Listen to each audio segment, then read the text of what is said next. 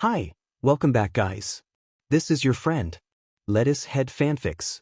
Back with amazing fanfiction. This is the series of What If Deku Mocked Death Itself? Please give this video a like and subscribe to the channel if you want more videos like this. Now let's get into the fanfic. Mizudafu, Japan. December 22nd, 2141. Class 3C of UA High School was bustling with excitement and anxiousness. They were going to be graduating soon. Everyone was going to be applying for universities, going straight into apprenticeships, or applying for a job. They chatted to one another, some enthusiastically rambling, others tearfully saying goodbyes. While it was almost time for homeroom to start, no one could stop them on their last day of high school. Also, their teacher was going to be late, as usual, therefore, it'd be a while before their lesson really started. At the front, students were reminiscing their high school years. The conversation shifted towards their homeroom teacher, a strange man with an ever-wise look in his eyes and untamed curly hair, who always sported a black beaded bracelet over his left wrist. Wow, it's gonna be so weird not having Midoriya-sensei as our teacher. I'm going to walk in my lecture and expect the professor to be 30 minutes late, exclaimed a girl with stark white hair and violet skin. Yeah, but even though he was always late, he helped us with a lot of things, right? Another voice asked, this time, a boy with dark glasses. Right, didn't he give you those glasses for your quirk during our first year? My sister used to tell me that no one paid attention to the general class, but after Midoriya-sensei came here, the other departments and teachers started talking to us, gushed a tall, lanky boy who was clasping his hands together. Wait, did we ever find out what his quirk was? Or is that still a mystery? The last, androgynous-looking student asked, scuttling closer to the group, as if the information was highly classified. For the past 3 years, their teacher's quirk had become a conspiracy. He never showed his quirk, often using the excuse that he didn't have any licensing to publicly use his quirk, which SCKD ball, because everyone shows their quirk off once in a while, even without a license. Some thought that he had some sort of reflex quirk because of how well he fought in hand-to-hand combat, others thought it was an optical enhancer. This theory was made only because he always caught students with phones during class. No matter how well they hit it or how far away they were, he'd always say, I can see the phone's reflection in your eyes. A few even decided that he was quirkless, which, well, it wouldn't make a difference if their teacher was quirkless, right? Speak of the devil, the boy with glasses, Nakano Ikiru whispered. Lo and behold, the man had strutted in, a smug look on his face. Did he know they were talking about him? All right, sit down everyone. Your conspiracies about my quirk can be continued sometime else. Hot DMN. So he knew then. The four at the front went back to their seats. Ikiru readjusted his glasses, his ears turning pink. Ueda Shigeru listlessly sighed, his knees clumsily hitting the bottom of his desk. Kimura Haru tucked a strand of dark hair behind their ear, looking out of the window. Kobayashi Shirori looked down at her desk, palm propped against her chin as her white hair curtained her face. But I guess for homeroom I could tell you a little story. It's your last day, so we might as well do nothing. Everyone cheered, childish excitement filling the room, as the group looked at their teacher curiously. He gave them a smile that was definitely not unassuming in any way. The 4 students all regarded Midoriya-sensei with a suspicious look. Okay, bear with me, the story starts like 150 years ago. Class 3C was silent with apprehension as their teacher told them a story they'd never forget. Mizudafu, Japan. July 15, 2000. Noma. I really don't mind not doing anything for my birthday. Are you sure? Is your boss not letting you take the day off? You know, I could always have a word with Dash. No. It's okay. Work is fine. I'm fine, really. Honestly, my birthday is just another day to me now. Please, I'm not 12 anymore. Midoriya Izuku leaned against his kitchen wall, twisting the cord of the wall phone around his pointer finger as his mother rambled about her recent holiday in Spain. He eyed the small TV that sat across the room, watching the news reporter talk about the peace accord that the presidents of North and South Korea signed a few days ago. Just as he was about to speak into the phone, smoke made its way to the green-haired man's nose. He panicked, dropping the phone and sprinting across the kitchen floor to turn the stove off. 2 burned eggs were stuck to his frying pan, disappointing Izuku greatly before he returned to pick up the phone. "Sorry, my eggs were burning." "Oh, that's all right, dear. Why don't you get ready for work and I'll pop over tonight with some dinner so we can catch up." "Yeah, see you then. Bye." Taking the phone away from his ear, the 25-year-old could hear the whisper of his mother cheerfully saying her goodbyes. He hung up and hastily took off the navy blue apron he was wearing, deciding to leave the eggs and just have toast instead. "All right," the male sighed, rubbing a hand over his slightly stubbly chin, "I guess I should be leaving soon." Looking back now, Izuku should have just called in sick that day.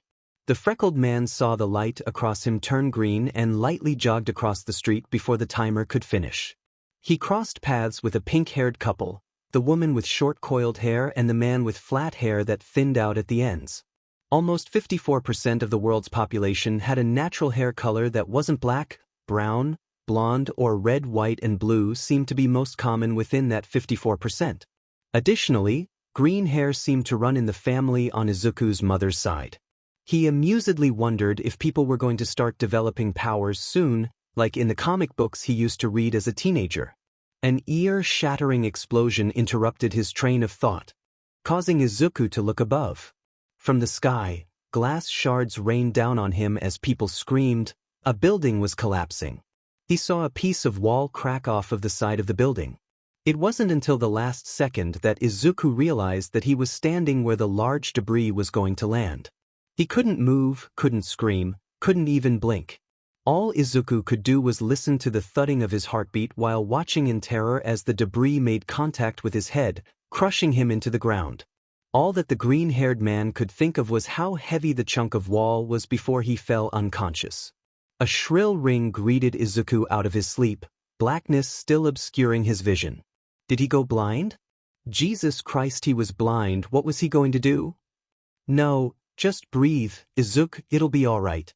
Oh wait, no, his eyes were just closed. He suddenly coughed up something that felt dry and gross in his throat, hacking it out onto the ground beneath him. He must have inhaled too much smoke and dust whilst he was passed out. The freckled man stopped himself from hyperventilating, inhaling for 7 seconds, holding it for 3 seconds, then exhaling for 8 seconds. A few minutes passed until Izuku was much more relaxed. He finally decided to open his eyes. His left eye cracked open first, then his right. Izuku sat up, slowly taking in his surroundings. It was dark, like a really dimly lit cave. The 25-year-old was pretty much boxed in under building rubble.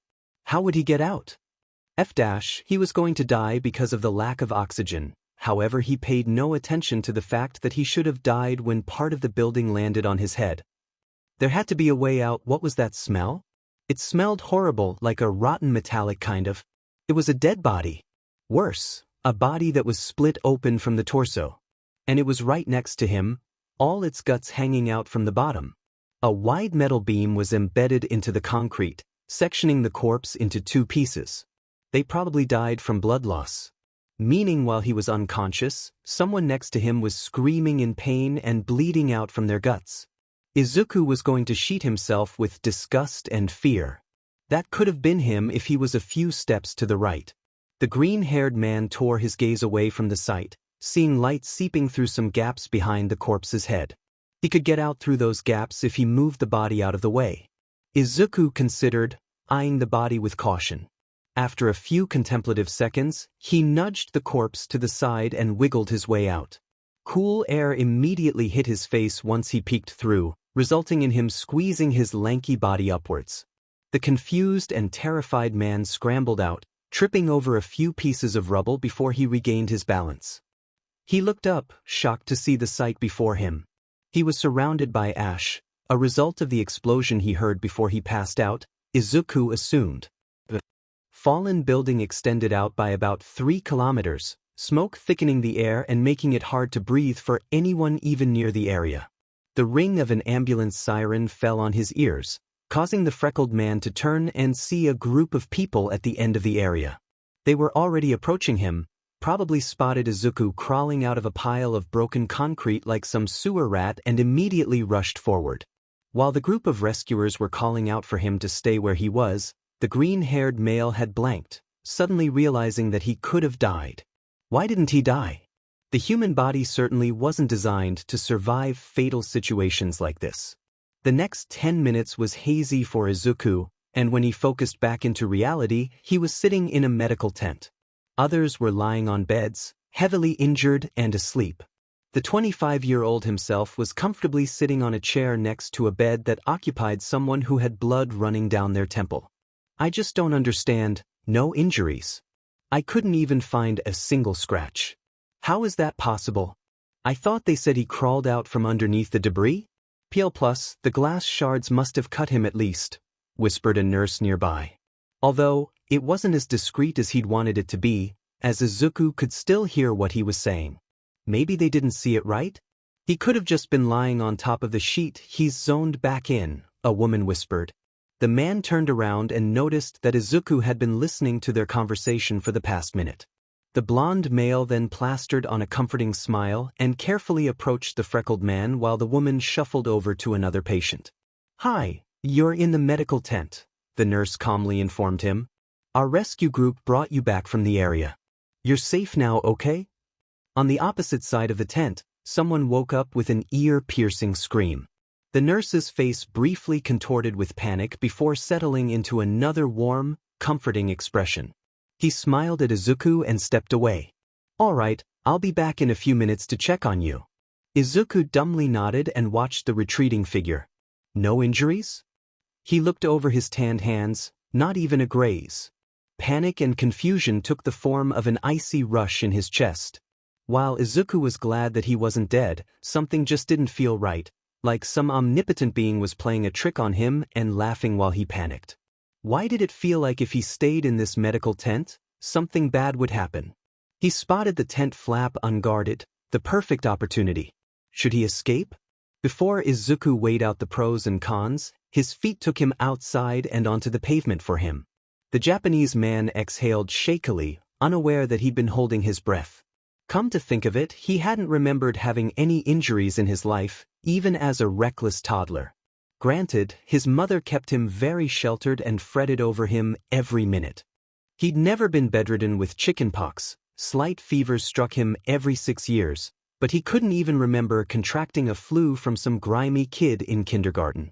Izuku looked at his reflection in a shop window, looking almost the exact same as he did when he left for work, albeit a bit dusty. The green-haired man sighed with contempt. This was the worst birthday ever. Muzutafu, Japan. May 11, 2139. Izuku peered through his camera's viewfinder and squirmed in his position on top of the lamppost, face splitting into a wide grin from what he saw through the office building. Tangled limbs over a large desk, an old man's face twisted with pleasure and the naked back of a red-headed young woman. Now this was just too easy. "Mr. Hyuga, have you never heard of a love hotel? I hear they have no windows in their rooms," the perched male muttered whilst snapping a few pictures. "Honestly, it's like you're trying to get caught." While looking through the pictures and deciding which one was best, the green-haired male wondered what he would do if Mr. Hyuga had grown a brain and went to a love hotel instead. Of course, there were no windows in the rooms, so Izuku would have no concrete evidence that Hyuga Yamato was having sex with a woman other than his wife. He could probably get CCTV footage to catch the two checking into a room together, but manually taking pictures would be tricky. Shooting pictures from the back wouldn't give enough solid evidence that the man was Mr. Hyuga, yet shooting from a front angle would make him look suspicious and would result in him being chased off. Izuku let go of his camera, letting it hang from a strap around his neck as he slid down the lamppost. The green-haired male supposed he should be thanking Mr. Hyuga for being an idiot and giving him good evidence. Now, should he be morally just and collect his pay from poor Mrs. Hyuga for spying on her husband, or should he blackmail Mr. Hyuga to see if he would offer up larger sum of money? Decisions. Time for dinner, the man sang, unzipping his pocket and pulling out a 500 yen coin along with his phone. "What should I eat? A sandwich? Onigiri?" Izuku muttered, searching for the nearest 7-Eleven on his phone. Once he found directions, The vigilante turned a corner as his gloved hand took the memory card out of the camera and put it in his pocket before zipping it back up. Now the evidence was safe. The man found himself at the 7-Eleven within 5 minutes, entering the building and sighing with relief at how cool it was inside. He didn't realize how hot and sweaty he became from being in the summer evening. "Welco dash," a tired voice greeted him, before stopping and quietly gasping with shock. "You're, Izuku asked, as it wasn't until then that he realized he was still in his vigilante clothing. He wore his dark gray tracksuit under a bulletproof vest, purely for aesthetic purposes, to be honest, and orange goggles over a balaclava that showed his mouth and eyes. Did the cashier know him? He wasn't a very popular vigilante, so the green-haired man was quite surprised to see someone recognize him. Maybe he just thought Izuku was going to rob the store? "I've seen you before," the brunette teenager exclaimed, to which Izuku responded by pointing to himself with a confused face. "Yeah. You were on YouTube for being thrown headfirst into a trash can while trying to fight a villain." Suddenly, Izuku's face dropped from confusion to disappointment. He remembered that day, one of the worst days of his very long life. While he was good at finding dirt on many people from corrupt politicians to old grandmothers, the freckled man wasn't so skilled in fighting and saving people. Izuku had tried dealing with a minor villain attack in a grocery store 2 weeks ago, however his lack of combat training let the villain overpower him and throw him into a trash can outside the store. Did the universe have to make it worse by having it online for so many people to see? "Oh, that's me," he dejectedly replied, shuffling over to the sandwich section. The boy was oblivious to the other's decline in mood and had left the register to follow the man, rambling on about how everyone in his class knew Izuku as the trash can vigilante. The green-haired male wanted to bash his head on the fridge door. Give him a break, he'd been doing this vigilante thing for only 7 years. And while that might seem like a long time for a normal person, it definitely wasn't for Izuku. Imagine you were an 11-year-old being told to perform surgery on an elderly man who needed a heart transplant, with no medical experience whatsoever. That's how Izuku felt about vigilantism. "But my friends and I realized you weren't injured from that throw, which definitely would have caused some head trauma. I'm serious, we even recreated it to see what would happen. Care's still healing from his injuries, so does it have something to do with your quirk?" That sounded like a mouthful. Izuku obviously didn't respond, only shrugging his shoulders nonchalantly and picking a chicken sandwich from the fridge. While walking to the register, the teenagers scurried behind it, still talking about mindless things that the freckled man didn't want to hear. He paid for his sandwich and left the store as quickly as possible. "Wait, do you have an Instagram? So I can follow you?" The question fell on deaf ears as the building was now empty. Back at the Midoriya residence. Should he be calling it the Midoriya residence? The only person living in it was himself. So, the Izuku residence. Izuku was lounging across his sofa, chewing on his sandwich and scrolling through the news feed on his phone. Oh, looks like All Might arrested yet another villain. What the vigilante wouldn't give to be strong and kinesthetically skilled like All Might. However, Izuku was happy with what he could do. It managed to bring in money at the end of the day, so there was little to complain about. His eyes subconsciously shifted to the envelope of money on his coffee table. That made Izuku wonder, should he give up on his vigilante job and go back to being one of those full-time private detectives that occasionally blackmailed people for money? It was certainly much easier than trying to stop villain attacks. The only reason he became a vigilante was because of some text with god-awful grammar from an unknown number that delved a bit too deep into Izuku's personal life and tried to convert him into a vigilante. Well, the text's purpose succeeded, but what did he gain? Shame and regret. He wouldn't be surprised if he were to get another text. Continuing to scroll through the feed, a headline caught his eye. Knuckle Duster makes an appearance in Muzutafu, making another successful hit and run. Clicking on the article, Izuku read through a detailed paragraph about how a vigilante was whizzing through Muzutafu, most commonly spotted in the northern area. "Hey, that's where I got my cream cheese bagel the other day," exclaimed the green-haired man, while watching a video of the brutish man punching the daylights out of a criminal. The 5-minute video of Knuckle Duster was just really hard to watch, because of all the aggression. One thing that Izuku noticed were the brass knuckles the vigilante was wearing. Without them, the criminal, who was already unconscious when Knuckle Duster was grinding his ribcage into dust, wouldn't have been impacted that severely. The immortal man's mind flashed back to 2 weeks ago, when he was thrown into the can. He shuddered. Definitely should add brass knuckles to his vigilante costume list, then. An hour rolled by, but the freckled man wasn't done with vigilantes just yet. He'd searched for other articles about Knuckle Duster, but Izuku liked to call him Knuckles, like from that really old Sonic the Hedgehog game, and had found other articles about Pop Step and the Crawler. Izuku was a bit shocked seeing the last 2 vigilantes on camera.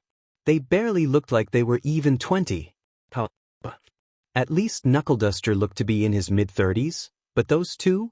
What was everyone teaching teenagers? When plan A to become a hero fails, decide to become a vigilante. Quirks were really FNG their society up. He was watching a video of Pop Step singing in front of a group of leering adult men, gross, when his phone pinged from a text message. 11:46 p.m. XXXXXXXX. Hi man, so I know you probs think I'm a huge sack of cat PSS, but you know what? I saw that principal of UA doing some sneer achy sheet man. So I dare you to sneak into his office and get the dirts on him. Like, do him dirty, bro. It was the guy with the terrible grammar, the dash. 11:47 p.m. Izuku, what? Sorry, but I seriously don't know who you are. How would I know if this is a trap or not? As much as I would like to do a wealthy principal dirty, I'm suspicious. 11:50 p.m. XXXXXXXX. Nah, I'm serious. If you couldn't trust me, how would I know that UA's got like the best brand of brass knuckles stocked in their supply closet? And that you were just thinking about getting brass knuckles for, your vigilante costume? That text had Izuku fuming. He rushed to check the windows of his apartment. No one. He was even on the 8th floor with no balcony. How would anyone get up here? He drew the curtains of his windows closed. 11:53 p.m. Izuku, are you blackmailing me? For being a vigilante? 11:56 p.m. XXXXXXXX. We homies man, I could never rat you out. Plus God thinks he's so amazing when he pranks you, the trash can incident? I can't even believe the audacity of him. So imagine you sneaking into that Principal BSDRD's office and fucking him up, bro. He was found careerless and dead in a ditch, kinda effed up. God wants to play his games, but you are about to be. Hilarious chapter text. Izuku dumbly stared at his phone, wondering how the hell he was going to respond. 12:04 a.m. Izuku, thanks? But I've kinda realized that if you didn't want something, you wouldn't be asking me to do this. 12:06 a.m. XXXXXXXX. Oh man. You caught me. Fine, I guess I'll tell you. If you get a folder on a first-year gen class student, I'll pay you top dollar. Name your price, you got it. While it seemed really suspicious for some random person to be asking for a teenager school file, the green-haired man already had numbers swimming in his head. 12:07 am. Izuku, 150,000 yen, and what's the kid's name? 12:09 am. XXXXXXXX. Ah ye. Okay, his name's Shinso Hitoshi, and this is the plan I'm giving you. Izuku read the guy's plan, that was in dot point form, before typing back a thumbs up emoji and a location to leave his pay at. After turning off his phone and throwing it onto the sofa, the immortal man went to pull out his laptop. What should he search about UA's principal that sounded unassuming and not suspicious? UA principal age. There you go. Apparently UA's principal was 70 years old and an animal. That's a little bit of trivia for yo.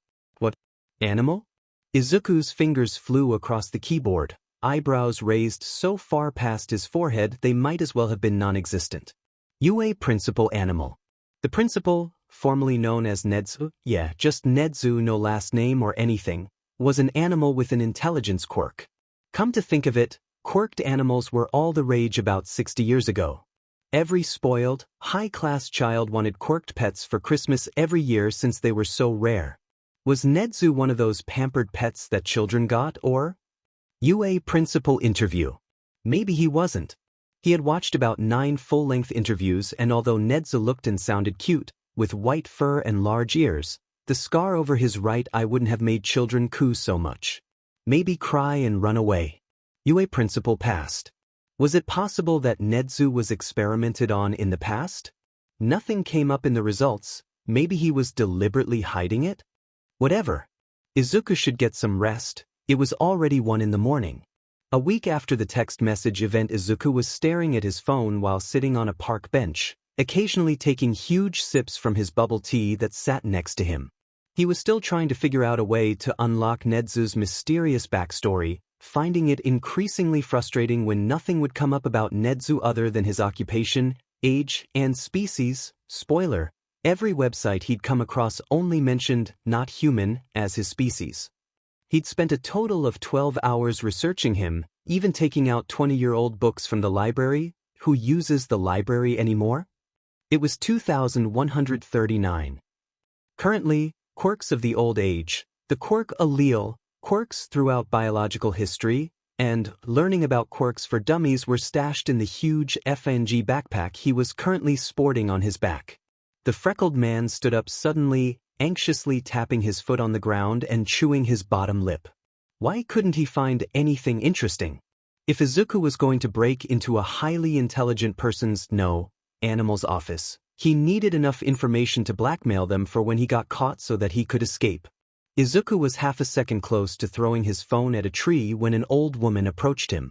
"Excuse me, young man, but do you know where I can find the nearest train station around here? My granddaughter and I need to get to one urgently."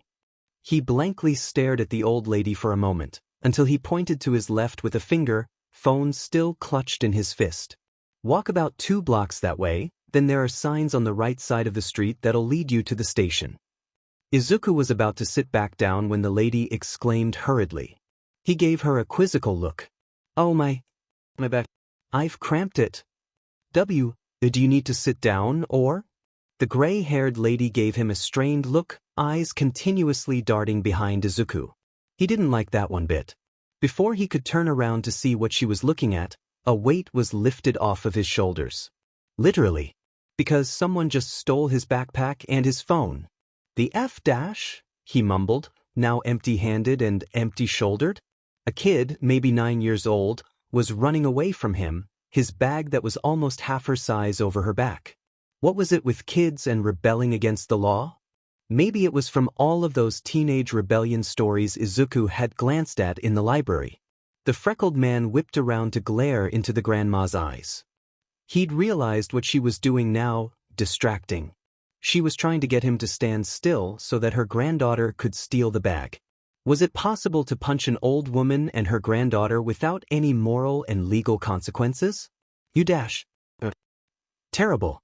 Influence, he fumed. She simply shrugged. Izuku didn't have time for the woman, sprinting after the kid who was in possession of his phone and bag. She was so quick. "Come back, I've got library books in there. I'll be fined if I don't return them, by the governmental system that you're retaliating against. And my phone. For dash." His words fell on the ears of everyone but the girl. Before long, a figure flashed next to him. Wearing an All Might hoodie, the person was gliding across the concrete in a weird pose and had caught up to the girl. It looked like they were talking, but Izuku wasn't sure. Wait, wasn't that the crawler? Of course it was. The iconic sliding pose. The All Might hoodie. That was him. Wait, no, Izuku was not happy to see a teenage vigilante. The pair ahead of Izuku briefly stopped, causing the green-haired man to falter back. He saw the girl take the 3 books out of the bag and hold them out to the crawler. After a stern look, the girl hesitantly placed the phone into his outstretched palm. The kid took off with the bag that held money and his water bottle. He was now 21,500 yen poorer and would be dehydrated for the rest of the day. The immortal man sighed. A hand held out his phone and library books. He took them gratefully. "Hey, sorry that I couldn't get your bag. I didn't know if you had anything else in there, so I just asked her for the books and your phone." Izuku felt the need to berate this boy because do your parents know where you are, young man? If the police catch you using your quirk, your parents are gonna whoop your butt. But he couldn't bring himself to. Partly because he got his books and phone back, partly because the green-haired man needed to stop treating almost adults like they were children. Maybe living for so long had that effect on you, who knows? Yeah, it's fine, he lamely replied. The crawler briefly waved goodbye before running off, not using his quirk. However, Izuku couldn't help but notice the student ID tag that was clipped to the vigilante's bag. Hey Mawari Koichi? Hey! Wait a second, the freckled man called out, approaching the teenager. He unclipped the ID tag and shoved it into Koichi's hand. Make sure that this, Izuku gestured at the tag, isn't in plain sight next time. Koichi made an exclamation of surprise before nodding furiously. The boy took off, disappearing once he took a left turn. Meanwhile, Izuku dejectedly glanced at the items in his hands, then to the bubble tea sitting on the bench. All the ice in it was melted. The only thing Izuku was 100% sure about was that he was old as ball, but couldn't die. Out of his 139 years of living, since the explosion incident, 109 were spent FING around. Of course, so many years of running around and partying hard gets pretty boring when you don't physically age past 25. So, Izuku had decided to take up a career in blackmailing anyone he set his eye on for money. Eventually, blackmailing had gotten pretty boring after the first 24 years, so the green-haired man had decided to experiment on his quirk. He hadn't realized that what he had could be classified as a quirk until 2010, when quirks were starting to manifest in people. Suddenly, it was quirk, this, quirk, that. While most had figured out what type of quirk they had, what it did, and how they did it, Izuku was clueless. And no, not like Cher Horowitz from the 1995 movie Clueless. Actually, maybe he was? Maybe the answer was right in front of Izuku, but he couldn't see it. There were certainly a few theories about his quirk that he'd come up with in the past. 1. His cell production occurred at an extremely fast rate and could heal even deep wounds within 1/1000 of a second. 2. Some old god watching Earth became bored and decided to make an unsuspecting Izuku a demigod. Therefore, he was immortal. 3. He was a crackhead having a really strange high. All of these theories seemed reasonable to him, however he had few methods of testing them. Years ago, he decided to break into a science laboratory to use the microscope. The freckled man remembered himself memorizing the time it took for a security camera to pause in a certain spot. As soon as he broke into a room, Izuku looked through every cabinet for a microscope. In the last cabinet he checked was a single microscope. He'd liked a sanitized, slide and shoved in under the microscope, hoping to find something that would even hint at how his quirk worked. However, before anything interesting showed up, 2 security guards walked down the hall. They were just chatting to each other, but Izuku, only 72 years old at the time, was shitting himself at the idea of those guards catching his butt. He grabbed the slide and just hightailed it out of there. There was another incident when he was about 80 years old and he was walking home from the convenience store. Izuku was desperately looking for someone to provoke so that he could test out his quirk. He was obnoxiously whistling, loudly counting the cash he had in his wallet, pretending to text the non-existent friends he had, you name it. It was only expected that someone pulled the man into an alleyway, their knife ominously glinting in the moonlight. Oh no, what am I going to do? Izuku lamely exclaimed, hoping that his terrible acting was enough to fool the mugger in front of him. Shut up, the person, a desperate-looking man, spat. Hand over your wallet and phone. The green-haired man simply stared at the man's knife, raised threateningly to his midsection. The 2.5 brain cells in his head were chanting, do it, do it, do it, do it, do it, do it, do it. Izuku's face was split between trying not to laugh at my dumbass brain cells and, holy shit, this guy has a knife? Apparently the guy had gotten impatient from watching Izuku deciding on which facial expression to use and attempted to stab him in the gut, likely to just take the freckled man's possessions while he was bleeding on the ground. Panic briefly settled into Izuku's veins, however. He wasn't bleeding? Didn't have a giant stab hole in his intestines either. In fact, the knife had shortly pierced his skin before it was rejected by Izuku's body. The knife was sent flying and hit the ground 10 meters away from him.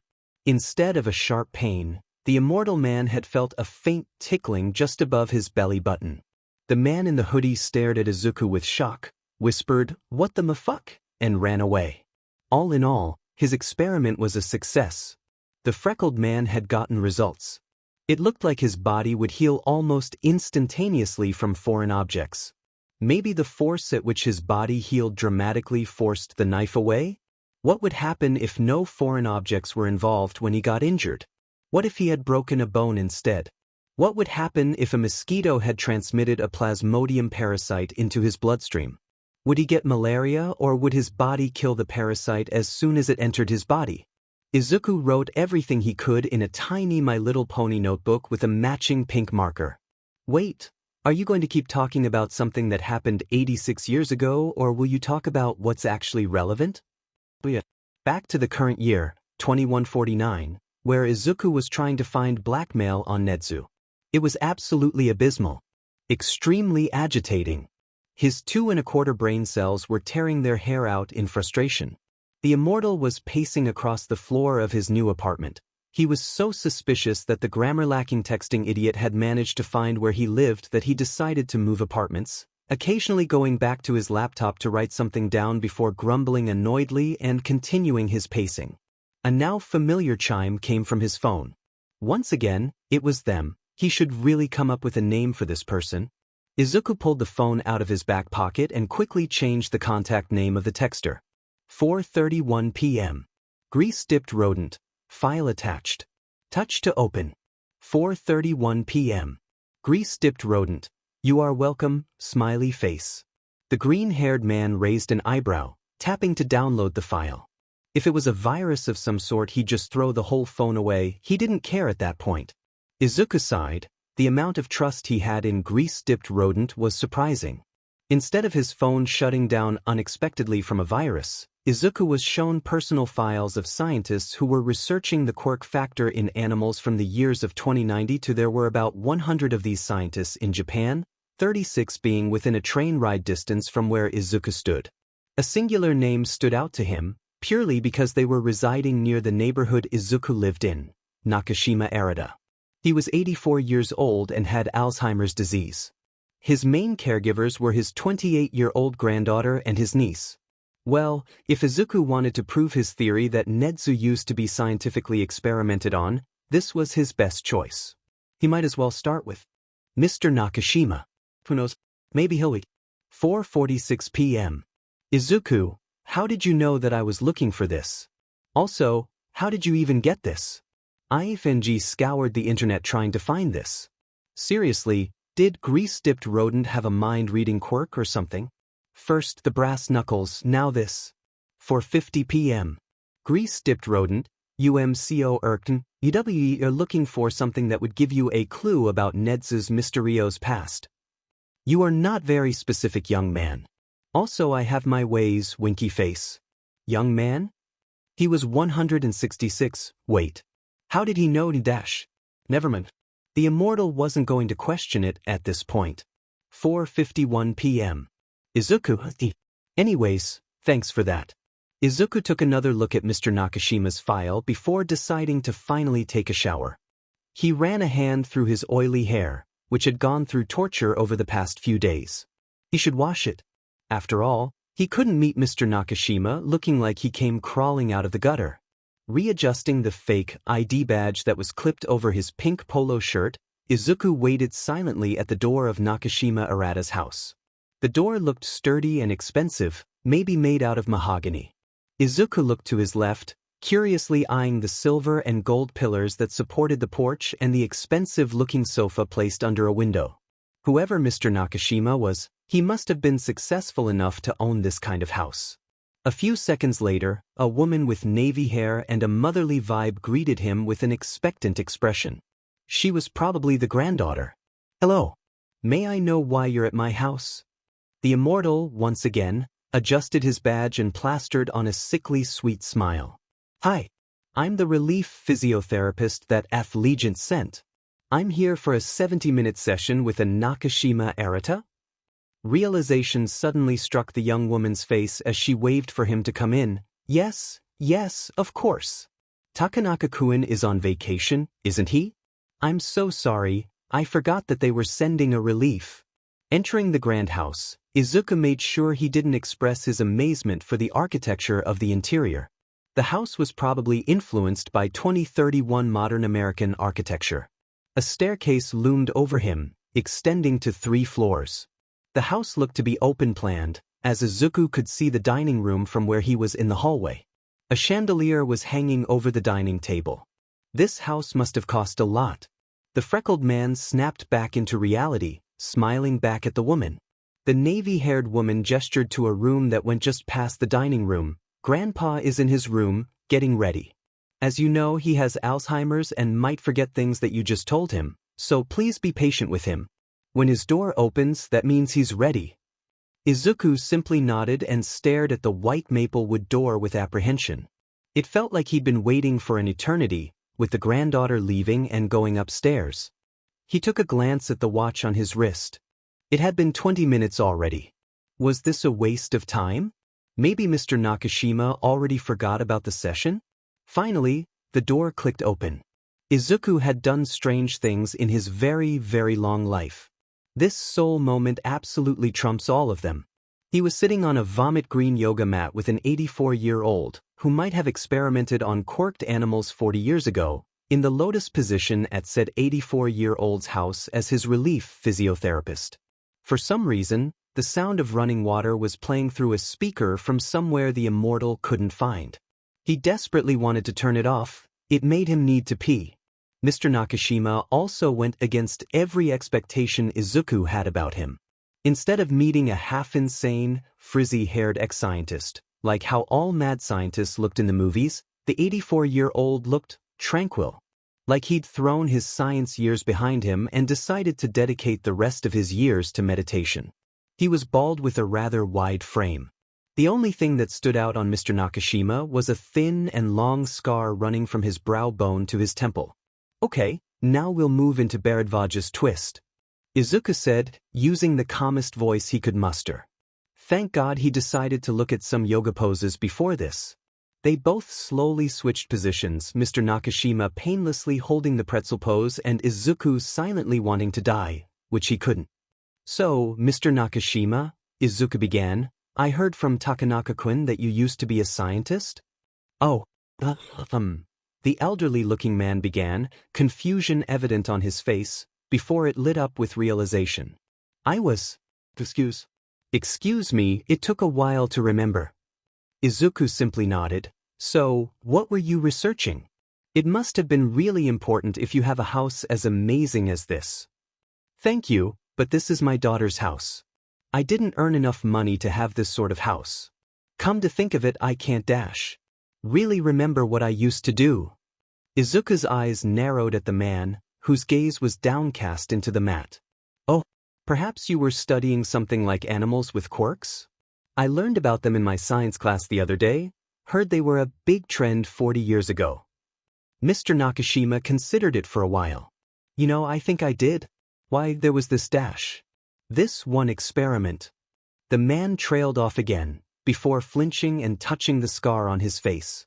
Mr. Nakashima went completely still, hunching over himself. It was like he'd been frozen in time. Izuku felt like something was terribly wrong. It had been over 30 seconds. Should he call for someone? Mr. Nakashima? Help. Yumi, help me. Get someone, whispered Mr. Nakashima, who looked like he hadn't registered that Izuku had tried to get his attention at all. Was he having a flashback? Izuku ran outside the room as soon as the thought crossed his mind. Excuse me. Hey, he called up the staircase. No less than a second passed before Mr. Nakashima's granddaughter popped her head out of a corner. I think Mr. Nakashima's having a flashback, caused the granddaughter's face to twist into panic as she ran down the stairs. The navy-haired woman rushed into the room, immediately putting a hand to her grandfather's shoulder and observing him. You're right. What happened? I don't know, the immortal confessed. We were talking about how he used to be a scientist and... Oh no, she breathed. I'm sorry, I know you're only 45 minutes in, but could we finish the session for today? Grandpa gets really snappy around people after coming out of a flashback. Yes, of course. I'm really sorry about that, Yumi. The granddaughter looked puzzled. Yumi? My name's Hitomi. Oh, He was talking about it. Sorry, I'll be leaving then. While the green-haired man was quite embarrassed to call someone a name that wasn't theirs, it also greatly confused him. Who was Yumi then? Once Izuku got home, he cautiously looked for other scientists that he could ask for information from. 8 minutes into endless scrolling, the freckled man's phone pinged. He groaned with annoyance. Was it grease-dipped rodent again? Why were they texting him so much? He was this close to channeling Regina George and asking, "Why are you so obsessed with me?" Alert! BB-13 class villain located within a 6-kilometer distance of you. Be cautious and stay indoors. This definitely wasn't grease-dipped rodent. Casting a hesitant look to his laptop, Izuku slowly got out of his seat and grabbed the wrinkled vigilante costume that was draped over his sofa. Looks like I'm going to be fighting crime today. Yay. 15 minutes, and a few moments of tripping over his pant legs. Later, the immortal sneaked out of his apartment complex, donning his vigilante costume with shame. He looked around, guessing that everyone else got the same text. It looked like a ghost town. Also, how would he get to where the action was? It was 6 kilometers away. Just as he was about to go back inside, because it was really warm outside and Izuku was wearing a bulletproof vest and tracksuit, the green-haired man happened to spot a bicycle. It was bright fine purple with streamers hanging out of the handles, but Izuku didn't care. He left a sticky note and 300 yen in the bike's place. Furiously pedaling on the borrowed bike, he made it to an empty town square within 30 minutes. Was he too late? He couldn't hear anything. Maybe the villain was already caught? Izuku's gaze drifted from the grounds of Town Square to the buildings above him. Through the windows of multiple buildings were cowering citizens watching him, some in families, groups, or couples. Wait, what was the... A blast interrupted the immortal's train of thought, throwing him into the air and against the window of a nearby building, facing the inside of the store. A few people who were looking out of the window screamed and jumped back. Oof, something definitely. He fell about 70 meters to the ground, once again cracking the tormented bones in his body. Whoa, he grunted, twisting to lie on his stomach as we waited for his bones to fix themselves. This felt worse than the time he cracked his skull open. Why are you here? Did you think that you could fight me? You just got here but you're already on the ground. A booming voice laughed. Izuku looked up to see a figure round the corner. It was a tiny person.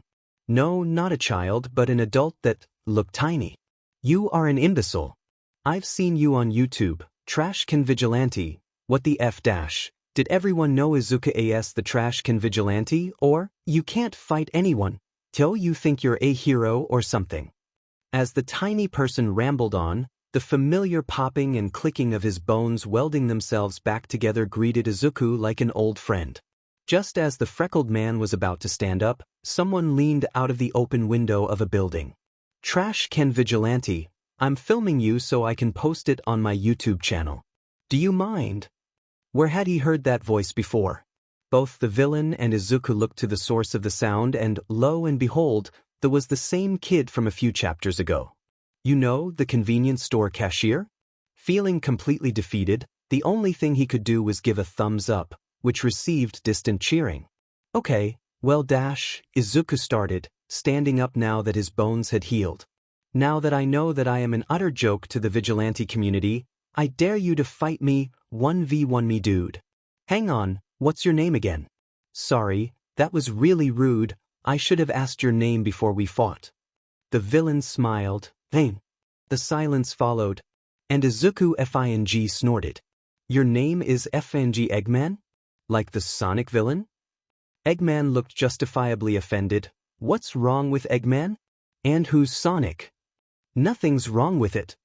Izuku exclaimed, just the fact that not only is it the most basic and useless villain name ever, but how in the fresh hell does the name apply to you? Apparently that was the wrong thing to say, as Eggman grinned mischievously and held his palm up. Why don't I show you? A distant rumble shook the earth, becoming increasingly louder as the seconds went by. Izuku made sure that he regained his balance, however he landed straight on his but when a giant egg emerged from the concrete ground.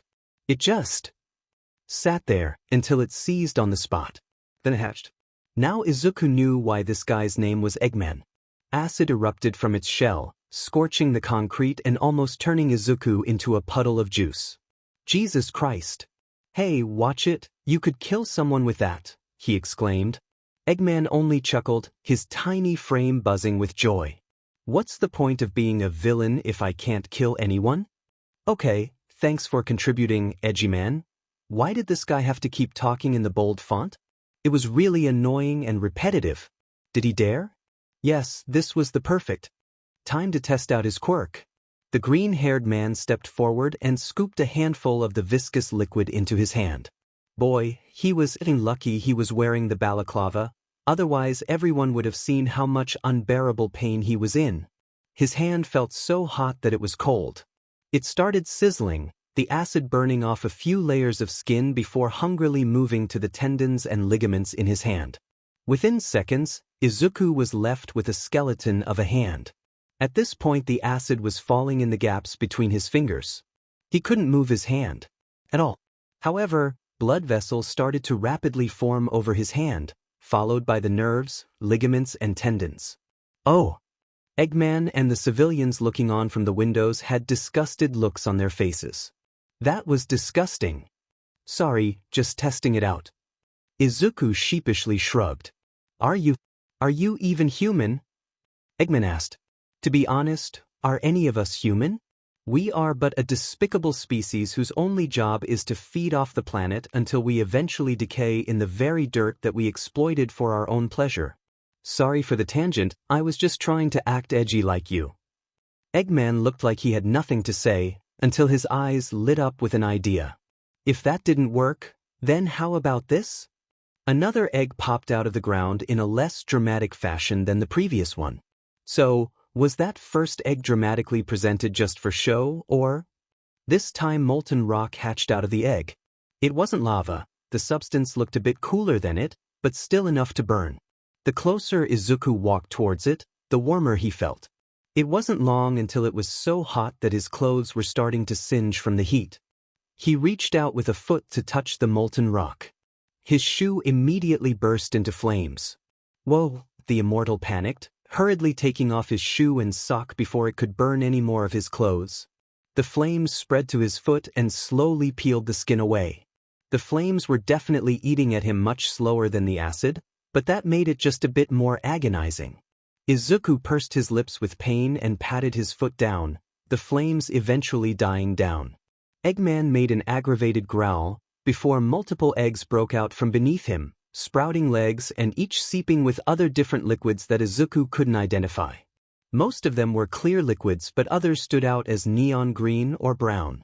The immortal immediately made a beeline for an alleyway as Eggman laughed at him. There was no way he'd be able to fight off 20 giant eggs. With a huff, Izuku peeked around a corner, eyeing the minuscule villain that was patrolling the town square. What would he do? Think. Straight out murdering this guy in cold blood was off the cards. Apprehending him until the heroes showed seemed more reasonable. The immortal pulled his phone out. The heroes were 8 minutes away. How would he get up close to Eggman? He could just produce more eggs and FNG obliterate Izuku. Eggman suddenly stopped hounding the area, put his palm out and summoned more eggs. Did his quirk work through his hands? It looked like an emitter type, so it was possible that he would tire himself out by making more eggs. Come to think of it, the stout villain was now profusely sweating and, since it was a summer day, the freckled man previously thought nothing of it. It had been about 7 minutes since Izuku had first made contact with Eggman, but was the villain already going to call it quits? Pest, trash can vigilante, someone shouted. Izuku looked up to see 2 women leaning out of the rectangular window from the back of an apartment complex. They were pointing their phones at him. We noticed that his eggs walk around for a minute before resting for 20 seconds. They can't move at all when they're resting. Their reflexes are also really bad. Maybe Eggman controlled the eggs that he produced? Like some kind of hive mind? The immortal nodded and gave them the peace sign. He trekked on to find another building that could give him a vantage point. Spotting a fire escape along the side of a bakery, Izuku cautiously climbed it until he reached the rooftop of the building. He peeked over the building, careful to not be faced to shell with an egg that could produce nuclear waste or something. Once the coast was clear, he, with great difficulty, pushed himself up with his arms. This would give him a great bird's-eye view of Town Square. 180 meters above ground, the freckled man could see 25 eggs and Eggman himself patrolling the area. A lone egg crashed into a wall, however didn't crack. Was it possible that Eggman could control when the eggs would hatch? The green-haired man spotted a line of eggs trailing after Eggman like newborn puppies. The egg at the front bumped into the back of the villain when he paused to inspect an alleyway. The small man pushed the egg away. So Eggman couldn't exactly control the eggs or know what the eggs were doing, only hatch them when he wanted? Wait, that was it. He knew how to apprehend Eggman. Izuku stepped towards the ledge of the building, watching the eggs following Eggman until the last one would line up to where the immortal stood. Then he jumped. It took a lot of willpower not to scream as he was falling, even more to not make a sound when he landed on the dome of the egg. The shock traveled all the way to Izuku's knees, and he wouldn't have been surprised if they'd shattered from the impact. Shockingly, Izuku's theory was proved right. The eggs didn't alert Eggman of Izuku's presence. He slid further down the egg, holding onto it for dear life. It looked like he was going to play the waiting game. Eggman continued to produce eggs, each one smaller than the last, whilst the freckled man hid behind the egg. His knees didn't feel fed up anymore. 5 minutes later, Eggman was puffed out. His sweat was sweeping through his clothes and his face was crimson red. The villain held out his palm again, straining to summon another egg, before sighing and giving up. It was time. Izuku let go of the egg he'd grown, emotionally, attached to and tiptoed his way over to Eggman. Tackling him with a loud cry, Izuku and the villain fell to the ground. It was actually really easy to bring Eggman to the ground, since he was so tiny. If you even try hatching one of your eggs right now, you won't kill anyone but yourself. Izuku threatened, pulling a few cable ties out of his zippable pocket and tying it around Eggman's small wrists. Once the villain was left writhing and apprehended on the ground, Izuku grabbed the purple bike that he had abandoned minutes ago. It was silent. Really silent. Like Izuku hadn't just tied up the villain who could make dangerous substances hatch out of eggs. Maybe no one expected the trash can vigilante to actually defeat a villain? Suddenly, someone rushed out of the building. Trash can vigilante. Can you say something for my YouTube channel? Shouted the convenience store cashier, pushing his phone in front of Izuku's face. He blinked and stepped back. To the kid whose bike I stole, I'm really sorry but I left 300 yen for you. And with that, Izuku hopped on the bike and sped into the distance. The heroes hadn't even arrived yet. 9:41 p.m. Grease-dipped rodent, I saw your YouTube video when you FOT Eggman. That was cool. Izuku didn't reply to Grease-dipped rodent's text and continued scrolling through files. The texter was borderline obsessed with texting him. Did they have no friends?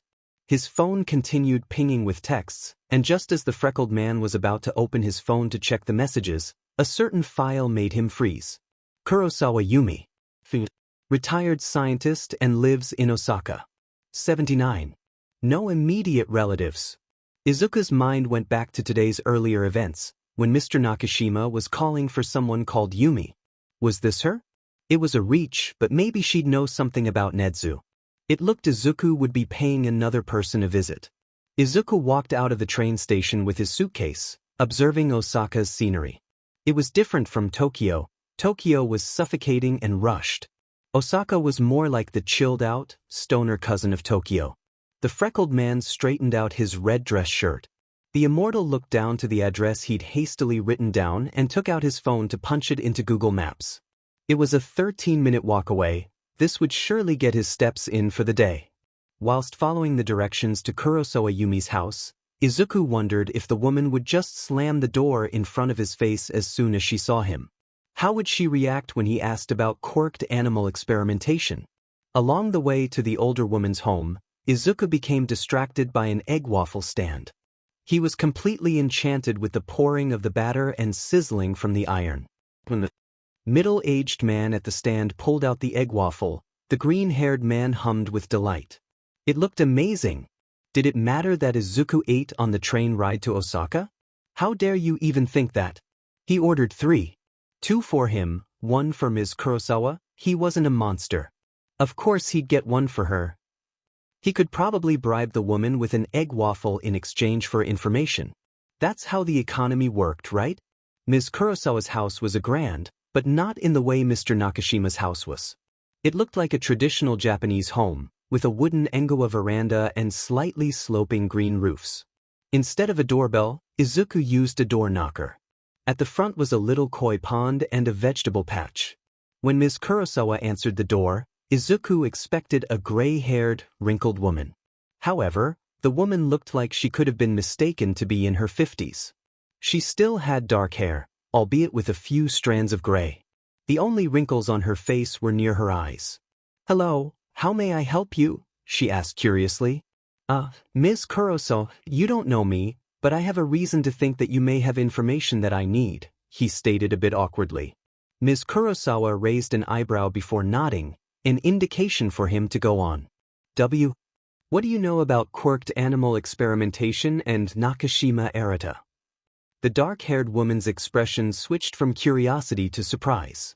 She stared at Izuku with apprehension before slowly opening the door so that the immortal could come in. The man fidgeted and, before walking inside, handed over an egg waffle.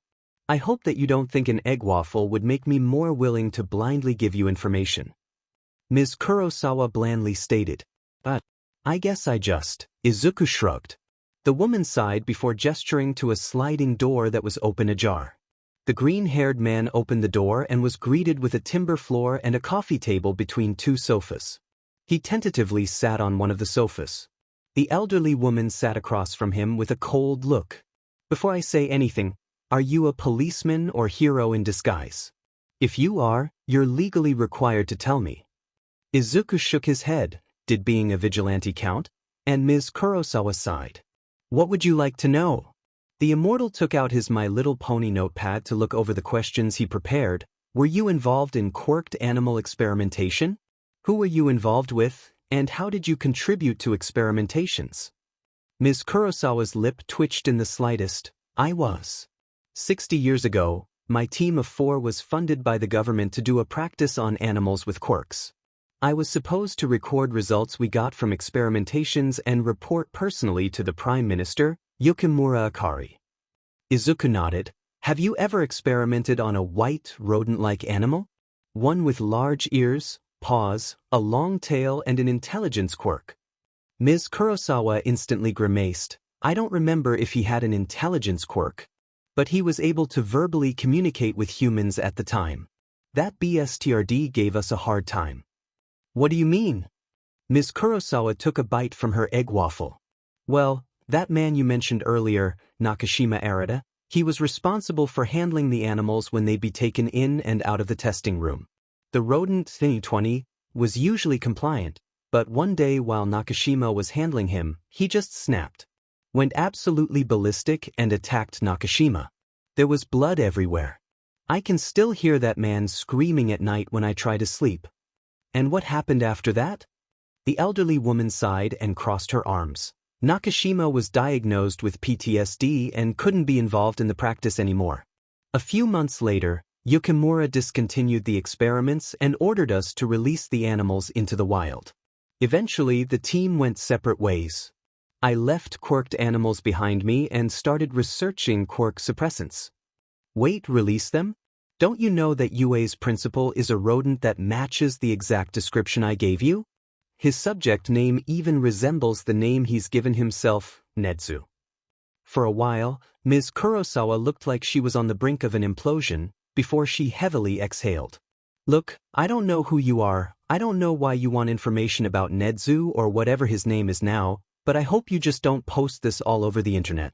That rodent may have been a brat 40 years ago, but UA is a prestigious hero school. Kids there might not want to know that their principal was a victim of experimentation and harmed a scientist because of it." He couldn't say for sure if he'd shout it whilst on top of the rolling hills, but he needed this information for blackmail. Izuku dumbly nodded, all while crossing his fingers behind his back. Mastering the art of stealth and blackmailing over the past 24 years had its perks. 1. It was almost impossible for people to spot him. Even when there are people actively trying to find Izuku, he's nowhere to be seen.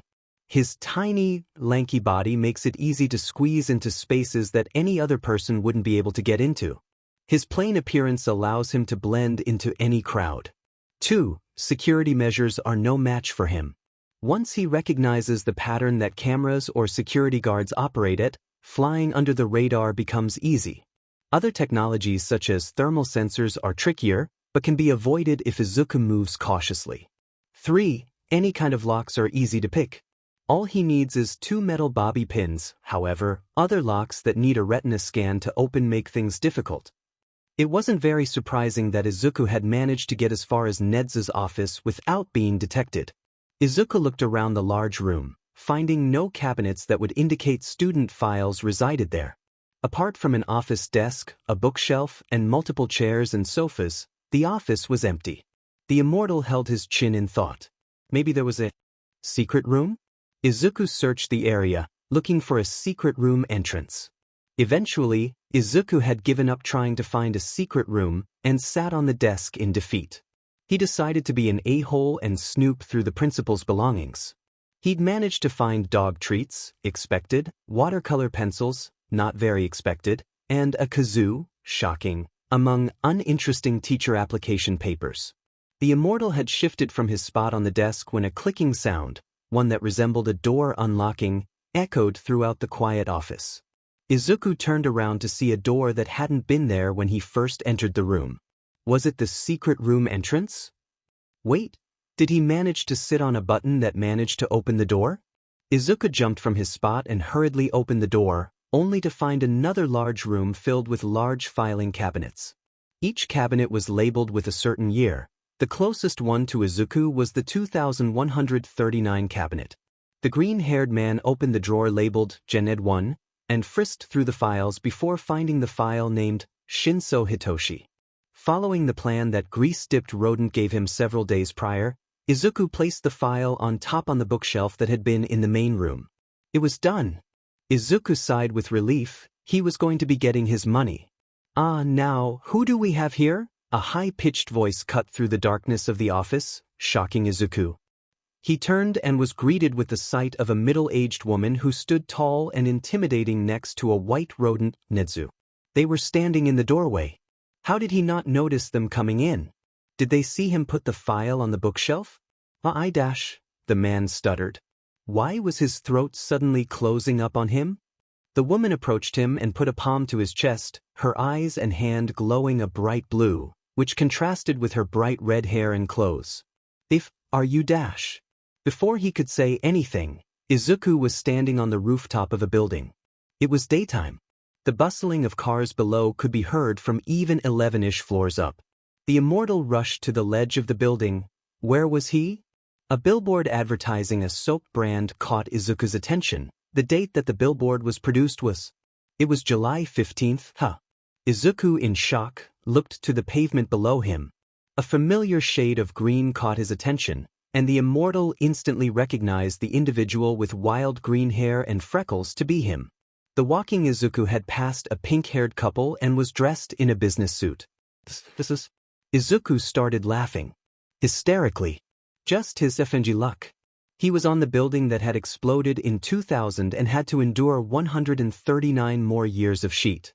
The man had just finished his laughing tantrum when a loud explosion had sent him falling through the crumbling concrete of the building. All was silent in Nezu's office. The red-haired woman turned to Nezu like a happy puppy, hand and eyes still glowing electric cyan. The animal, however, was staring at her with an expectant expression. Which year did you send him to? It had been a slight shock to the animal that someone had managed to break into his office, even more that he'd found the entrance to the filing room. The woman's tanned face dropped with shame. I don't know. Nezu exhaled sharply through his nose. Well, next to dash. Ish, someone shouted, greatly shocking both individuals. Hey gamers, it's me. The man, the myth, the legend. There stood the same man the woman had sent back in time, doing the Slav squat over Nezu's bookshelf. He was wearing the same clothes, gray tracksuit, balaclava and goggles. The ceiling panel over his head was opened. Did he get in through there? Seraphima, Nezu began, It seems that you've sent him back about 15 minutes. Seraphima's face burned crimson with embarrassment. I'm sore dash. Wrong, the stranger interrupted. I am, in fact, old. You sent me back 139 years. What? The red-haired woman exclaimed with shock. Was this guy serious? Before Nedzu could say anything, the man had climbed through the ceiling. He was gone. The animal took out his phone and pressed the intruder protocol button, alerting all the guards that there was an uninvited person on the grounds.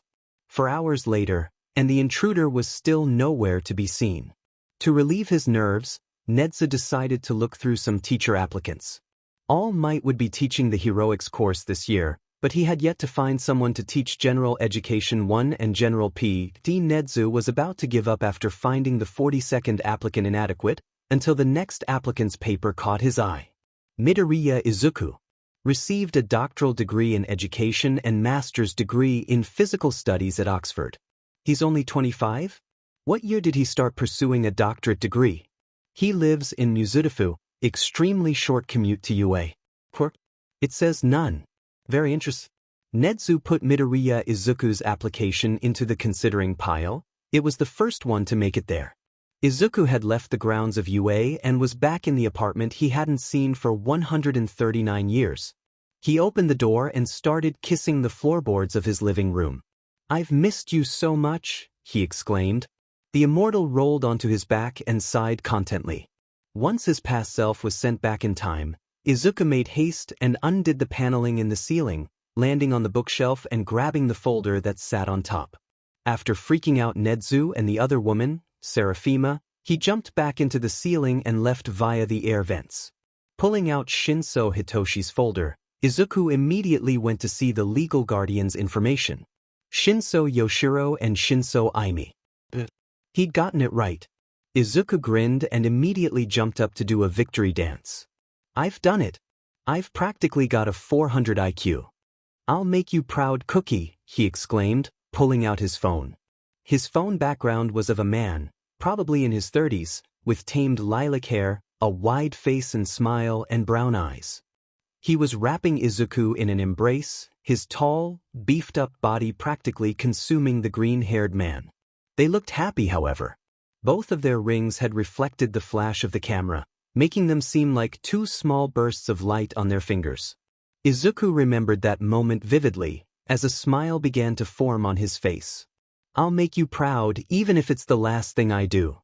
After going back 139 years, it was obvious that Izuku would have to move across the globe in order to avoid bumping into his past self.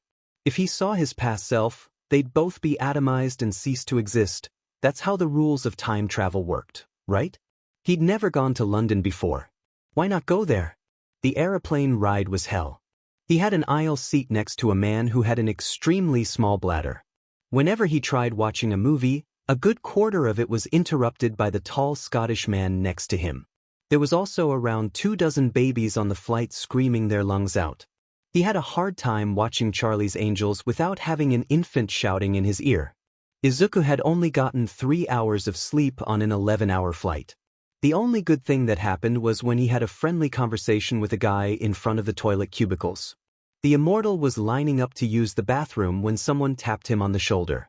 Behind him was a Japanese man, maybe 30 years old, who was pretty much 20 centimeters taller than him and buff as hell. He was inquisitively staring at Izuku's feet.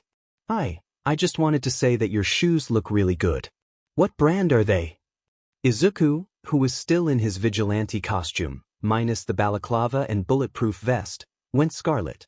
I don't know. I got it for Christmas. Technically, Izuku did get it for Christmas, just not from someone else. He couldn't say that the brand wasn't going to exist for another 126 years. So, how long are you going to be in London for? The man asked, crossing his arms across his wide chest and leaning on a cubicle's outer wall. 139 years, give or take. The man snorted, thinking that Izuku was joking. He wasn't. You're moving here, then? Izuku shakily smiled and nodded before a middle-aged woman interrupted. Can you guys speak English? You're in an English-speaking country after all. The man and Izuku had been speaking in Japanese, which greatly offended other people for some reason. They both turned to stare at the woman with an unimpressed expression. Can you mind your own business? It's not your job to interrupt other people's conversation, after all. Besides, we're not in England yet, we're technically flying over Italy. Shouldn't you be speaking in Italian then? The man snarked in. Fluent English. Izuku had only managed to understand part of it, but he knew that the lavender-haired man had given the perfect clap back. Dimon, that was hot. Izuku quietly snickered for greater effect. The woman gritted her teeth and turned away, retreating back to her seat. Did this lady seriously get out of her seat to tell these two to stop talking in Japanese? Izuku was about to say something before a cubicle door opened and someone stepped out, gesturing to the immortal that it was free. Not wanting to dismiss the person, Izuku politely stepped inside. When he had finished using the toilet, the lilac-haired man was gone. London seemed similar to how Tokyo was, just with less air pollution. With nothing else on his person except for 20 pounds, the first thing Izuku decided to do was look up apartments for the next few hours in an internet cafe. The cheapest apartment was £430 per month. Would he be able to find a job? If he couldn't, would he be able to use his past self's bank account without him noticing? He didn't notice it before, so his future self must have been FANG sneaky, or didn't use his bank account. This was confusing. He'd probably spent his first night in London on the roof of a building. The green-haired man was so lost in thought that he'd found himself in front of a dojo. The upstairs of the building appeared to be someone's apartment, however the downstairs was a dojo, evident from the people sparring through the windows. Izuku saw a flash of lilac, but decided to ignore it until... You're that guy that was on the plane, right? Standing in the doorway of the dojo was the tall, brown-eyed man he had a conversation. By conversation, Izuku meant. Dumbly listened to the other talking for 3 minutes while blushing, with on the plane. He was wearing a judogi that was loosened to the point where Izuku could see the other's chest. The freckled man's ears started to turn bright pink. Yeah. You think I could have a quick judo lesson? Let's catch up and talk sheet about that lady from the plane. Why, of course, but you'll have to fill in a sign-up sheet first dash. The man mischievously grinned and suddenly pulled out a form from nowhere. What's your name? Midori, wait, Izuku Midoriya. That's how Western people say their names, right? Izuku asked sheepishly. It elicited a nod from the other. Nice to meet you, Izuku. I'm Cookie Fujita. Babe, I have to tell you something. Cookie looked up from the cutting board and looked at Izuku expectantly. Yeah? Izuku exhaled shakily, opting to look at diced carrots rather than his boyfriend's face. They've been dating for a year and a half, with Izuku moving into Cookie's apartment 5 months ago. He needed to be honest, Izuku didn't want to keep this from the lilac-haired man anymore. The immortal sat on the bench top that Cookie was cooking dinner on so that they were at eye level. I can tell that you won't believe me, but dash, the taller man discarded the carrots and put a hand on his. I'm immortal. Like actually, you cannot kill me, immortal. I'm really sorry that I didn't tell you before a beautitsary longstri. Was sent back dash. Okay. Cookie simply said. That had the freckled man searching his boyfriend's face for amusement, or anger, or disbelief. Nothing. He was actually serious. What? You believe me? Why? Cookie put a hand to his chin in thought. I mean, whenever we're sparring and you get thrashed into the ground, you always stand back up and keep going. I thought that was strange at the time, since I was expecting you to writhe on the ground for a minute or two, but I brushed it off. Then, 6 months into dating, you jumped off of a 20-meter cliff while yelling, kick butt, and ended up landing on your neck. I panicked and thought you died, but you just stood up and kissed me, then I forgot about it. Also, a few weeks ago when we were walking outside and you crossed the street earlier than me, a car hit you. I surely thought it killed you on impact, but you just sat up from the asphalt and asked why I was crying. There were other times when you did something similar, but I forgot. Izuku stared open-mouthed at the brown-eyed man, tears brimming in his eyes. What's wrong, Izu? He sniffed. You're telling me that I did all of that dumbass stuff, but you still stayed with me? And you sort of figured it out weeks ago, but you didn't say anything about it. Cookie shrugged and brushed away a tear that was falling from the man's freckled cheek. God, Izuku hadn't cried like this since last week when he was watching Miss Congeniality with Cookie. I love you, Izuku. He broke down. The hum of music was playing as everyone sat in silence. In front of the crowd was a coffin being lowered into the ground. Two women near the front were whispering to each other. You'd think that her own son would come to the funeral, but no, whispered a stout woman in a frilly black collar. I heard that 10 years ago, he stopped all contact with her. He didn't even bother coming to the clinic when she was diagnosed, so I had to go instead so she could calm down from her panic attack, answered a mint-haired woman in the same hushed tone. This time, the venomous comments were easier to ignore. Izuku, disguised in a long blonde wig and black pencil skirt, scanned the area to look at his past self sitting in the chair furthest away. He had heard the conversation too, but was shaking with bottled rage. The freckled man looked away from his younger self to see his mother's picture. She was smiling happily, with a head full of green hair and a freckled child who was reaching down to his feet. Izuku remembered when that photo was taken. The immortal's feet felt extremely itchy and couldn't stop scratching them. A tear fell onto Izuku's skirt, but he didn't sniffle. It was harder to watch this happen a second time. Goodbye, he whispered before standing and leaving the yard. At the gate was Cookie, who immediately embraced the green-haired mortal. What the F? Izuku exclaimed, putting a hand to his mouth. Sheet, the tears were starting to form already. The freckled man seriously had the worst tear ducts in existence. Ko, why are you on one knee? He sobbed, already knowing the answer. There kneeled Cookie, in their dojo and dressed in a jidoji, holding a ring. They were completely alone. Izuku, I know that in 30 years I'm going to look like a gross raisin and you won't look a day over 25, but I don't care.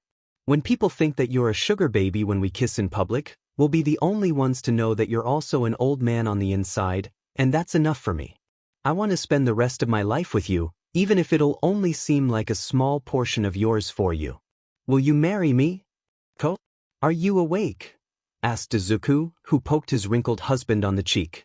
No response. Usually, Cookie was the first one to wake up. His immediate reaction was to think that the brown-eyed man was pranking him, like how he always did. Very funny, old man, wake up, the freckled man laughed, shifting on their bed to properly face Cookie. Don't forget, you have those new students coming to the dojo in a few hours, okay? The immortal pressed his lips to his husband's, but paused when he couldn't hear or feel the other's breathing. Hey, stop trying to scare me, he pressed 2 fingers to the man's neck. No pulse. Izuku froze. He was? Wait, don't.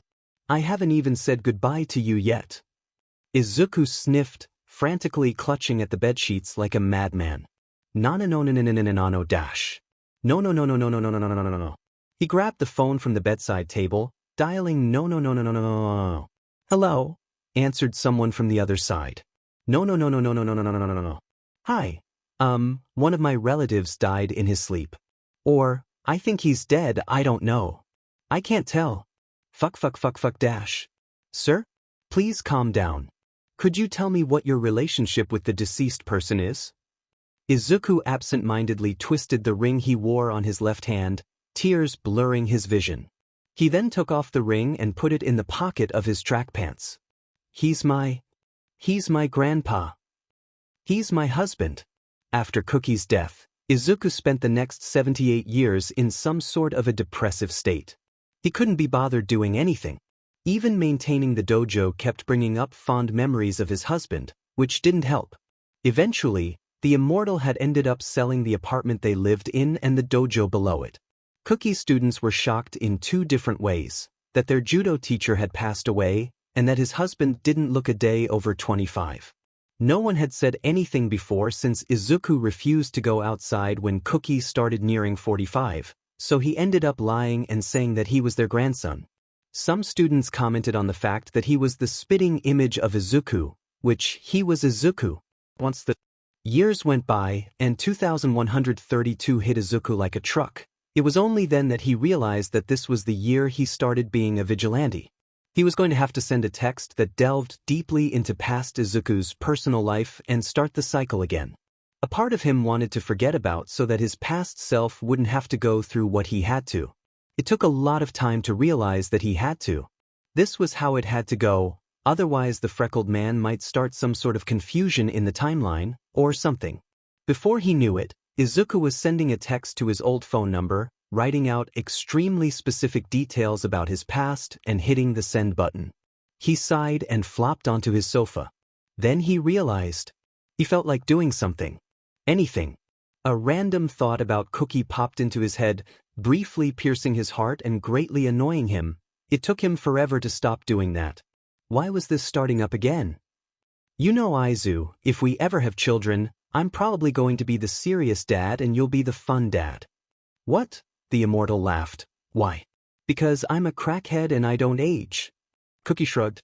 Probably, but I'd teach them judo and be all strict about it, but then you can come in and give them apple juice and hugs.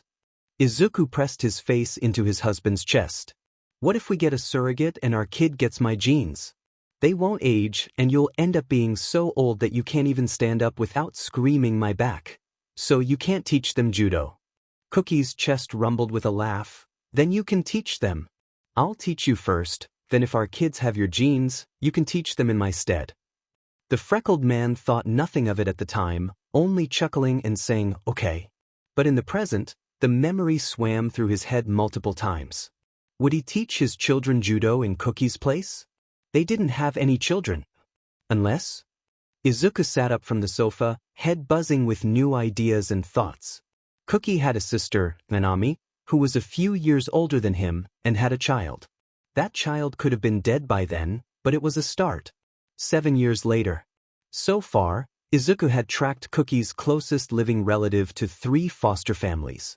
Minami's child had a daughter at 34, who in turn gave birth to a son. The son moved to Japan, found a wife and had a son with her, only for them to be involved in a quirk-related attack and die from blood loss within 5 hours. The son, with no relatives who were willing to take care of him, was put into an orphanage home 30 years before Izuku had decided to get off his butt and do something. That made it extremely hard to track the movements of the son. However, the immortal had managed to find the son again, who was then 41 and married. The couple had a 16-year-old daughter, but disowned her when they found that she was P-arginine. The daughter, after being kicked out, anonymously gave her newborn son to a fostering program. After realizing that she couldn't provide for the child. That was when it got tricky. It was difficult keeping up with who the baby had stayed with and who he was staying with currently. He would have been 8 when Izuku started tracking the Fujita family's movement. The Saito family, Mika and Takashi, Shinso family, Aimi and Yoshiro, or Fukui family, Tsubaki and Hiroto, were the only ones to be in contact with the son. In what order? Izuku had no idea. All he knew was the son had been permanently taken into custody by one of the 3 families at 4 years old. It wasn't until he had been walking in an unfamiliar neighborhood that he overheard the conversation between a man and woman on a bench. Hey, did you hear that Shinshu's son is going to UA this year? Pretty sure the school year starts somewhere in May. Really? I thought he had a villain's quirk? How's he going to be a hero with a brainwashing ability? I think Shinso said that he's in Gen Ed. Of course they wouldn't let a villain's quirk in the hero course. Shinso? As in, the Shinso family that Izuku's been tracking, Shinso? Maybe it was a different Shinso family, but it was worth a shot. The immortal sent a text to his past self later that night, asking him to steal a certain UA student's file. Back to Izuku, who had woken up from sleep in his apartment for the first time in 139 years. He was about to alert. 4-72 class villains located within a 30-meter distance of you. Be cautious and stay indoors. Perfect. Time to suit up or whatever. This time, instead of the nearest villain attack being in Town Square and with Eggman, there were 4 villains who were more dangerous than the stout villain Izuku had fought robbing a local bank. It was easier to get there, borrowing an orange bike halfway to the villain attack and arriving at the bank within 5 minutes. The bank, although a small building, held 12 hostages and had been sealed shut from the inside by some sort of green glue. The freckled man approached the glass doors and swiped a finger along the area where green glue was seeping out from. Upon further inspection, the green glue was actually mucus. As in, from a nose, mucus. Izuku shook off the snot that was hanging off of his index finger. When would the heroes arrive? The green-haired man checked his phone. 9 minutes, since the bank was in a more rural area. Excuse me. I was wondering if I could take out a loan. Izuku shouted, knocking on the glass doors and catching the attention of the 4 villains inside. He waited patiently at the door as a woman with shoulder-length curly hair approached the door and gave him the dirtiest glare he could imagine. That was rough. The woman said something, but, "What?" he shouted. He couldn't hear her. This received a confused expression from the woman. Was the glass soundproof? Diamen, that meant that no one heard Izuku's joke from earlier. The immortal gave a sharp exhale and pulled out a sledgehammer from seemingly nowhere, something that Izuku thought only Cookie could do, until he was taught the ultimate secret. With a grunt, he hit the door with all of his might, causing the thick glass to crack. The woman from the other side jumped back and gave a shout. Well, Izuku thought it was a shout, since the woman's mouth opened in an O shape, alerting the other villains. All 4 villains gathered in a line at the front, waiting for the vigilante to break into the bank. Some hostages had started watching the immortal with great interest. Eventually, the glass dropped to the floor in shards, giving Izuku the perfect entrance. He stepped in, shoes causing the glass scattered along the floor to audibly crunch. I was asking earlier. Izuku readjusted the colored ski goggles over his eyes. If I could take out a loan? No one laughed. There went the man's career in comedy. I'll kill you. See that a turquoise-haired man with 8 eyes and 10-centimeter-long incisors. The guy pounced onto Izuku in a spider-like manner, hissing and attempting to bite the immortal's jugular. Christ, you're being very forward, the freckled man retaliated, and protected his neck with his forearm. The villain's teeth sinked into Izuku's arm, his incisors tearing through tendons and upper jaw crushing his radius. The green-haired man hooted and threw the lightweight villain to the floor, who took chunks of flesh and blood with him. Izuku took the opportunity to crush his left foot against the man's temple when a green goo stuck itself to his other foot, trapping him to the floor. Disgusting, he exclaimed, attempting to rip his foot from the gunk and putting all of his weight on his left foot. The sickening crunch of a cranium being split open rang through the air. Oops, the freckled man whispered to the groaning spider villain. Sorry about that. Erg, you're so annoying, grumbled another villain, who resembled that pink-clad lady from Harry Potter. She pointed to Izuku with a pointed pink umbrella. Trash can vigilante, you might be able to regenerate extremely well, but once we deal with you, you'll be nothing but a few toenail clippings. Try regenerating from that. What the second-hand Dolores didn't notice, however, was when Izuku pulled out a pocket knife, from nowhere, again, and started hacking at the back of his leg. Once blood started spurting from his femoris muscle and he'd cut halfway through his femur, the immortal bent at an odd angle, snapping the rest of his femur and ripping off the remaining muscle. Someone at the back screamed as Izuku was trying to balance on one leg. The 3 villains started gagging. Oh, don't worry, Izuku reassured, it'll grow back. True to word, the freckled man's right leg started to rapidly grow back, bones first, then muscle, then skin. His right leg was pantless, and the air conditioning started to make the hairs on his legs stand up from the cold. Mental note, grab the extra leg and chunks of flesh before he left. The immortal cracked his neck. Let's fight then, shall we? There was blood everywhere. And none of it was villain blood. Yep, all that lovely, smelly blood belonged to Izuku. How the hell was he going to clean all of this up? He had 3 minutes until the heroes arrived. Trash can vigilante, whispered the last hostage as the immortal cut her cable tie with his pocket knife. Don't worry about the blood, my friends, and I will clean it up. We have disinfectant wipes and my quirk, Spot Tidy, is good with cleaning. Seriously? Izuku asked with surprise, you do that? But you might get arrested if you're caught helping me. She shrugged, standing up and reaching into her purse. 2 others joined her, both males, pulling out their own wipes from their pockets. They started to scrub the walls and floors. Dare the freckled man say he was touched by the act of kindness? Hurry and go. Otherwise the heroes will catch you, exclaimed one of the friends. The green-haired man dazedly gave a salute and escaped through the way that he'd entered the bank previously, ripping the snot-covered leg from the floor and grabbing a handful of his flesh as he did. However, when Izuku had left the scene and the heroes arrived, Tsukachi Naomasa walked into the bank, glaring distastefully at the crushed glass under his feet. He scanned the area. 3 villains were tied up with cable ties and one was unconscious on the ground with a split skull. What the hell happened? All he heard was that the heroes had done nothing, and that the villains had been like this when they got to the scene. Was it vigilante interference, perhaps? "Detective," someone called out, "we've got video surveillance." Good, now he'd be able to know what happened. He did not know what happened. 20 minutes ago, 4 villains had stormed into the bank. The woman with dark hair sealed the doors with her own mucus, while the spider villain intimidated the hostages with his incisors. An old woman, who looked quite average, to be honest, started to tie the hostages up. The pink-clad lady pointed her umbrella at the man at the counter and was saying something to him when all 4 villains suddenly turned to the door. The detective couldn't see what was at the entrance since the camera's view couldn't go any further. The man next to Naomasa switched to another camera, which showed what, more specifically who, caught the attention of the villains. A man, from his height, Naomasa could only guess that he was around 20, 18 at least, was breaking down the doors with a sledgehammer. The two proceeded to watch in horror as the masked man sawed his own leg off. The detective next to Naomasa was almost gagging. The villains on tape seemed to be doing the same thing. "What the F?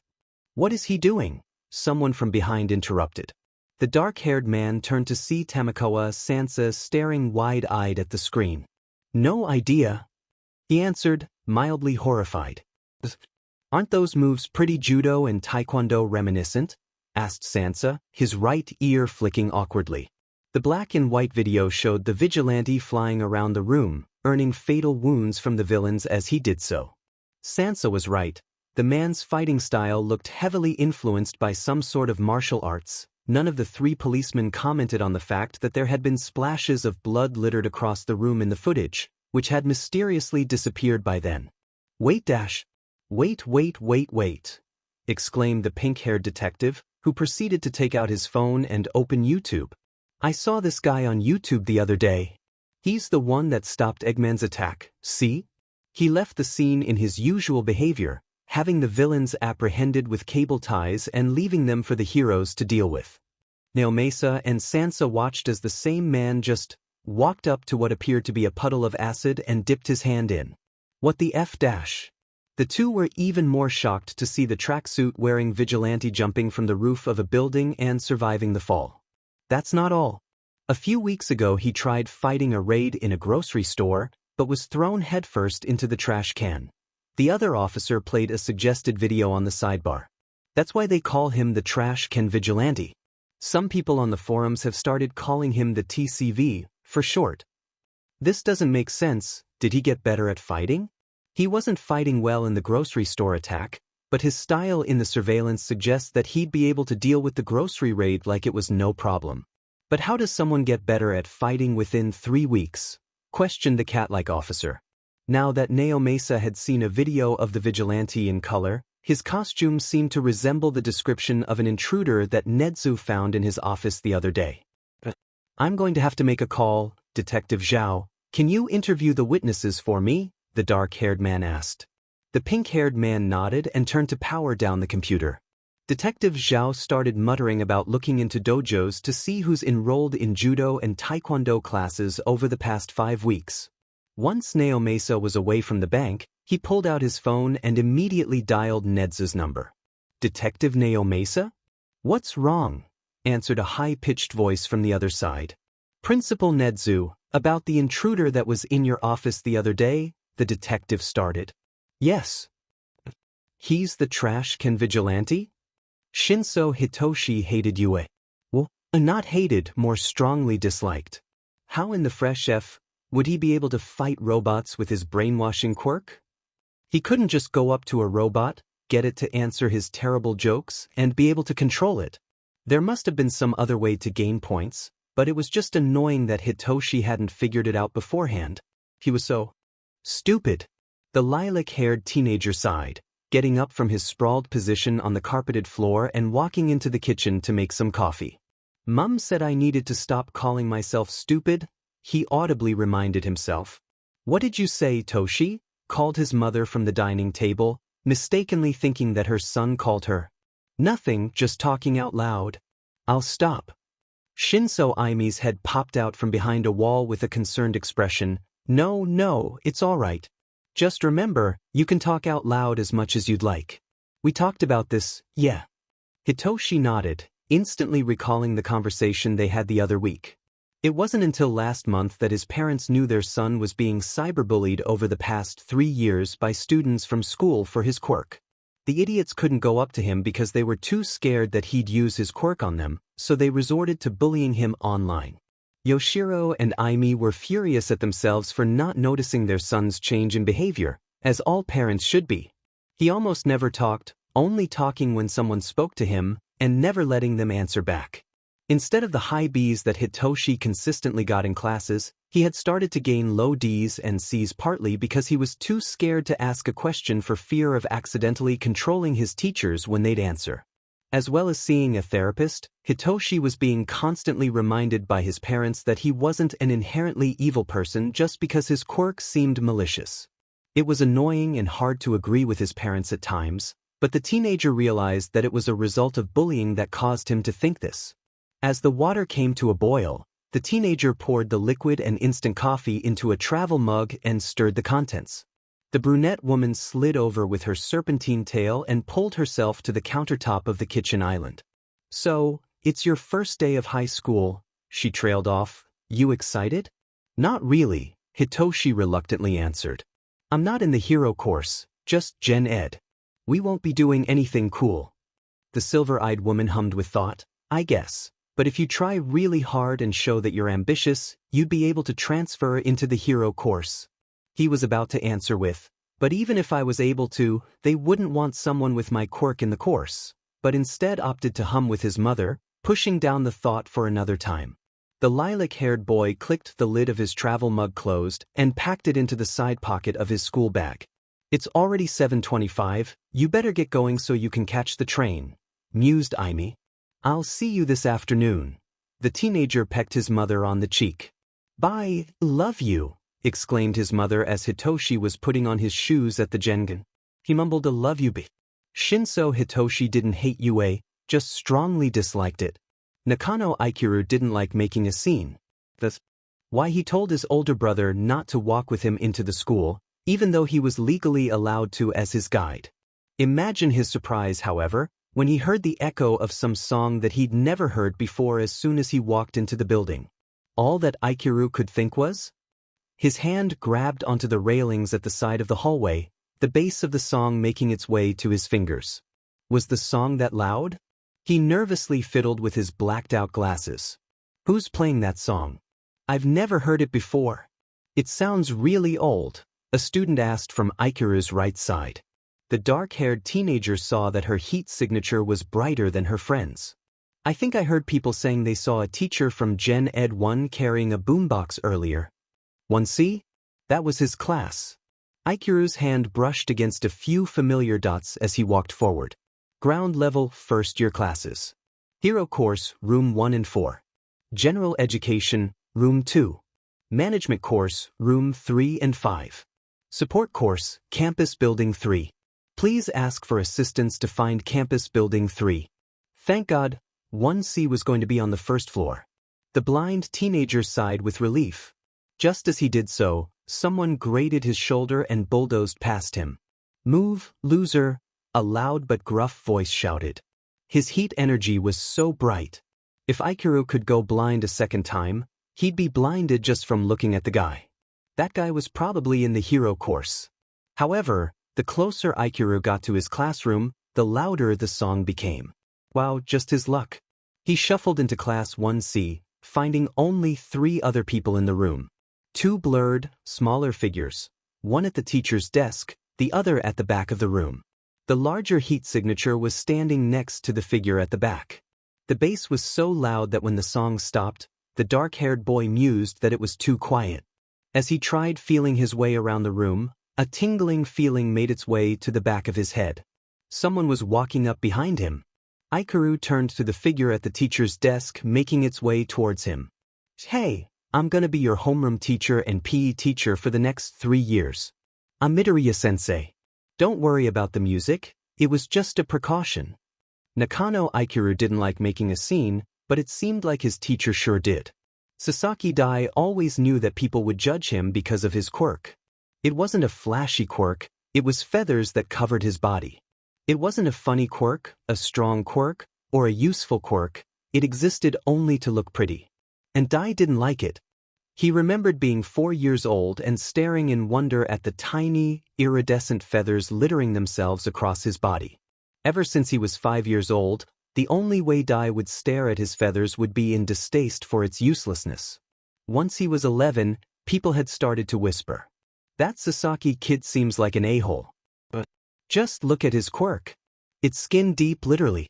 It probably goes around flaunting his feathers like it's the prettiest thing on earth. There isn't any depth to his quirk and his personality. Sasaki is probably gay. I mean, have you seen him? I think his quirk gives it all away. To be honest, sometimes they're rainbow-colored." I'm not bullying him, I'm just being honest. Let me tell you, being at the sensitive age of 11 and having your sexuality and personality assumed by kids and adults alike did not do well for your self-esteem. It had brought him so low where there was a point that Dai couldn't care anymore, lest he try to start a homicide. The morning of his first day of high school was filled with dread. Dai was petty and ready to slap a 15-year-old beach if they decided to cross him. He didn't come to UA to be a hero, he was just here to graduate and get into a good university. The silver-haired teenager was sitting at the back, his shoulders uncomfortably stuck to his feathered neck. He was the first one there. All was quiet until a man with green hair walked into the classroom carrying a boombox. "What the? Sir, do you have the wrong classroom?" Dai asked quite apathetically. The strange man shook his head. "Nope. I'm your homeroom teacher, Midoriya-sensei. Warning, if you're sensitive to loud noises, you should cover your ears." The man had then put the boombox on the teacher's desk and turned it on. Dai didn't cover his ears, only confusedly half-shouting, "What song is this? It sounds ancient." Midoriya-sensei only laughed at Dai's adversity and sat at his desk, pulling out his phone. Not long after, another student walked in with a bewildered expression. The guy was buff as hell. Color Dai intimidated. There probably wasn't a color for intimidated, was there? The hench student said something, but the feathered teenager wasn't able to discern it over the music. The blonde student advanced very aggressively towards him. Dai was visibly sweating at that point. "Is this 1C?" the silver-haired teenager heard. He dazedly nodded, earning a rather wide smile. From over the muscly student's shoulder, Dai could see the teacher talking to a student with tinted glasses. The music had stopped by then. "Hey, what's your name?" "Sasaki Dai," he answered monotonously. "Dimin, my mum said not to trust people with 2 first names." Sorry, I was joking." The student quickly apologized once he saw Dai's unamused expression. "I'm Koizumi Ryuta." The feathered teenager simply nodded not long before Ryuta started to talk again. "I really like your feathers. Is it your quirk?" Dai very hesitantly nodded, expecting the blonde student to start boasting about his own quirk, which probably had something to do with his muscles that had no business being that huge and defined, and dismissing the teenager's quirk as a superficial one. "That's so cool. Wait, so do you have feathers everywhere on your body? They kind of look like the feathers from a pigeon. Which parent did you get your quirk from? Or maybe it's a combination of both. Maybe a mutation?" Astonished, Dai just nodded and croaked out, "Yeah, what's your quirk?" Ryuta's grin didn't falter. "I don't have one." With a flush, the feathered boy looked to his feet. He was an a-hole. Why did he have to ask? Christ, he'd never met anyone who was quirkless before. How was he supposed to act? Did he leave out the quirk subject entirely? No, it sounded like Ryuta liked talking about quirks, even Dai's. Did it seem like he was being judgmental? Oh no. He didn't want this guy, who thought his quirk was cool, to misjudge him as a self-righteous or insensitive BSD. Sasaki Dai always knew that people would judge him because of his quirk, but how would he be judged by someone who didn't have one? Sadananami was nervous to be in the Gen Ed course, nervous to be in high school in general. It wasn't like she didn't want to be there. She just wanted to be in the hero course, but something came up, so she was too focused on it to train for the entrance exam. She nervously brushed a few locks of short black hair out of her face, eyes searching for someone from her old middle school. There couldn't be anyone from there in UA, right? As far as Nanami knew, she was the only one to get into any course in UA. She adjusted her skirt self-consciously. She'd only started wearing skirts less than a year ago. Once she entered her classroom, Nanami sighed with relief. She didn't know anyone, however she knew that this relief was short-term, because who knew what her new classmates would think when they found out? With a newfound bounce in her step, the black-haired teenager found a seat behind a short boy with maroon hair and dark skin. Said boy turned around to speak to her. "Were you here when everyone heard the music coming from this room?" The girl ever so slightly tilted her head. "No. Our homeroom teacher was playing music so loud that it could shatter your eardrums. I just feel bad for the person that has a frequency-changing quirk. Apparently their ears are really sensitive to loud sounds." Nanami immediately frowned. "Do you think our teacher's going to be nice? I mean, he looks okay, but I can't be too sure." The red-haired teenager shrugged. "I dunno. Apparently, no one pays a lot of attention to the Gen Ed kids, so I wouldn't put it past him." The boy fumbled over his words once he saw that Nanami's previously worrisome expression had greatly exaggerated itself. "Don't worry. If he's mean to you, I'll give him hell. You look like a good person, though, so I don't think you'll get much trouble." The black-haired girl brightened. "Really? I'm Sata Nanami." The smaller teenager gave her a thumbs up. "I'm Akiyama Taiki." Reassured with the fact that at least one person didn't hate her, for now, Nanami settled into her desk and brought out her pencil case. Taiki turned to the front and did the same.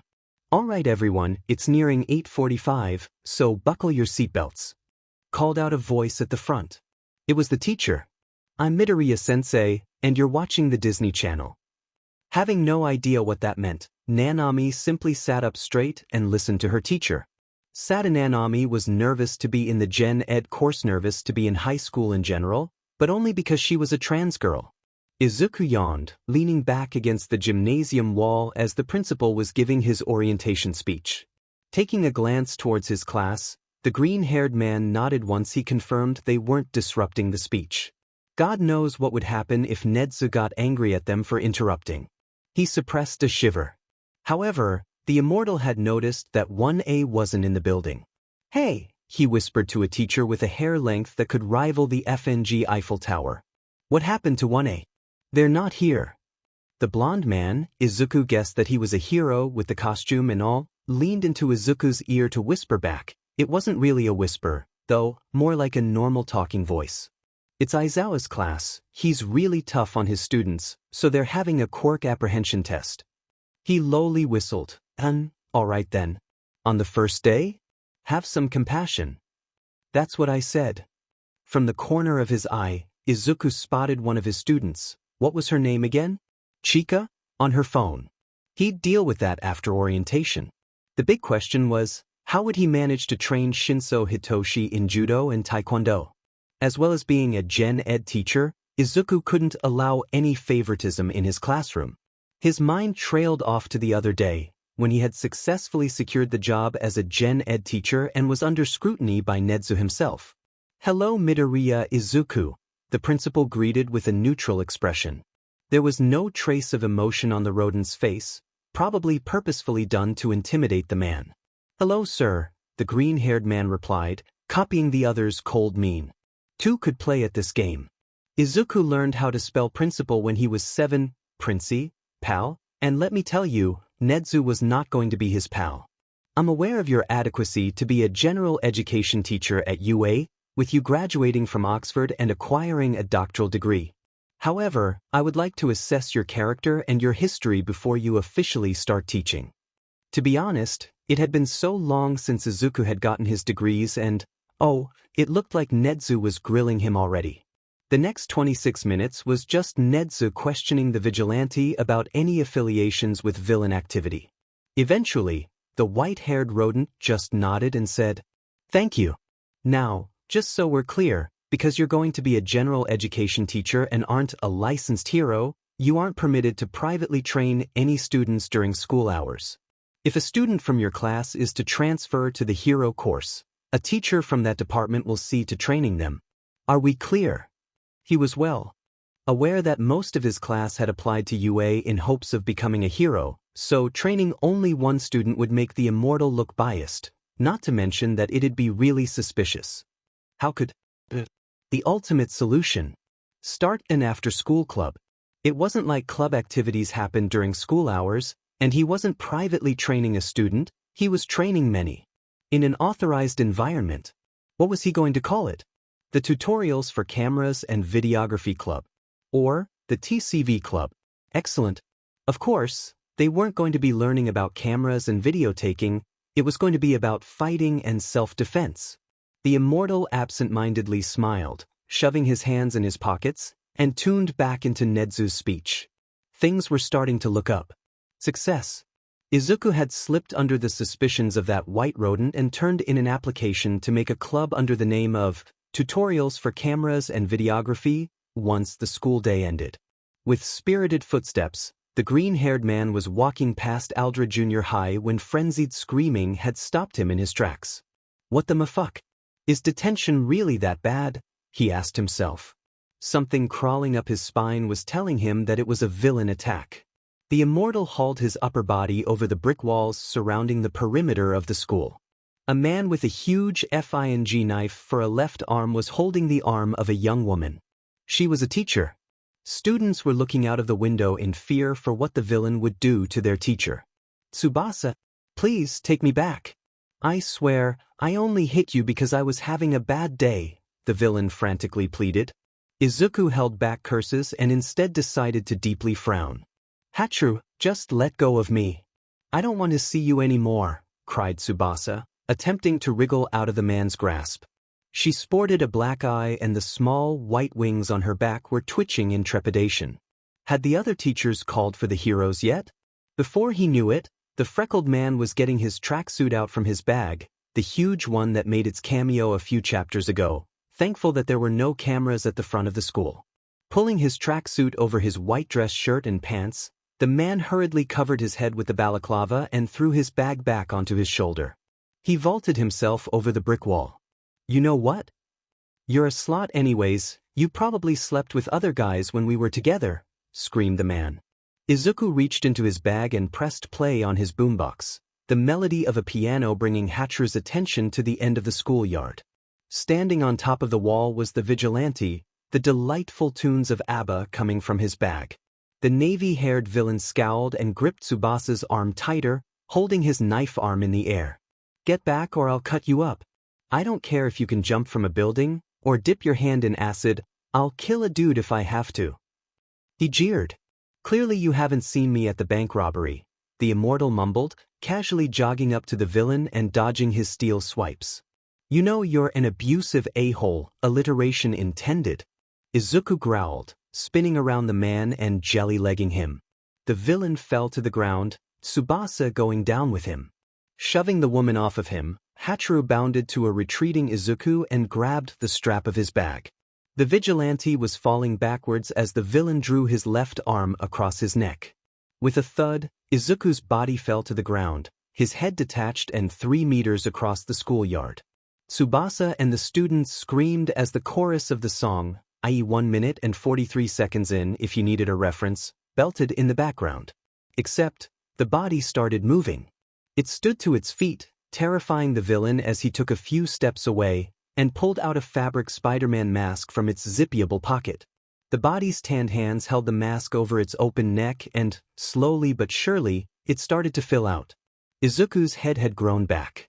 He coughed, clotted blood staining the Spider-Man mask. "That wasn't very cash money of you," the vigilante quipped, as everyone stared at him as if he'd grown 2 heads. Technically he did. He reached down and grabbed his extra head, holding it against his side. "How am I going to get rid of this?" "Oh, Don't even get me started on getting this blood stain out of my Spider-Man mask. This was 40,000 yen on Amazon. Before Hachira could run, the green-haired man pulled out his trusty sledgehammer and threw it at the villain. It collided with the man's knife arm, denting the metal and earning a cry as he collapsed in pain. "Oh, so you feel pain in your knife arm?" Izuku mused, taking a blowtorch, God knows who would sell a blowtorch to this man, out from his back pocket and holding it to the steel, the blue flames slowly melting away the metal. The villain continued to writhe on the grass of the schoolyard until the pain stopped. The man was flipped so that his stomach was facing the ground. "You didn't think I was trying to torture you, did you?" "Oh no, I was only melting the metal so that you wouldn't be able to cut through the cable ties," the vigilante mocked, tightening the plastic around the concave area of the metal arm. The freckled man stood and dusted off his tracksuit, Abba no longer playing from his bag. "Remember kids, don't be an a-hole," Izuku called to the students watching from the windows. He ignored the dozens of phones pointed at him. "Or you'll end up like this fucker. Peace out." And there he went. Into the sunset, like a cowboy, except without his loyal steed. Tsubasa, wings still twitching with adrenaline, sharply turned to her students. "Why is everyone still here? Go home." The students quickly scattered. "Oh, they definitely need therapy after this." Naomasa took another sip of his coffee and looked at his digital clock. 8:35 a.m. He was the only one in the office at this time, since the day shift started at 9 a.m. The sole reason why the detective was early was to do some research. After the phone call with Nedzu, Naomasa was told to find anything he could on the vigilante. Remembering Detective Zhao talking about there being internet forums on the reckless vigilante, he booted up his computer and immediately went to Google. www.reddit.com are the TCV. Top post. 310539. Cox owns me as 1282. Video attached. Bro, I am about to pop off. Who is this dude and how can he survive anything? Context. The TCV just came to my school when a teacher was being assaulted by her ex and he literally got captured but survived. Serbs. Someone collect their mans. 23.7k upvotes. 9.4k comments. The navy-haired man's eyebrows drew together as he played the video and started gulping down his coffee. He had no idea what the user was trying to say, but it seemed bad. Naomasa nodded his head to the beat of the song. He had no idea who sang it, but it was really good, as the vigilante was dancing around the villain in circles. Once the tracksuit-wearing vigilante's head was decapitated, he spat out his coffee. "What the foo dash?" Naomasa hurriedly began wiping the monitor with the tissues on his desk. When the screen was cleared, the detective watched in horror as the body continued moving while it grew another head. The TCV then continued to act as if nothing had happened. The navy-haired man shakily rewound the video. It was like a gory car crash. Naomasa just couldn't take his eyes off the screen. He was still wide-eyed and scrolling through the thread when Sansa walked into the office. "Detective? Are you all right?" The man at the desk didn't say anything, simply motioning for the cat-like man to look at his screen. He replayed the video from the top post. "What are you doing on Reddit so early in the morning?" "Oh my god. Is he human?" "No, he can't be human, unless it's his quirk. Should we pull up files on people with regeneration quirks?" Naomasa shook his head, leaning back in his chair and rubbing his palms over his eyelids. There's about 200 people in the entirety of Japan from the ages of 18 to 30 with regeneration-related quirks, but none of them are as effective as what it looks like in the video. Sansa cursed quietly. "Why are you searching up the TCV anyway?" "Private investigation for Nedzu. Apparently this guy broke into UA 2 weeks ago without a single hitch." The officer's ears drew back in shock and his pupils turned to slits. "He broke into UA? No offense to him, but from the videos I've seen, I don't think some reckless, regenerating vigilante would be able to get into UA without at least a hiccup." The navy-haired detective shrugged and pointed to the video, which was paused on a frame where the vigilante was causing grievous bodily harm to the villain. Nedzu was sure that this was him when I emailed the videos of his Eggman fight. "Anyway, Nedzu wants me to try. File him as a wanted person." Sansa nodded. I guess I can agree with him on the wanted person part. I mean, who knows what he's doing right now?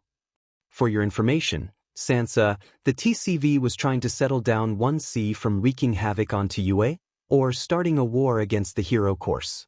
Everyone please calm down. Chica, I swear, if you don't stop using your phone dash.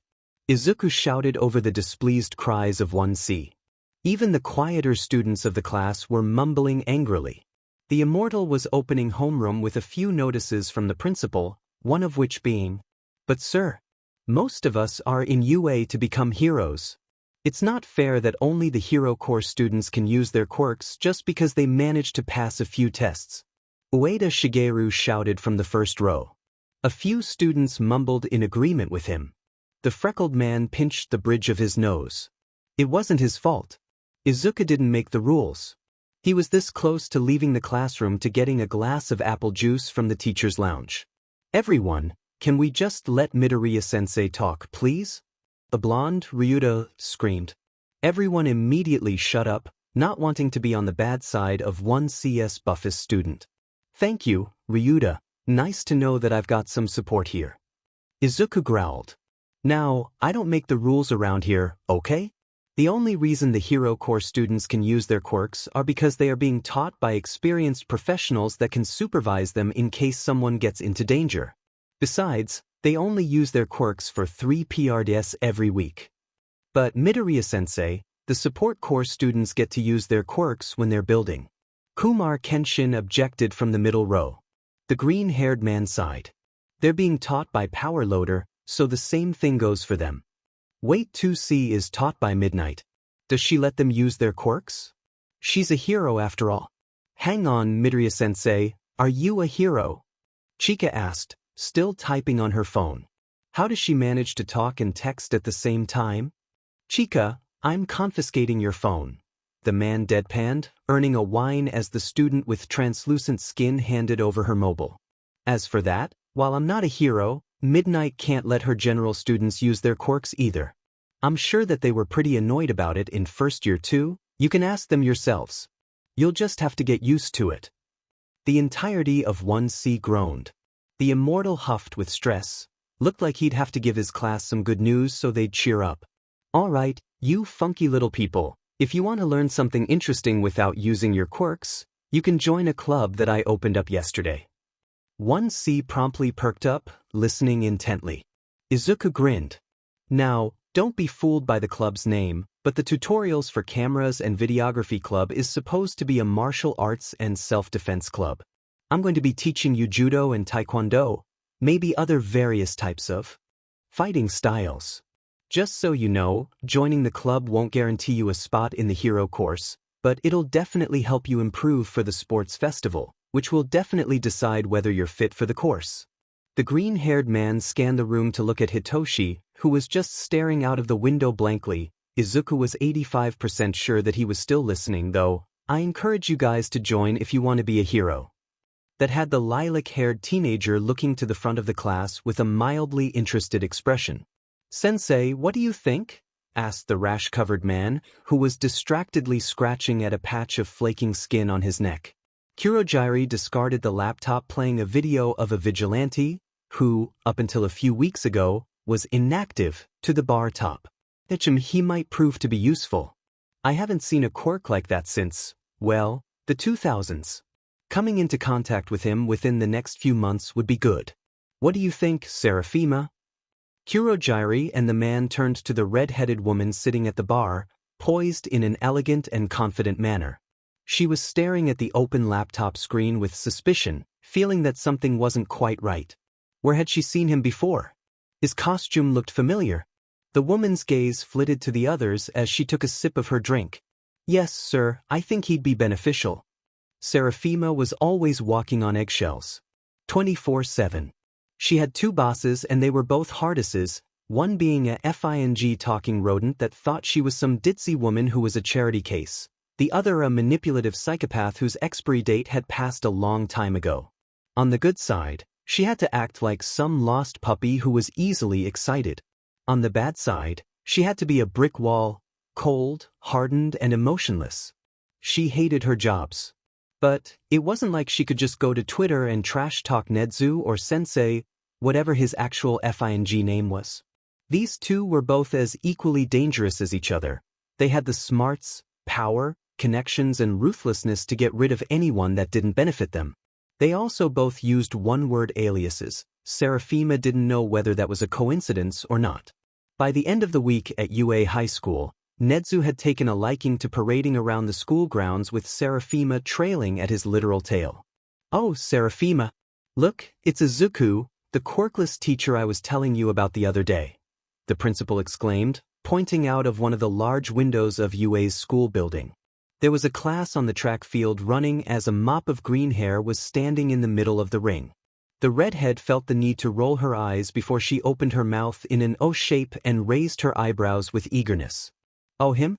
I remember you saying that he was an Oxford graduate. Isn't he the only teacher here who's not a hero? Why is that?" Not only was the blue-eyed woman asking this for more information about UA's newest staff member, but it was also a test to see how the principal thought of her. If he told her the somewhat truth, he'd think that she was loyal enough to not tell a soul.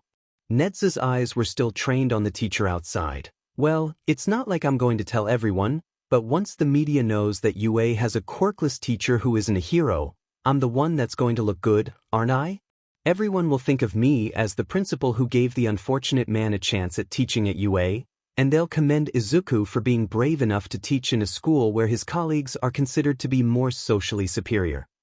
"Oh, nice thinking, sir," she complimented, giving the white rodent a thumbs up and a cheery grin.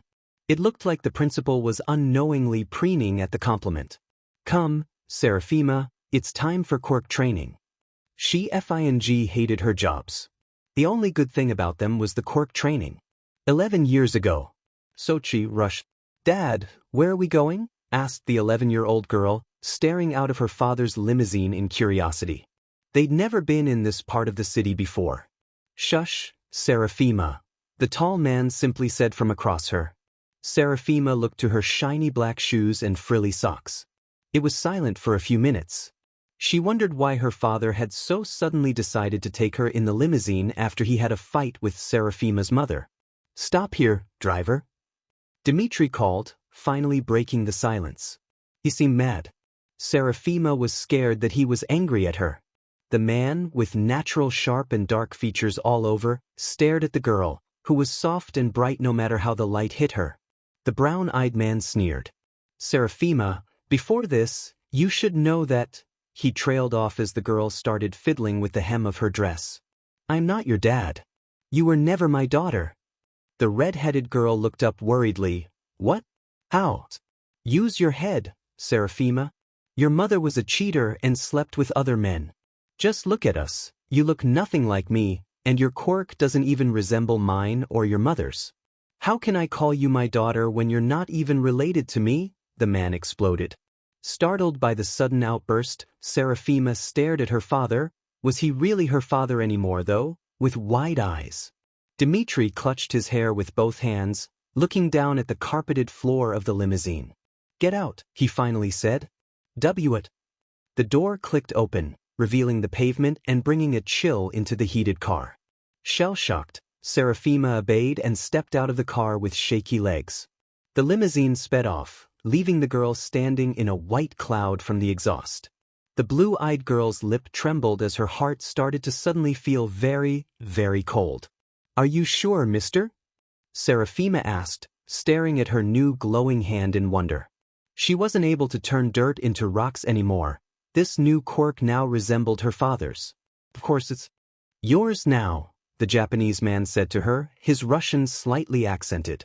The power to revert objects that she touches back in time was hers now. "Oh, but now you've got my stupid quirk and I have your cool one. I have to pay you back." "Well, there's one thing." With her dress cleaned and shoes polished, Seraphima, now age 12, hesitantly walked into a building.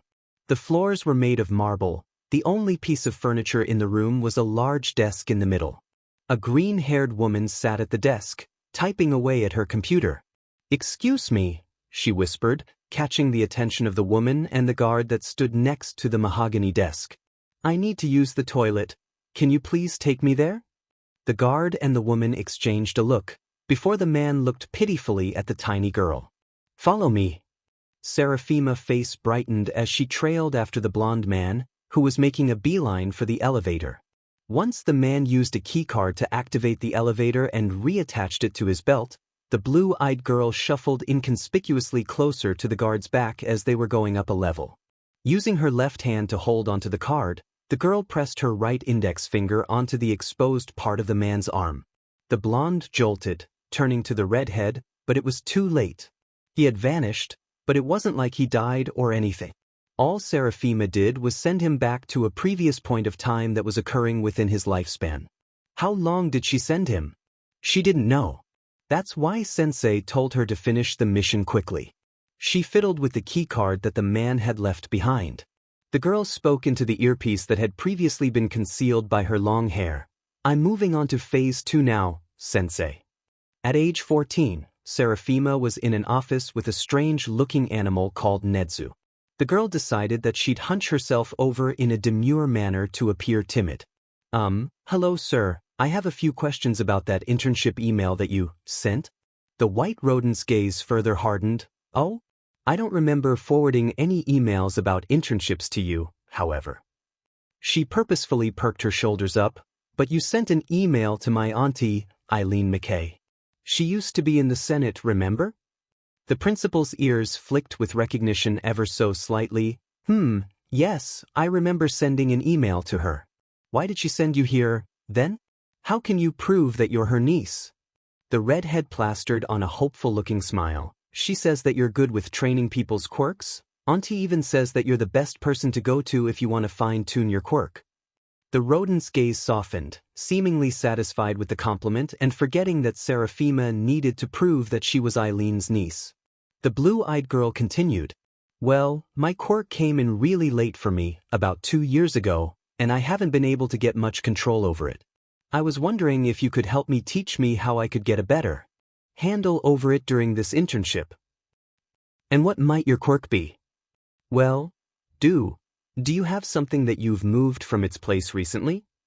Nedzu gestured to a pen on his desk, allowing the redhead to reach out for the red ball pen. In a flash of cerulean blue, it had disappeared. The white animal made a sound that sounded like "ma." The two looked to the pen holder at the corner of the desk, only to find the same pen from less than a second ago. From the corner of her eye, Seraphima detected the principal staring at her with fascination. His mouth twitched upward strangely, revealing sharp incisors and canines. Seraphima could only guess what he was thinking of her in that moment. The blue-eyed girl simply smiled bashfully. Strangely, for summer weather, it was raining. Thunder, lightning, the whole shebang. Normally, Izuku would be curling up on his sofa and watching a show. It was not a normal day, however. Midoriya-sensei approached a student after the club activities had ended. Her head was covered in short, watermelon pink hair. "Wasn't her name Honda Emi? I was wondering." Well, some of us in the Gen Ed course don't really know how to use our quirks properly, and since, you said that this club would help us in the sports festival, a few of us were wondering if you could help us to train our quirks too? None of the other teachers will want to train us, since we're Gen Ed students." Not only did Emi talk very quickly, but she ended up blurting out a whopping 2 sentences in half a breath. The immortal took a while to process what the pink-haired student said until he hummed in thought. "I'm not sure if I'd be allowed to do quirk training in this club, since I'm not actually a hero teacher." As he muttered, Izuku spotted 3 more students peering from around the corner. Shigeru, Hitoshi, and Nanami? He looked back at the hunched-over Emi, her eyes downcast to the floor and her mouth twisted into a frown. Ouch, that definitely hurt his heart. The immortal sighed. Was he really about to break the rules for a few kids? Yes, he was. "All right, he finally agreed, causing Emi's posture to dramatically straighten up as the 3 other students cautiously inched into the room. "I know that most of the other teachers will be more fixated on the hero core students. I guess I'll have to break a few rules for my students. The corners of Nanami's mouth twitched upward with hope. Shigeru hastily pushed his long ginger hair away from his face in apprehension. Emi's eyebrows rose further up her forehead in surprise. Hitoshi's expression, however, hadn't changed since he walked in the room. "Thank you," exclaimed the students, minus Hitoshi. It all started at the beginning of the lunch PRD. Nanami was in line, trying to get a lunch tray. In front of her was the only friend she had managed to make in her short time at Taiki. She took a quick glance behind her.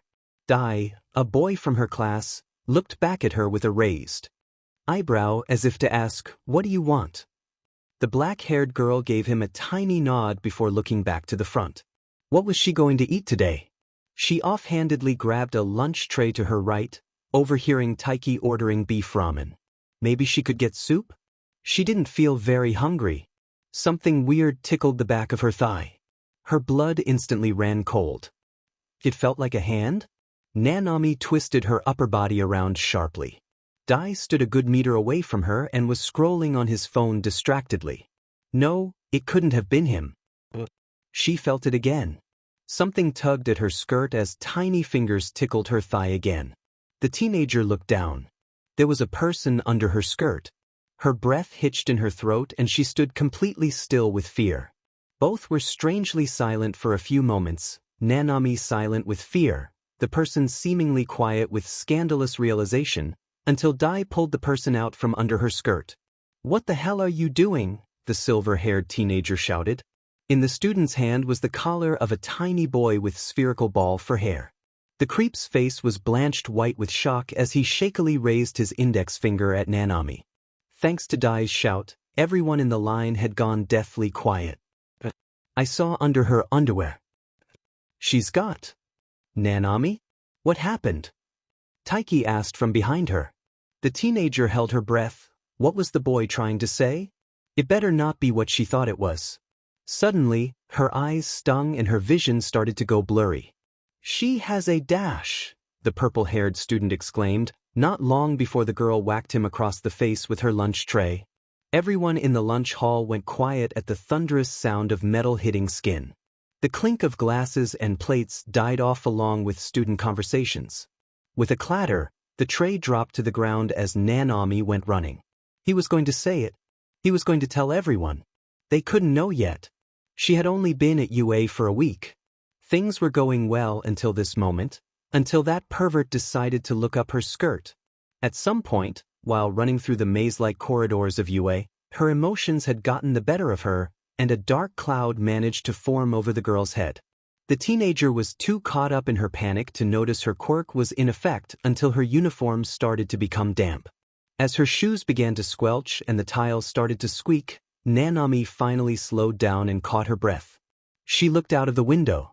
While it had been a generally cloudy day, all signs of condensate water outside had disappeared once her emotions had gone out of whack. The sun was shining in her eyes. Nanami looked away from the window, wincing from the sunlight and water running into her eyes. Her mascara was probably running at this point. "Are you okay?" someone softly asked. Shiori, the girl that sat in the desk to Nanami's left in class, was wide-eyed and wringing her hands. Together with worry. As soon as the black-haired teenager looked into the other's strangely hypnotic eyes, a sense of relief and happiness washed over her. "Oh, well, I'm fine now," the teenager trailed off rather confusedly. Shiori grinned sheepishly, purple skin flushing to violet. "Sorry. I can't really control my quirk, plus, you looked like you needed some cheering up if the giant cloud over your head was an indication." Nanami just nodded dazedly, still staring into the ivory-haired girl's eyes. What color were they? It was hard to tell. "Anyways," the other student clapped her hands together, "do you want to talk about it?" It looked really serious. Breaking eye contact with Shiori, the teenager instantly felt the panic from before resurface. "Yeah, well, it all started at the beginning of the lunch PRD. When Izuku's homeroom students walked into his office, he was immediately suspicious. At the sight of Shiori's infuriated expression and Nanami's glassy eyes, it felt like something was wrong. "Are you two all right?"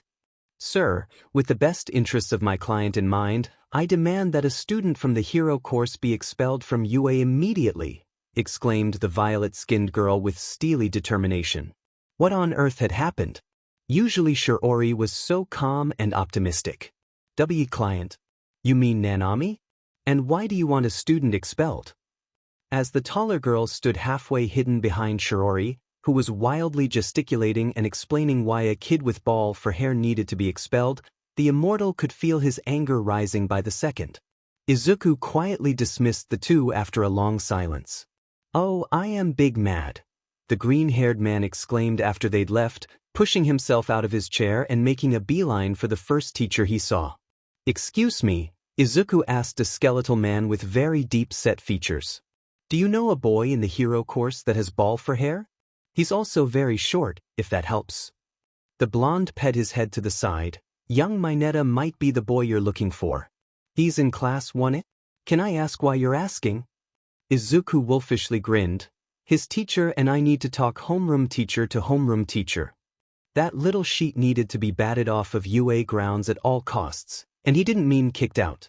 The kid needed someone like All Might to bat him with a baseball bat so he'd go flying out of Tokyo." The homeroom teachers of both 1A and 1C sat across from each other. The green-haired teacher crossed his legs as the scarf-wielding teacher leaned back with folded arms. "You wanted to speak to me?" Shota simply asked with narrowed eyes. The immortal returned the expression with his own narrowed eyes. "One of my students came up to me earlier, saying that she was sexually harassed by a student whose description matches a student from your homeroom class." Shota raised his eyebrows, an indication to continue talking. "I asked some of the other teachers and it seems like it was Mineta Minoru that my student was talking about." After a long pause, the black-haired hero let out a sigh. "I knew it." Izuku spluttered confusedly. "What do you mean, I knew it? You're telling me that he's displayed previous unacceptable behavior?" "Yes, I was originally planning to expel him on the first day of term, but I thought that Minoru would be able to improve while he attended UA. So, did you set up a meeting with his parents and him to warn him about the consequences of SXL harassment? Have you looked through any possible SXL assault claims from previous occasions?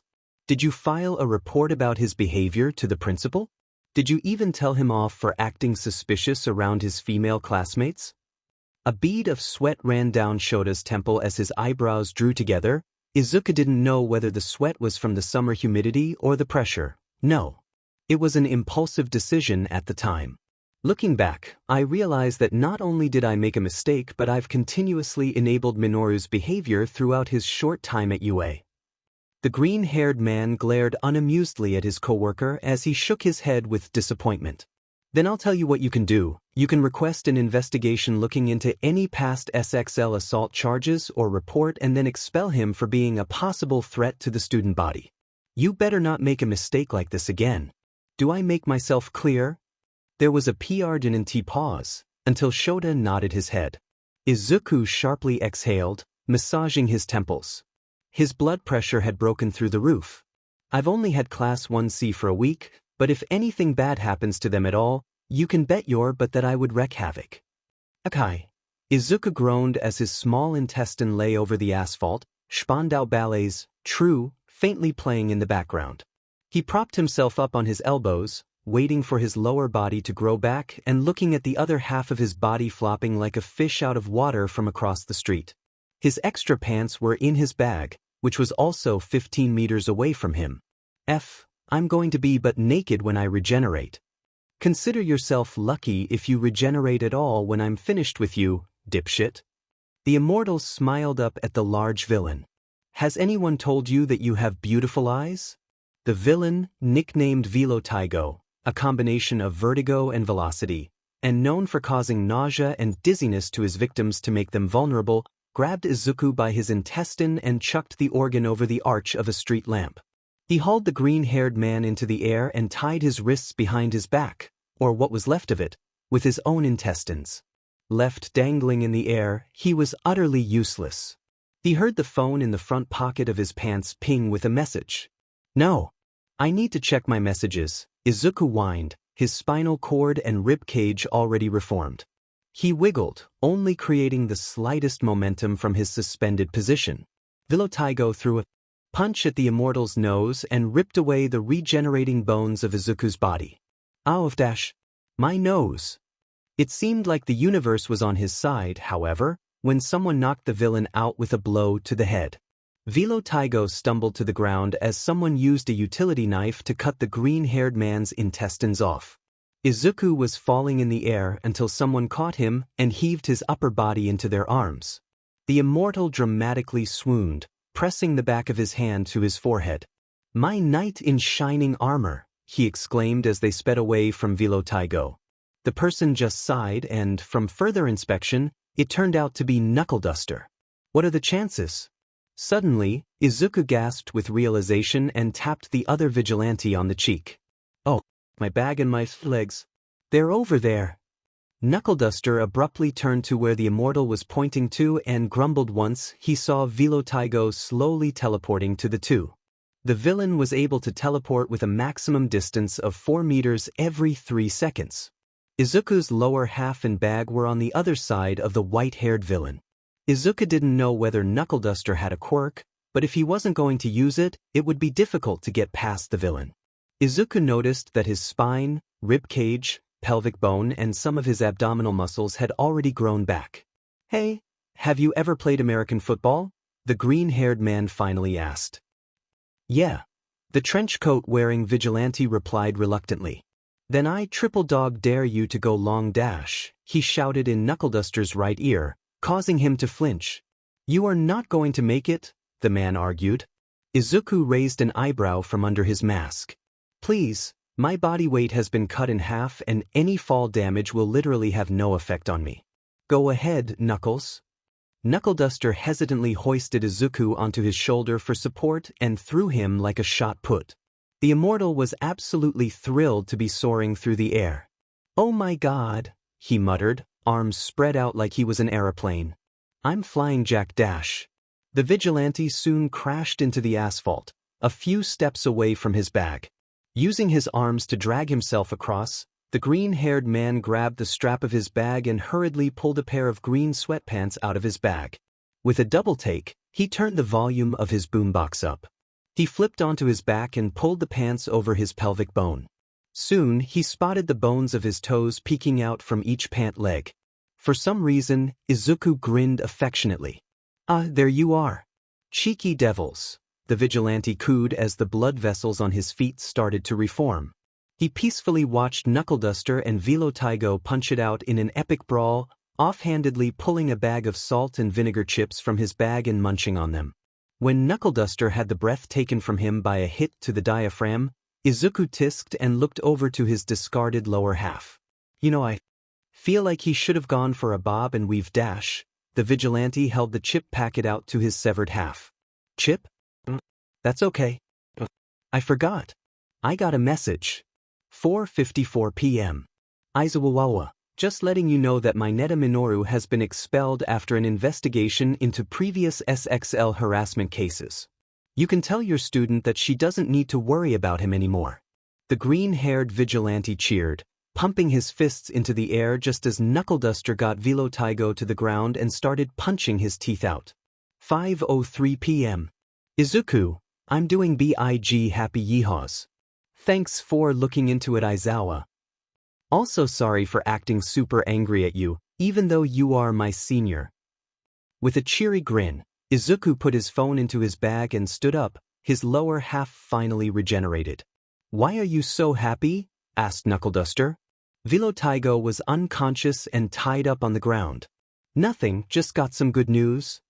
"All right, Dash," the other vigilante deadpanned. "Well, anyways, I need you to come with me to our secret vigilante meeting.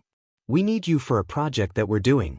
"Oh, should I bring some snacks?" With a yawn, Izuku itched at his stomach but paused when his fingers scratched at his bare midriff. "Oh, looks like I've got a crop top. Does it look good on me?" The vigilante straightened out his cropped tracksuit jumper and posed for Knuckle Duster, whose face was scrunched up in confusion. How do you manage to keep bleach in your bag? With your other stuff? That doesn't make sense." "Aha, careful and precise organization," he lamely replied, putting the cap back on his empty bleach bottle.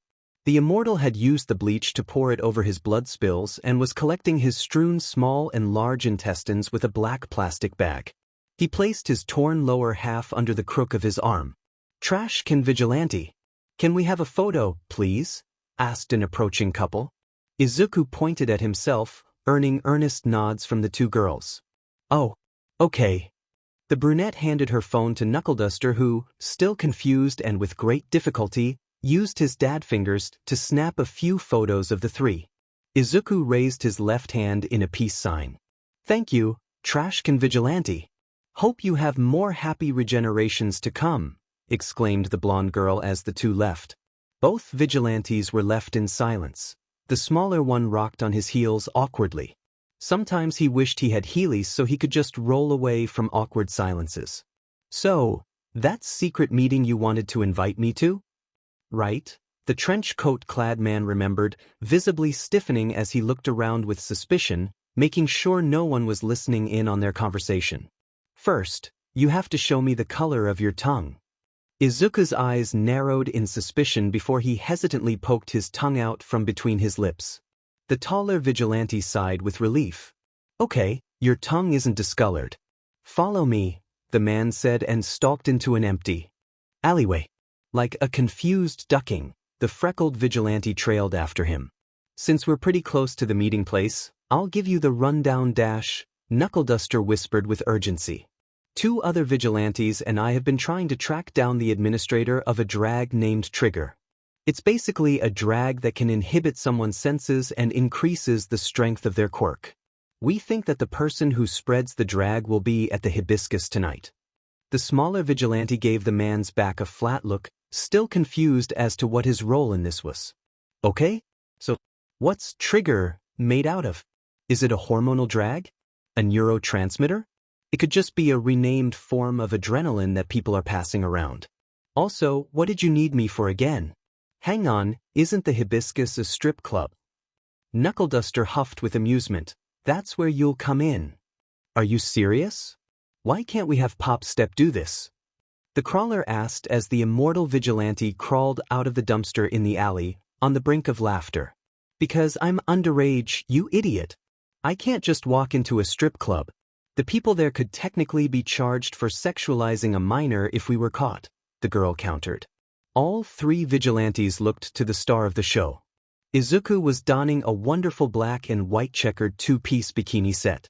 The elastic waist of his bottoms reached his belly button and the bra covered his entire chest. The freckled man glanced at his white pointed toe boots and flicked a lock of blonde hair over his shoulder. I think I look pretty good, thank you very much. The crawler had tears in his eyes from trying to hold in his laughter.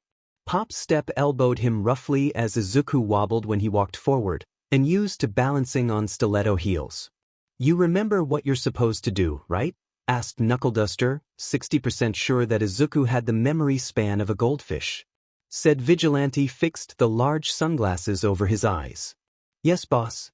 While I give those old rich men the time of their life and Toxic by Britney Spears plays, I need to scope out the businessmen with neat black hair and briefcases talking to possible trigger junkies. If I see someone that looks familiar to the description, I'll alert you by dancing on the pole. The immortal saluted, which earned a thumbs up. Great, but you don't need to dance on the pole to tell me, you could just nod at the person. I know, but I'm going to anyway. It's called showbiz, honey. The half-masked vigilante sighed. Hitoshi stared at the screen of his phone during the last 20 minutes of his homeroom PRD. The Trashcan vigilante was being sawed in half by some guy who was way taller than him. The thing that silently fascinated and horrified the lilac-haired boy was that the vigilante didn't look like he was in any pain at all. But the phone was propped up on his desk by his water bottle when a skinless hand swiped it. Whoa, isn't this the TCV? Thought it would be dead by now or something, a girl exclaimed, the muscles on her face stretching and contracting in awe. Hitoshi lamely stared at her as a boy with dark skin and coiled hair looked over her shoulder with interest. Someone coughed and when the teenager turned his head, it was the salmon-haired girl that he had quirk training with. Are you talking about the Trashcan vigilante? Asked the short girl in a barely audible whisper. She had stars in her eyes. Oh, you're a fan of him, Emmy? The almost skinless student suggested. Emmy, whose starry eyes disappeared as her face turned the same shade as her hair, brought her English notebook up to her mouth and nodded. Both the dark-haired boy and the other girl cooed at the adorable Emmy and rushed to pinch her chubby cheeks. While all of this happened, Hitoshi simply stared with annoyance at the thief who stole his phone. He couldn't say anything to get her attention, since years of conditioning had taught him that he shouldn't let the girl reply to him. Thankfully, it only took a few moments for the turquoise-haired girl to realize that his phone was still in her contracted palm. "Sorry, I didn't mean to hold on to it for so long," she reasoned, chuckling and placing it onto the lilac-haired teenager's open hand. "Also, I don't think we've been introduced properly.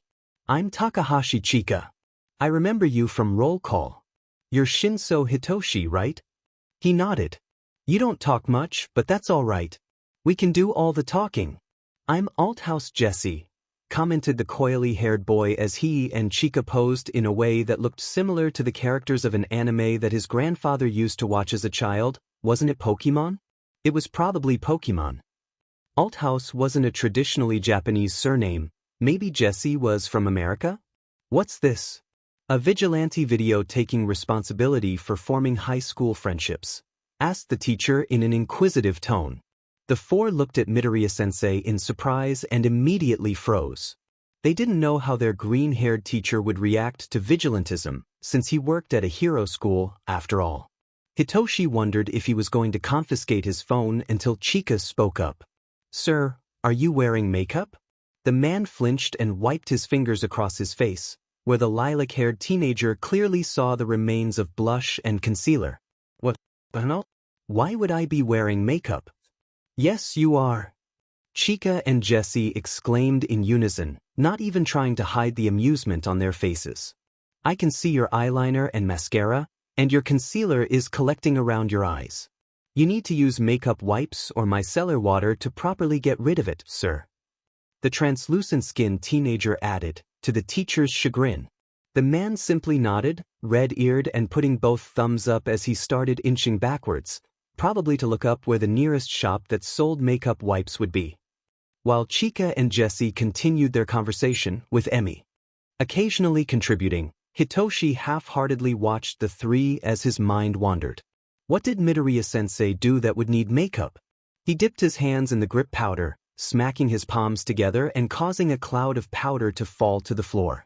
Some men at the front cheered once they realized the Izuku was going up to the pole. Izuku, still wearing his large sunglasses, sneaked a look at a neatly dressed businessman sitting at the booths, then to Knuckleduster loitering around the entrance, who was wearing Groucho glasses instead of his usual masqueradish mask. It was Izuku's ingenious idea, really, even if the taller male was completely against it at first. Where were Pop Step and the Crawler, you ask? Hiding in the vents, sticking their phone cameras out of the grates and snapping a few pictures of the area. There was a man in a terracotta suit at the booths, surrounded by both men and women who were eagerly staring at his briefcase. Were they going to strike a trigger deal? In a strip club? Every day we stray further from God. The immortal grabbed the pole and started spinning to get the crowd riled up. It was essential that Izuku drew as much attention to himself as possible, for many reasons. 1. He craved attention. 2. He wanted to get some coin for dancing on a pole. 3. Knuckleduster had to have the attention diverted from himself when he would interrogate, beat up, the proper suspects. Holding the pole with his fists in a vice-like grip, Izuku lifted his body in the air as his lips twitched upwards at the businessman, who was still whispering to his own crowd in hushed tones. The uproar caused the trigger group's attention to switch to the stage. The black-haired man smiled, oblivious to what would happen to him next. He bent his body sideways at the hip, legs angled precisely and toes pointed towards the target. The green-haired man's eyes shifted, glancing at Knuckleduster, who was already advancing towards the booths. Izuku decided to look away from the altercation that would be happening, and instead continued to entertain a few old guys by wrapping his thighs around the pole and letting his hands grip on the pole free. He was upside down, grinning with satisfaction when a few notes found its way against the arms of his glasses. If the immortal happened to make a bit of cash by dancing sexily for a few people, then so be it. But it was all fun and games until someone electrocuted the pole. "Your customer turned into a villain?" Naomasa asked in incredulous tone. From beside him, Sansa was taking notes on a holographic notebook. The neon green-haired woman in front of the two policemen nodded, crossing her arms and hunching over herself. We were in the VIP room when she suddenly injected herself with an EpiPen and turned into a ball of lighting. I was electrocuted unconscious, but when I came to, I saw that she'd left the room, so I grabbed her ID from her bag. The dark-haired man and the cat-headed officer exchanged a look. Could this strip club attack be related to the impromptu villain appearances that had been happening lately? Was the TCV involved in this incident, yet again? It seemed like he was becoming a common occurrence lately. Ms. Iguchi, may we have that piece of ID? And is there any recorded footage of last night's events? Nao Mesa inquired. Ms. Iguchi dug into her shoulder bag and pulled out the Lightning Villain's driver's license. You'll have to ask my boss about the CCTV footage, but I think I have some more information that I can give you. The detective nodded, gesturing for the woman to continue. I'm pretty sure that one of my colleagues had something to do with the attack. It was her first day and a villain attack happens? It's too suspicious to be a coincidence. Both policemen struggled to hold back their winces at the apparent bias in the green-haired woman's tone. Thank you for the insight, Ms. Iguchi. As the detective and officer were about to leave to investigate the security footage, Ms. Iguchi stuttered and jumped in front of them. Wait. If you need a description of her, she's around 170 centimeters, long blonde hair, and was wearing a checkered two-piece with large sunglasses last night. We'll be sure to keep an eye out for her in the footage. Why has Nao Mesa's life come to this? On one of the screens of the full-color CCTV footage, a blonde on the pole was dancing to a snazzy song. The woman's legs were wrapped around the pole, so she was upside down when a visible current of light made its way to the metal. She dropped to the ground and started seizing harshly as the crowd in the front row jumped out of their seats and scurried away with panic. True to Ms. Iguchi's word, a bright ball of white light burst into the room and wreaked havoc. The woman clad in the checkered bikini was still jolting her body across the stage. After the villain left her mark like a furious tornado, the strip club was barren save for a few unconscious bodies, until the blonde Estarpar started to lift herself off of the ground. With utter nonchalance, the woman wearing the ridiculously oversized sunglasses waltzed off the stage and into the dressing rooms. Sansa rewinded the footage and paused it to get a side profile of the unnamed Estarpar, as both the detectives' and officers' mouths were agape with shock. Does the TCV have a sister or something? They have similar body language and it looks like they have the same quirks. The detective rubbed at his temples, eyebrows drawn together, as he sighed deeply. I don't know anymore. Are you okay? Those scars look like they hurt, worried the crawler. Izuku simply looked over his marred skin curiously. I'm good, but I've never had any injuries that have had this much of an impact on my body before. Over his skin ran cherry-red Lichtenberg scars from head to toe. He even took off his stiletto heels to prove this theory. Wait, how long did Lichtenberg scars last? A quick Google search might do the trick. Lightning flowers appear on 20 to 30% of lightning strike victims. They appear shortly after getting struck, and typically lasts for a few hours to a day or two, and occasionally longer. Am I going to be stuck with this for an entire day? I have a class to teach tomorrow. If I turn up with these scars all over me, things are not going to be funky, the immortal mumbled to himself, rubbing a hand over a freckled and scarred cheek. Pop Step and the crawler were peering over his shoulders to read the news article. What? You're a teacher? Where? The crawler pried, backing away and audibly muttering about which of his university professors could possibly be the trash can vigilante. Perfectly reasonable, to be honest, considering the kid's never seen Izuku's face yet. Pop Step, however, even though appearing to be around 18 and probably in high school, was as cool as a cucumber. Izuku simply scrunched his face up from behind his sunglasses. Why would I tell you where I work? Whack dash. Suddenly, it was like a that's so Raven vision, except his vision looked into the past rather than the future. Izuku couldn't help but notice the student ID tag that was clipped to the vigilante's bag. Hey Mawari Koichi?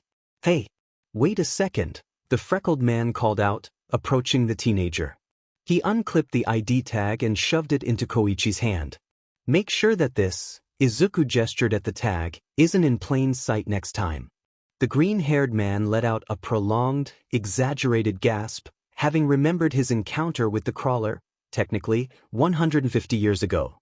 Heimawari Koichi? Koichi, shocked at having been recognized so suddenly, immediately came to the conclusion that Izuku was one of his university lecturers. Professor Arima? What? Why dash? Okay then see you later. I'm going home. Also Professor, I'm sorry that I didn't come to class today because I was too busy with this KB dash. And with that, Koichi ran off like a lizard who had just lost its tail, while Knuckle Duster, Pop Step, and Izuku were left wondering what the hell just happened. The pink-haired vigilante turned to the immortal. Well, oh look, your scars are starting to fade. Huh, neat. Juggling a total of 2 clipboards, the entirety of 1 CS homework sheets that he needed to mark in replacement of Ishiyama Ken, and his laptop, Izuku patiently slid the door of the teacher's lounge open with his foot. From inside, murmuring could be heard. Namuri, I swear, if you take my instant coffee packets without telling me again, I will throw you right out of this window. Came the familiar voice of Aizawa Shota. Wah, it's not my fault we buy the same instant coffee packs. Jesus, you're acting like I just spat on your grandma's grave, exclaimed a new, feminine voice. Guys, I have a simple solution to this. How about we just come up with a roster where we take turns buying the coffee packets every week? Reason, wasn't that the guy with the Eiffel Tower hair? Shut up, Hizashi, I still haven't forgotten the times when you stole my chocolate milk without me knowing.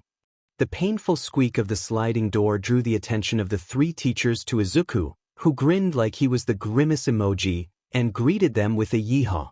Oh hi!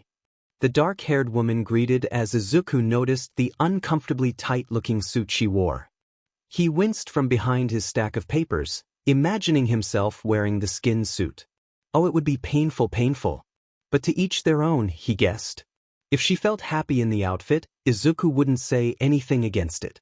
The immortal plopped down at his desk, filed the homework sheets for later, and opened his laptop for a productive lesson planning session. The other 3 teachers decided to dial down the intense bants and sat down at their desks. Shota silently got to work, with a mug of scalding hot water. There was nothing else in it, in front of the green-haired man. However, Izuku, like the disgusting magpie he was, noticed a shiny golden ring on the man's left ring finger that hadn't been there when they last talked. He immediately perked up. Sticking his nose in his coworker's romantic life? Now that was right up his alley. Psst, Eraser, is that bedazzling little 8-carat diamond ring on your finger an engagement ring? Izuku whisper-shouted rapidly. In return, the pro-hero gave him a perplexed expression and nodded slowly.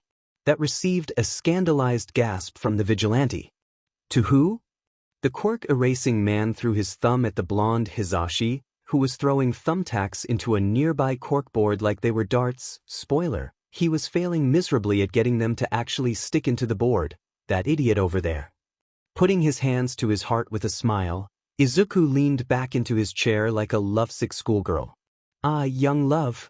I'm literally 35 years older than you. When you were learning how to use the toilet, I was in school being taught my 12 times tables. Hey, that's rude, Eraser. You're lucky I don't make you use honorifics or titles when you address me. Touché. As Shota returned his attention back to his work after the immortal's acceptance of defeat, said immortal's hand retreated to fiddle with his beaded bracelet threaded with his own golden ring. You're going down, Hitoshi. I'm going to give you the old razzle-dazzle. Jessie exclaimed, clapping twice and temporarily blinding the lavender-haired student. Staggering backwards, Hitoshi's face twisted into a frown. We're not allowed to use quirks. This is a boxing exercise, was what he wanted to sign, but the only non-vocal language Jessie knew was Braille, in case he was blinded by his quirk for an extended period of time, so he unfortunately wouldn't understand. His ready-to-sign hands momentarily dropped to his sides before going into a semi-crouch. The student opposite to Hitoshi gave a toothy grin, fixed his foot stance and brought his left fist to cover his chin while his right arm was bent at a 90-degree angle towards the other student, the textbook stance. The usually tight-lipped Hitoshi smiled with amusement and gave a breath of laughter. Over the course of 2.5 weeks, the teenager had pretty much unwillingly spent all of his free time with Jessie, Chika, and Emmy, and when all of your time with them was used listening and watching, you notice things. Although Jesse was vertically challenged and could be considered one of the shortest people in the Gen Ed course, he was surprisingly stocky and probably weighed just a bit less than Ryuta in muscle mass. Of all the boxing styles, this guy would obviously be a slugger. While the lilac-haired teenager had all experience in boxing, but his dad loved ranting about all that boxing jazz. Hitoshi couldn't count all the times there had been a match on TV, and his dad practically pleaded for his son to watch it with him. He silently thanked his old man for having an undying love for boxing. Hitoshi would have to make sure that all of the hits that Jesse made wouldn't hit him, in case they'd knock him out. From inside his mouth, his tongue scraped against his mouthguard anxiously. Well, here went nothing. The taller student threw a simple, poorly executed hook and immediately regretted it. Jesse had swerved under his fist because of his tiny stature and was coming in for a mid-range overhand. While his heart plummeted into his stomach, Hitoshi scuttled backwards so that the punch would just miss him. Jesus Christ. He was literally in fear of his life. The teenager would have to just settle with dodging the other's throws. A jab was blocked with his gloves and an oof from the force of the impact. An uppercut was evaded with some skittish footwork. Even a fangboa punch. That time, he couldn't dodge or block it and was left wheezing on the ground with a spasming diaphragm. How in the fresh hell would Hitoshi land a proper hit? Unfortunately, the lilac-haired gave up and decided to lay down on the cold floor. From above him, Jesse whooped in victory.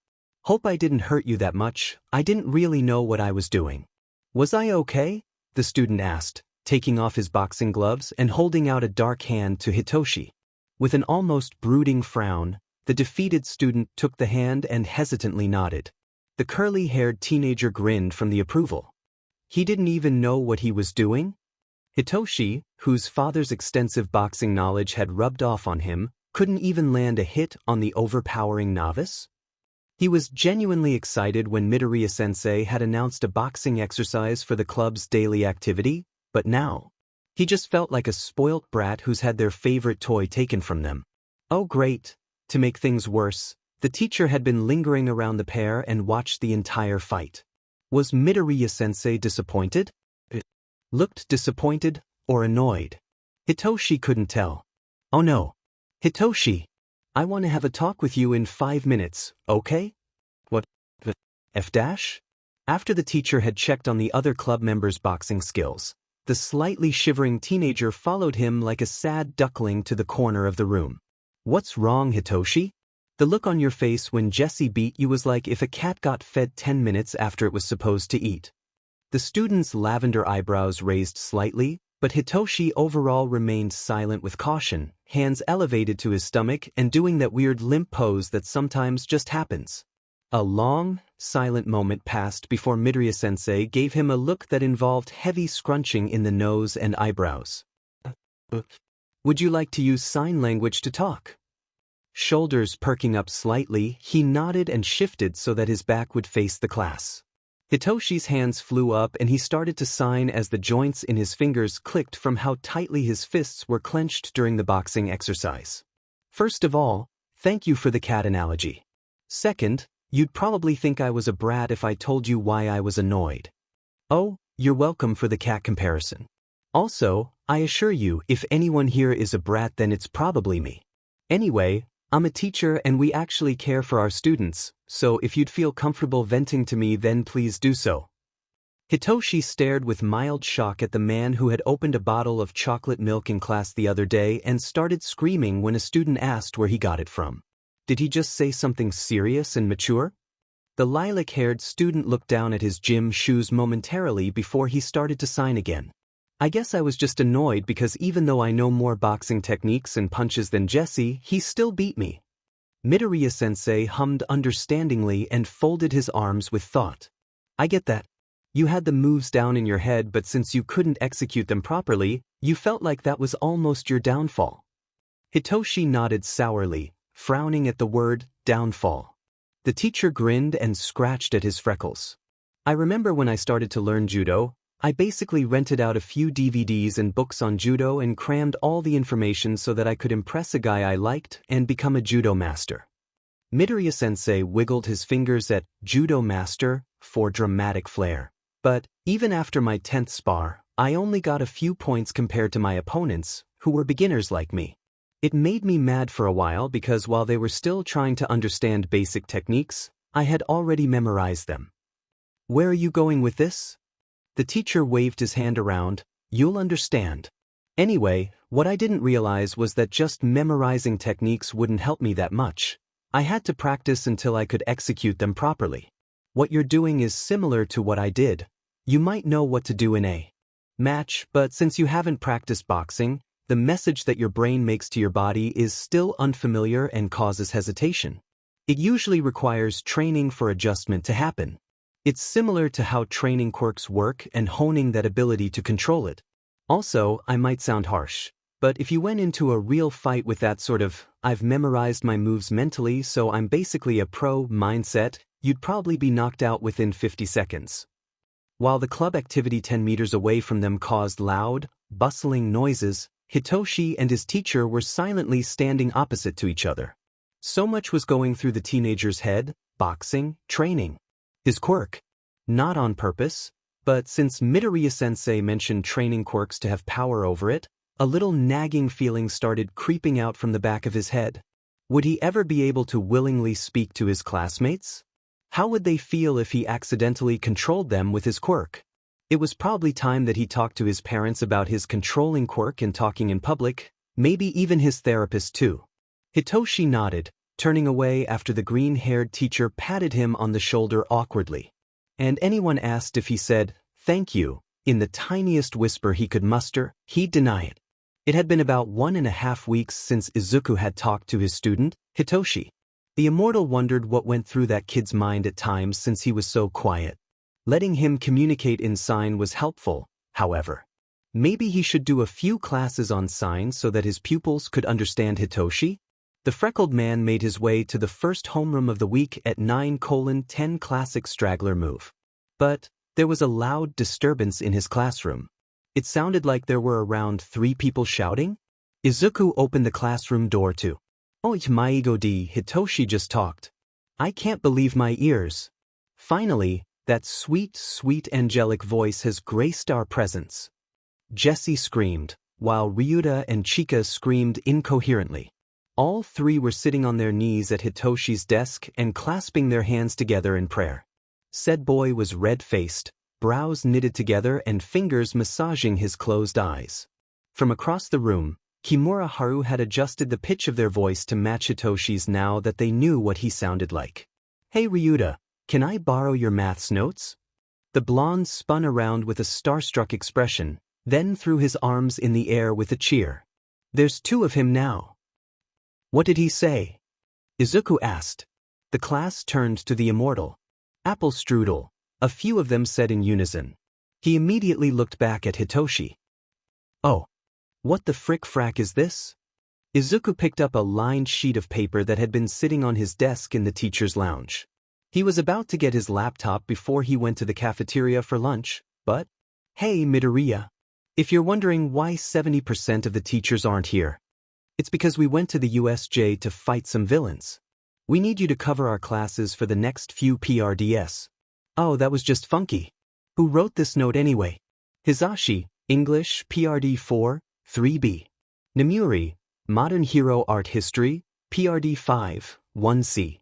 Snipe, Psych, PRD 6, 1B. A quick look around the teacher's lounge told the immortal that a few other teachers who had stayed behind were clenching various pieces of paper in their hands: sticky notes, lined paper, a 3-sized paper, and a scroll. Izuku looked back at his list. He could handle teaching English for the 3rd years, since he was almost fluent anyway. Modern Hero Art History for his homeroom class? That name had to be shortened down or something. A look at the lesson plan would help, plus he trusted his class to do their work. But psychology for a hero course class? He didn't know one thing about brains or the class he was substituting for. This would be just great. Izuku huffed as he walked to the next class he'd be filling in for.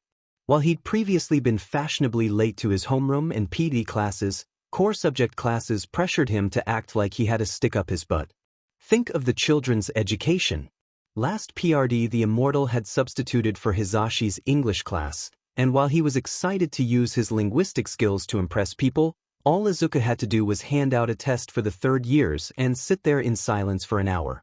Nevertheless, he pulled through and quietly listened to a podcast talking about how he could dispose of a body in less than 20 minutes while tapping away at his laptop.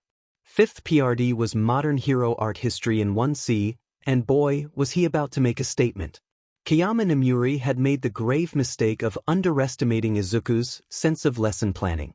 In her defense, Nomuri probably didn't want the class to go through any content without her being present, but seriously?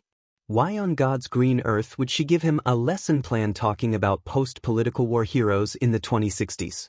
Since when did that correlate with art about modern pieces of art focusing on hero culture?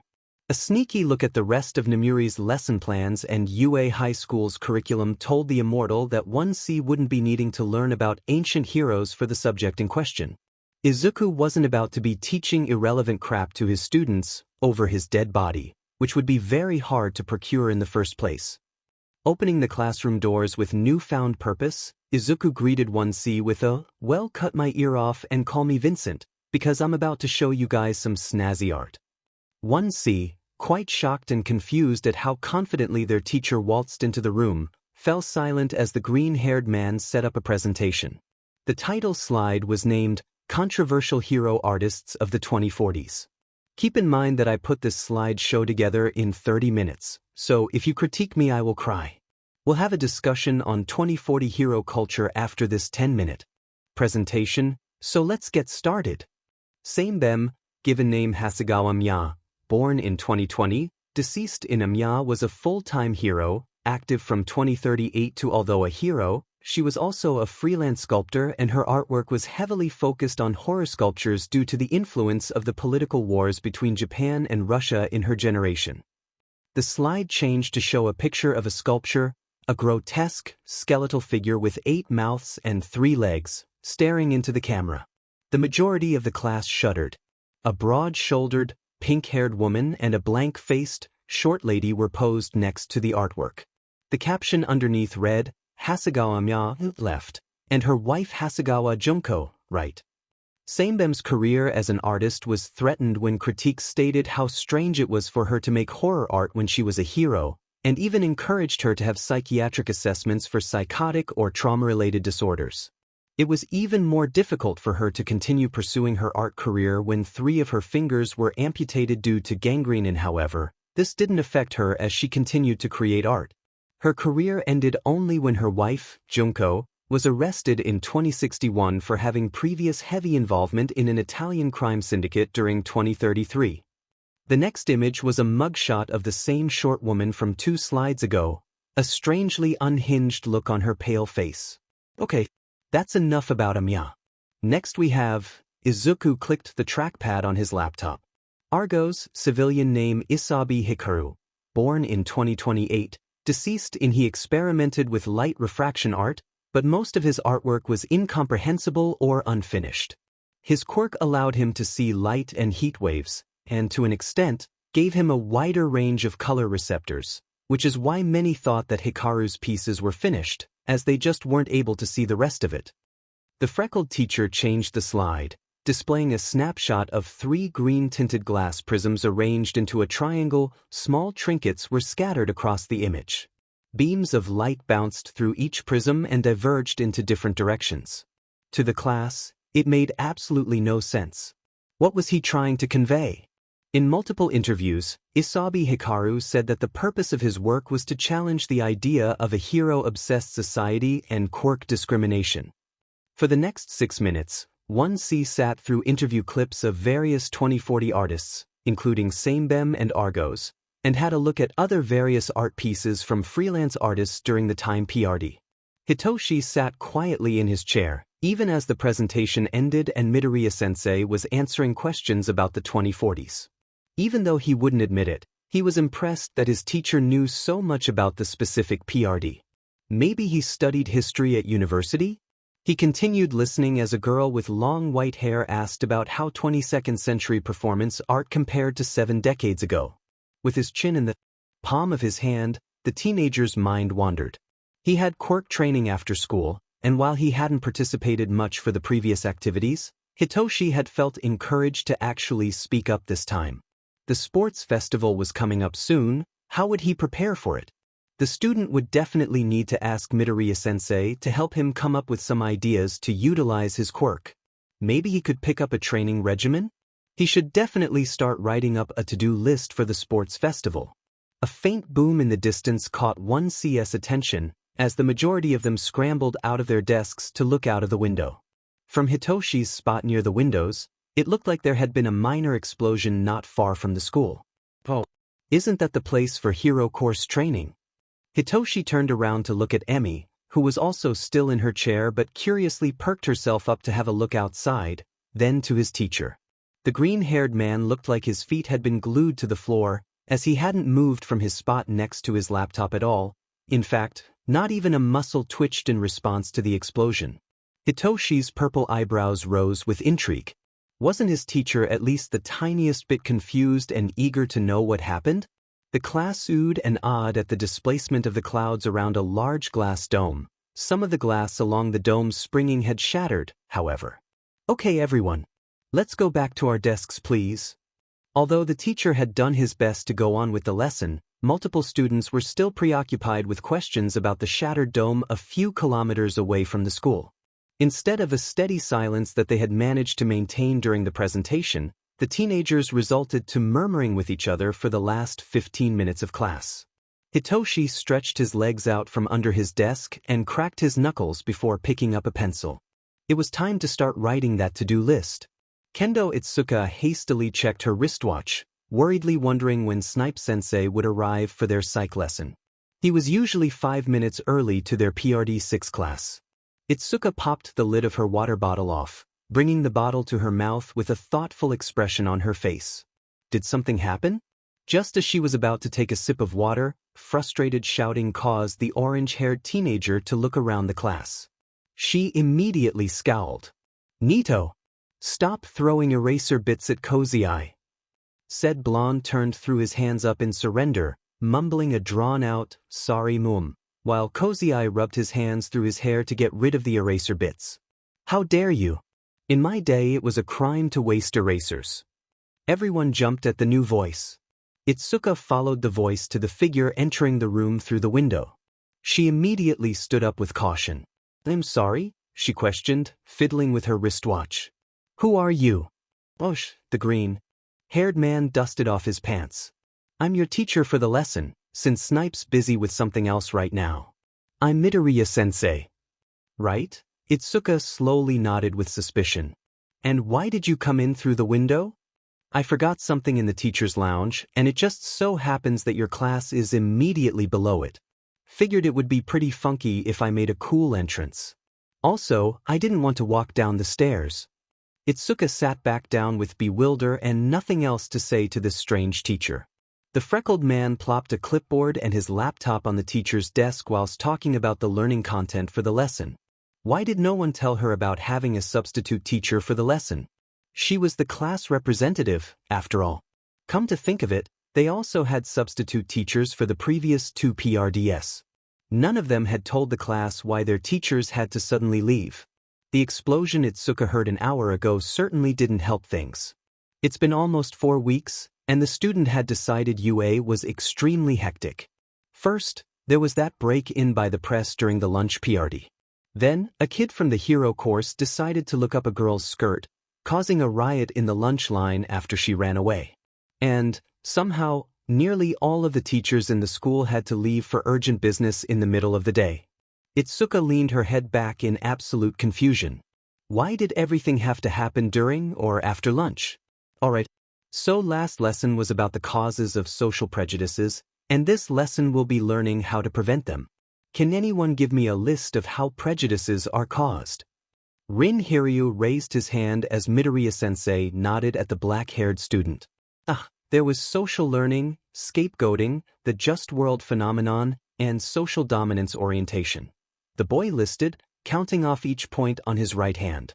The teacher nodded, pulling himself up on his desk and opening his laptop. Cool, and could someone describe what they mean for me? That time, Shota Nairenjiki, a stout, fair-haired kid that sat at the desk next to Itsuka's, put his hand up. Social learning's how someone learns how to behave through the punishments and rewards administered by others. Scapegoating is when you blame a certain group for a problem that isn't their fault. The just world phenomenon is believing that the universe is just and people deserve their circumstances, and social dominance orientation is the belief that certain groups should be ranked according to their worth. Although he was fiddling with the small red laptop, the teacher had nodded thoughtfully and looked like he'd been paying attention. Immediately after Nairenjiki stopped talking, a PowerPoint illuminated the classroom's whiteboard. Itsuka tuned out her surroundings and picked up a pencil to start writing. And after a good 20 minutes, her hard work had resulted in a page's worth of notes. Reducing prejudices. Intergroup contact. Increasing contact between the group who hold the stereotype and the targets of the stereotype. Equal status contact. Cooperative social interaction that occurs at the same level without obvious differences in power or status. Sustained contact. Midoriya-sensei had suddenly decided to interrupt Itsuka from reviewing her notes and asked, "Can someone give me an example of prejudice in our generation?" And as Nito, like the rest of the class, realized that the man probably wasn't a hero unlike their other teachers, he decided to raise his hand with flair and stood up from his chair. When the blonde advanced to the front of the class, Itsuka covered her face with her hands with an exhausted groan. On multiple occasions, Nito had proved himself to be persistently annoying when he'd realized what your weakness was. He'd then continue to prod and poke at that weakness until you'd burst. He just loved getting on people's nerves. It was just unfortunate that his next target was the seemingly chilled-out but strange substitute teacher. The teenager rested his elbow on the shoulder of the man, who was still propped up on the teacher's desk. "Well, sir, I guess that there's a bit of prejudice between our teachers and you?" Itsuka cringed at the wording Nito used. Using "our teachers" suggested that Midoriya-sensei wasn't a real teacher at UA simply because he wasn't a hero. It looked like the green-haired man noticed the specific wording, as he'd raised an eyebrow in response. "And why is that?" Nito simply looked delighted as he splayed his hands at his sides in an "I don't know" motion. "Well, I'm guessing that since you aren't a hero, you're ostracized from the other teachers." Midoriya-sensei, although kind of offended and uncomfortable due to Nito getting into his personal space, nodded as an indication for the blonde to continue. "And because you aren't allowed to use your quirk in public, that also makes you way more inferior compared to them." The teenager was interrupted by a few scandalized shouts amongst the students, Itsuka included. "It might not seem like it, but I bet that most of your coworkers look down on you." More chaos ensued, a few teenagers shouting that Nito was going too far. The teacher simply stood up from the desk, opting to cross his arms as he leaned against it. It looked like he was thinking about something. "All right then, fair play. But would my situation compare with the Gen Ed course? They aren't allowed to use their quirks during school hours, and you are. So, do you think they have less value?" That definitely did something. Nito brought his hand to his chin, as if he actually had to consider it. Itsuka inwardly seethed, clenched fists causing her nails to dig into her palms. They were all equal. She wanted nothing more than to develop a telepathy quirk and drill it into the blonde's brain. "Well, I guess that since they don't get much attention and they're a minority in the school because there's only one Gen Ed class, they're pretty much beneath us." "Nito." Itsuka threw her head onto the desk, causing an audible bang. That's where you're getting a bit too objective there, Nito, right? I can see that you're judging those kids based on the facts and information, but have you ever even held a decent conversation with a Gen Ed kid?" The blonde teenager froze, eyeing Midoriya-sensei warily. Then he shook his head. The teacher tooted. Not good, he muttered, then turned to the class. "Hey everyone. Thanks to your very thoughtful classmate, I'm giving you homework." 1B groaned, some lunging out of their seats to attack Nito. Midoriya-sensei laughed. Quiet. It's not that bad. For the next week, I want you to have a meaningful conversation with at least 2 students from the Gen Ed class. You'd be surprised at how much you'd get along with them." Itsuka's brows twitched together, before she looked back down at her notes. The orange-haired girl huffed with laughter and highlighted a point on her notes. This teacher was strange, of course, and relaxed. If you don't do it, I'll know. I have my ways. But kind of petty. Sustained contact. Prolonged, cooperative activity rather than casual and purposeless contact reduces prejudice between groups. Hey, how are our classes? Hopefully you didn't grow any gray hairs from all that stress. Izuku paused from collecting a stack of A3 paper and colored pencils from his desk and looked up. It was Yamada Hizashi, or Present Mike. He was back from the urgent business from lunch and was nursing a cup of green tea. The blonde was also sitting in one of the plush sofas that the teacher's lounge had littered around the room. Man, it looked real comfy. Aye. Your English class was okay. Nemuri's class was pretty fun, but 1B. Hizashi nodded with an understanding look, sighing with some kind of amusement. They're a bit wild, right? Individually, they're not as loud as me, but when you put them all together, they can definitely make a racket. Yeah, especially that Nido kid. It might not seem like it, but I bet that most of your coworkers look down on you. Hizashi hummed, pushing himself out of the sofa and walking over to his own desk. The freckled teacher, reminded of Nido's accusation, awkwardly turned back to the papers in his hands. Publicly using his quirk with his civilian identity was definitely a no-no, of course, so he couldn't use it anyway, even if he was granted permission to do so. But was it possible that some of the people he worked with saw him at a disadvantage just because he didn't have a hero license like them? Izuku couldn't care less if it were strangers that thought that about him, but what about Hizashi, or Nemuri? Or even Shoyuta? The immortal had thought he'd been steadily forming friendships with the blonde and dark-haired woman over the past weeks. Izuku was even content to say that he and Shoyuta had a strange but friendly rivalry. Would he do if it turned out they didn't like him at all? Hitoshi sat next to Shigeru on the foam mats of UA's gym, knees drawn up to his chest and fiddling with a blue pencil. Earlier, Midoriya-sensei had walked into the gym with a stack of papers and colored pencils, announcing that they'd be brainstorming for their quirk training. What we'll do is sit in a circle like a group of besties and come up with ideas for how you could use your quirks in the sports festival, the teacher demanded. Sounds fun. Shigeru added rather wistfully. The green-haired man clapped his hands. Let's get to work. And so they did. It turned out that Shigeru, although able to teleport objects to his person and hold them in a stasis field, couldn't teleport things heavier than 500 grams from 500 meters away. He expressed concern for there not being anything for him to use his quirk on during the festival. I guess 500 grams is your limit, huh? Well, have you tried using your quirk on multiple 500-gram objects? While a 3-kilo object could cause enough damage, 6 objects worth 500 grams each could do just the same. If you're concerned about the lack of objects, you could always rely on others' quirks to make those objects appear for you. Destructive emitter quirks are the most likely to cause rubble and debris, so stick close to students with those types of quirks, and you should be fine. Nanami, who had the ability to manipulate the atmosphere into precipitating in her general area, didn't know how rain would be able to get her past the qualifiers of the sports festival. The dark-haired girl was also worried about becoming too dehydrated when she'd go through quirk exhaustion. For quirk exhaustion, you should definitely stock up on water and electrolytes before the first round, and drink water during every break you get. But not too much.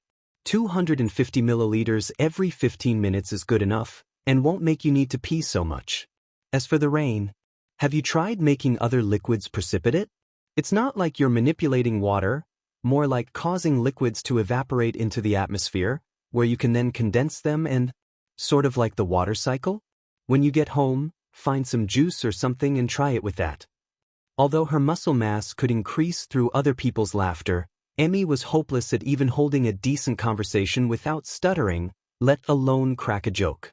The shortest girl of the group was on the verge of tears when she couldn't even get the teacher to laugh at her knock-knock joke.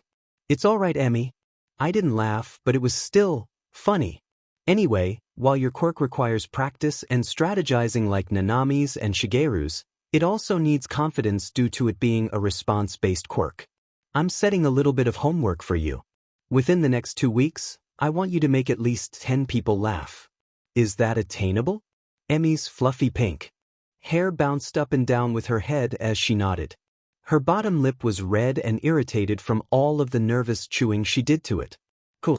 You could also try getting the audience to laugh, but I wonder how you do that. How about nonverbal comedy? Using shticks like falling over in serious moments on live camera could get people to laugh. I'm sorry, but you have more homework. Don't look at me like that. Look up nonverbal skits on YouTube and try to draw inspiration from them.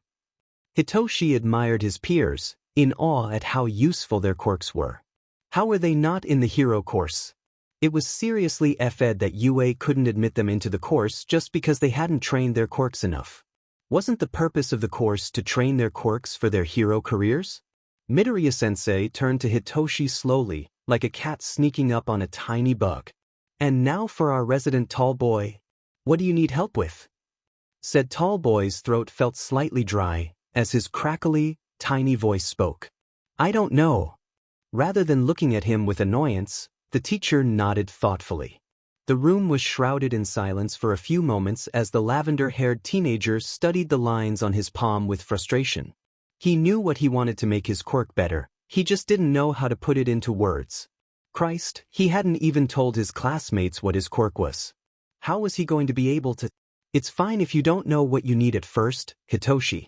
When thinking up a goal, lots of people can get distracted thinking of the destination rather than the journey. Sometimes, we just don't know how to get there step by step. But we can help with that. It doesn't have to be just you carrying the weight on your shoulders. I also want to ask, what particular emotion are people going to feel when you use your quirk? It could be anything. Hope, happiness, amusement, intimidation. Hitoshi thought.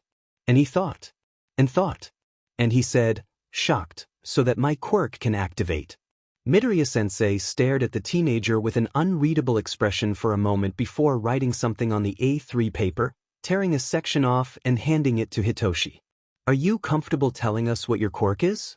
He lingered on the paper in his hands, trying to muster up all the ball he had in his arsenal. Hitoshi looked up at his teacher and nodded. My quirk is basically, I can control someone if they verbally answer me. It's like feeling a tug at the back of my brain, and when I pull back, they've been brainwashed. Ooh, I get it.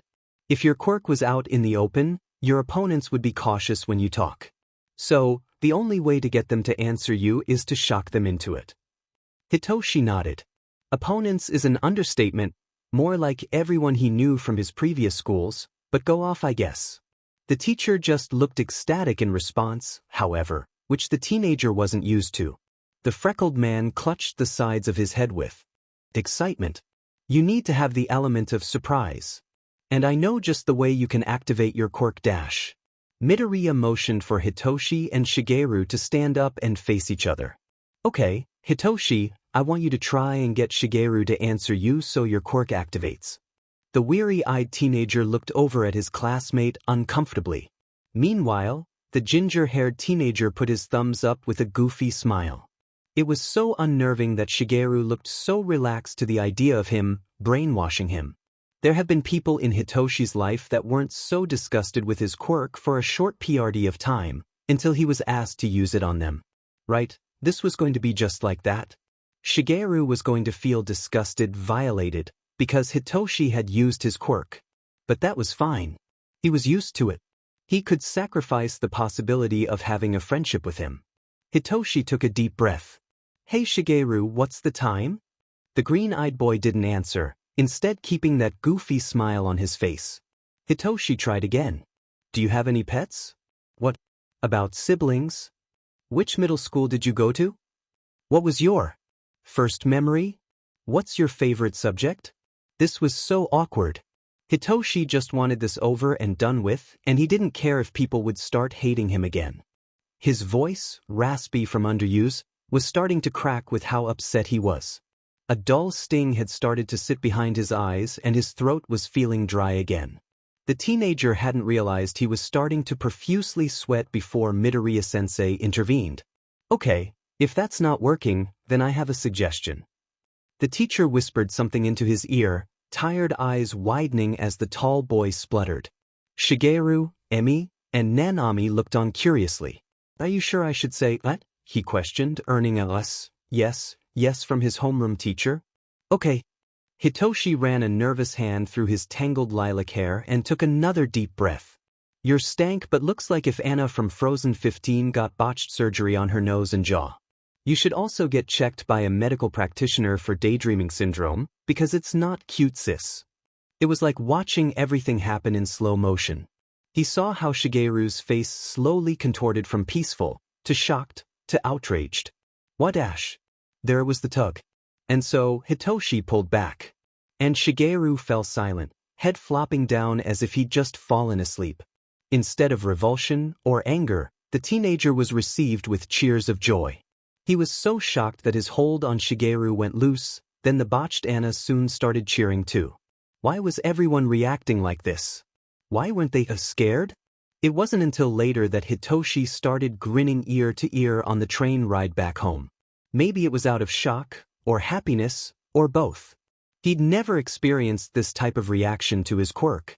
It made him feel warm inside, similar to drinking a gulp of hot coffee and feeling it settle in his stomach. He finally felt relieved. The next day, during lunch, Hitoshi had found himself a nice little spot next to the large windows of the cafeteria. Somehow, he felt different. After his quirk training session yesterday, he found it easier to talk to his classmates. His voice wasn't as crackly as yesterday, but he spoke just a touch bit more and it made him feel proud of himself. Hitoshi was poking at a pickled side dish when someone came into his peripheral vision. Do you mind if I sit here? The blonde towering over Hitoshi's sitting form looked extremely awkward, and his blue eyes were scrunched up with reluctance. With a dull look, Hitoshi nodded before clearing his throat. When he sharply exhaled, from sadness, reprieve, the boy's features softened as he sat across from him. I'm Minoma Nito, what about you? Shinso Hitoshi. It's good to have you back, sensei. Tamura is happy that you're back in the lair. I'm sure Tartarus was terrible. All for one hummed, leaning back in his leather recliner as Kurojiri approached with a metal tray. I'm afraid we ran out of your favorite chocolate pudding cups the other day, but we have these sour gummy worms. If All for One still had eyes, he'd be using them to glare at the portal user. Kurojiri, you know that sour gummies are bad for my teeth, he drawled in a dangerous tone, the venom from his voice thick and acidic. Right, I'll go get some pudding cups right now. I apologize. Suddenly, Kurojiri's heat signature had disappeared from All for One's very limited sight. The man sighed with contempt, reaching for what looked like his record player. Oh, Pretty Woman by Roy Orbison started playing, causing the next sigh to come out All for One's mouth to be out of peace. Ah, the sweet melodies of my past relieve me from my inner turmoil. All for One took out his dentures and placed them in the glass at his desk. The ding of the elevator signaled to Hitoshi and Nito that they'd arrived at the 9th level of the department store. The two were shopping for the looming sports festival next week, where it was likely that they'd sustain an injury or two. Nito was looking for some elbow and knee pads for when he might scrape his knees trying to copy someone's quirk, while Hitoshi was looking for hand wraps to protect his knuckles when he threw punches. The lilac-haired teenager nervously looked at Nito from the corner of his eye, hesitantly peeking at the oversized green shirt and weirdly tight-looking jean shorts the blonde was wearing. It had been a long time since he'd gone out with friends who genuinely appreciated his company. Becoming friends with Nito was unexpected, but Hitoshi learned to warm up to the loose-lipped boy who decided to sit with him at lunch one day. Within the past 4 weeks of school, he had made a reputation for himself as being confrontational and a constantly prodding presence. While he was still pretty confrontational with Hitoshi, Nito never annoyed or made fun of him. He didn't even feel aversion to his quirk. Brainwashing, huh? That's cool. Nito dumbly stated, continuing to play a game on his phone. The other looked at him like he was crazy. Hitoshi shakily pushed the orange phone from the blonde's sight to make sure he wasn't just distracted. You mean you're not creeped out or anything? People say it's a villain's quirk. Nito finally made eye contact with the teenager, probably to get his point across and keep playing his game. It might just be because of my quirk, but I think that all quirks are useful in their own right. I could copy your quirk right now and go rob a bank, but you might go and use your quirk to stop someone from jumping off a building. So, would you consider your quirk to be evil or good if that happened? Now that took a while to consider. I don't know. The blonde teenager simply sighed with an emotion Hitoshi didn't know how to discern. A quirk can't be so easily judged, since it can be used for both good and bad. Some people say that quirks are like guns, they can be used to kill. That might be true, but quirks are also used to save lives, right? A gun has only one purpose, but quirks have lots of possible uses, not just to kill. So, would you say that your quirk is like a gun? For some reason, Hitoshi felt shocked, but a good kind of shocked. The glassy-eyed boy awkwardly turned his face away from the other and sniffled. No.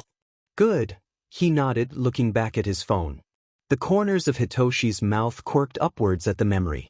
Daimu department store was separated into 9 parts, the gardening and sports section stationed on the last level of the building.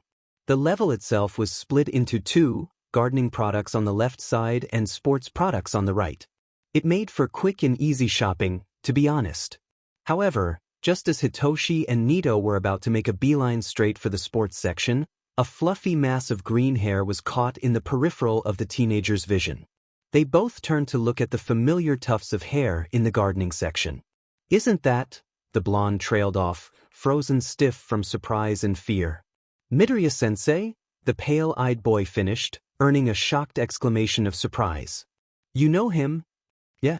He's my homeroom teacher.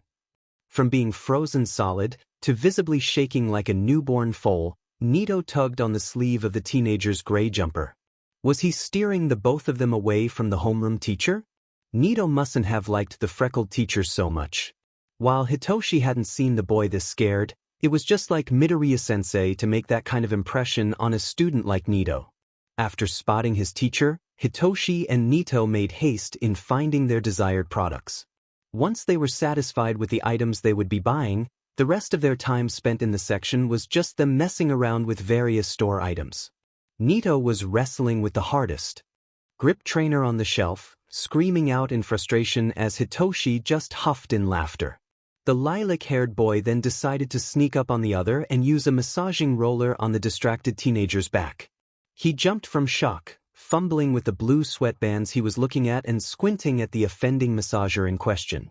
However, when Hitoshi got a message from his mum asking him if he'd had lunch already, the two decided that they'd pay for their respective items. They were in the middle of a conversation about what they were craving to eat as they approached the elevator. The discussion was cut short when the screen above the elevator doors could only read error, even if Nito pressed the button multiple times. Why doesn't it work? There's no out-of-order sign, he mused. Hitoshi went to push open the doors of the stairs to the immediate left of the elevator, except they wouldn't budge. The doors were stuck in place. Suddenly, something hard and cylindrical was pressed against the back of his head. Come back to the store silently, or we'll shoot your brains out. A gun? When the power to the department store's lights suddenly cut out, Izuku immediately knew something shady was happening. The immortal's suspicions grew when the battery to his phone suddenly plummeted to 0%. Was this the work of a quirk? Whatever it was, Izuku needed to know what was going on. The shrieks of customers and store employees weren't helping much. Were those gunshots? You know what this meant? Time to don his vigilante persona. He didn't bring his costume. Well, time to improvise? While the sports section would have been best to find a disguise, the freckled man didn't want to risk being shot in the head and regenerating in his civilian form when traveling halfway across the level. No, he was just going to do his best using gardening tools. Charcoal black weed mats would be a good replacement for his balaclava. The immortal tore a sheet for himself from the cardboard container and poked some holes in it for the eyes and mouth, before wrapping it around his head and fastening the loose ends at his neck with a scrunchie he found lying on the floor. If he got lice from this scrunchie. Izuku took a look at the distinctive yellow long-sleeved shirt he was wearing. The bright green pattern on the front promptly turned inside out so that it would look like a normal shirt. He nodded to himself with satisfaction. Gardening gloves? Why not? They matched with his eyes. Anyway, Izuku made to sure grab a pair of gardening shears and a spading fork, just in case. First things first, I'm the realist. Find the person who had drained the battery from his phone. The green-haired man assumed that the person had a power-draining quirk, but who knows? What? And he was right. Izuku came around the corner of a metal shelving unit, only to swiftly reverse his steps and peek out from the corner. A woman, maybe in her early 20s, was equipped with 3 tasers and observing an electric weed cutter. The maybe villain picked it up, turning it on to test it.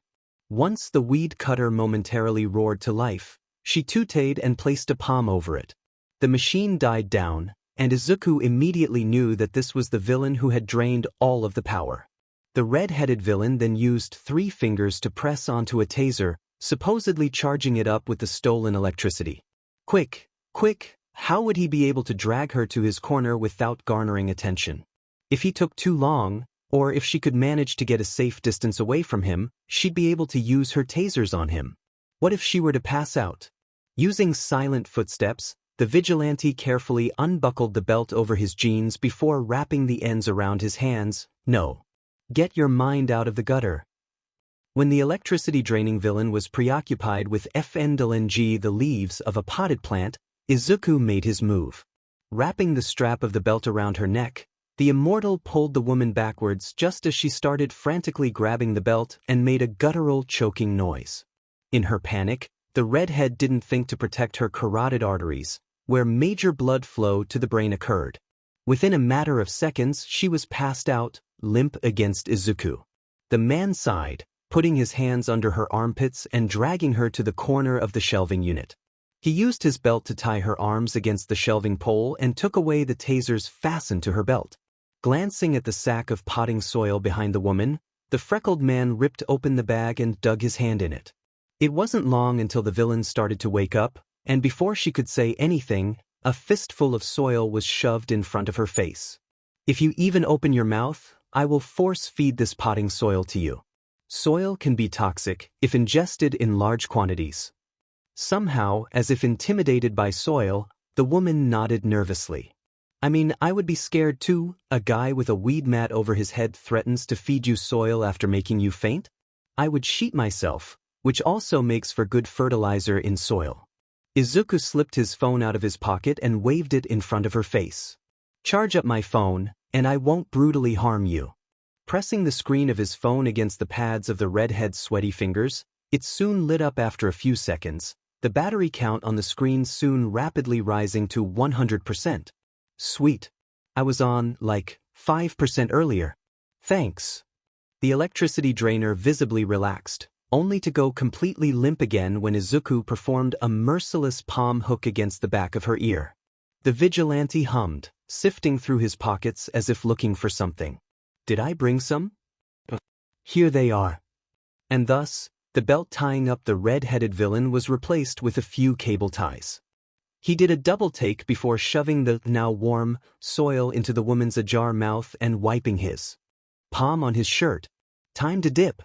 Where could he find a safe spot? Lo and behold, as if someone up in the sky was answering him, the green-haired man found an employee's break room 5 meters away from him. Resuming his sneaky footwork, Izuku dashed into the room and unlocked his phone. Alert!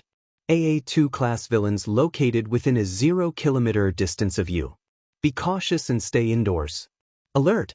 The AA2 class villains at Daimler Department Store will be apprehended by heroes in 17 minutes. AA2 class? Izuku remembered that class of villains being mentioned on the news a few months ago. What was their group called again? The Xena group? Apparently the heads of the organization consisted of 4 people, one with a reflex quirk, one with a minor muscle augmentation quirk, one with cockroach antennae, and one with an electricity. Holy shit! Did he just FNG KO one of the heads of a villain organization? And shove soil into her mouth? Ahaha, no biggie. Fiddling with the settings on his phone, Izuku thanked whatever cosmic being was watching over him at that moment when he successfully connected to the wireless speakers on the 9th level of the building. The immortal looked up from his phone and saw a white-haired kid, maybe 10 years old, wielding a weeding sickle and shaking like a leaf in the corner of the room. With a shriek, the boy threw the gardening tool at Izuku, where the pointed end had miraculously managed to lodge itself straight into his eye. Wincing, the vigilante pulled the sickle out of the socket with a disgusting squelching sound. The shivering kid flinched and curled into himself, eyes wide with terror. Oops. It probably wouldn't be best to traumatize a defenseless kid in a hostage situation. Are you a villain? Barely came out as a whisper. What?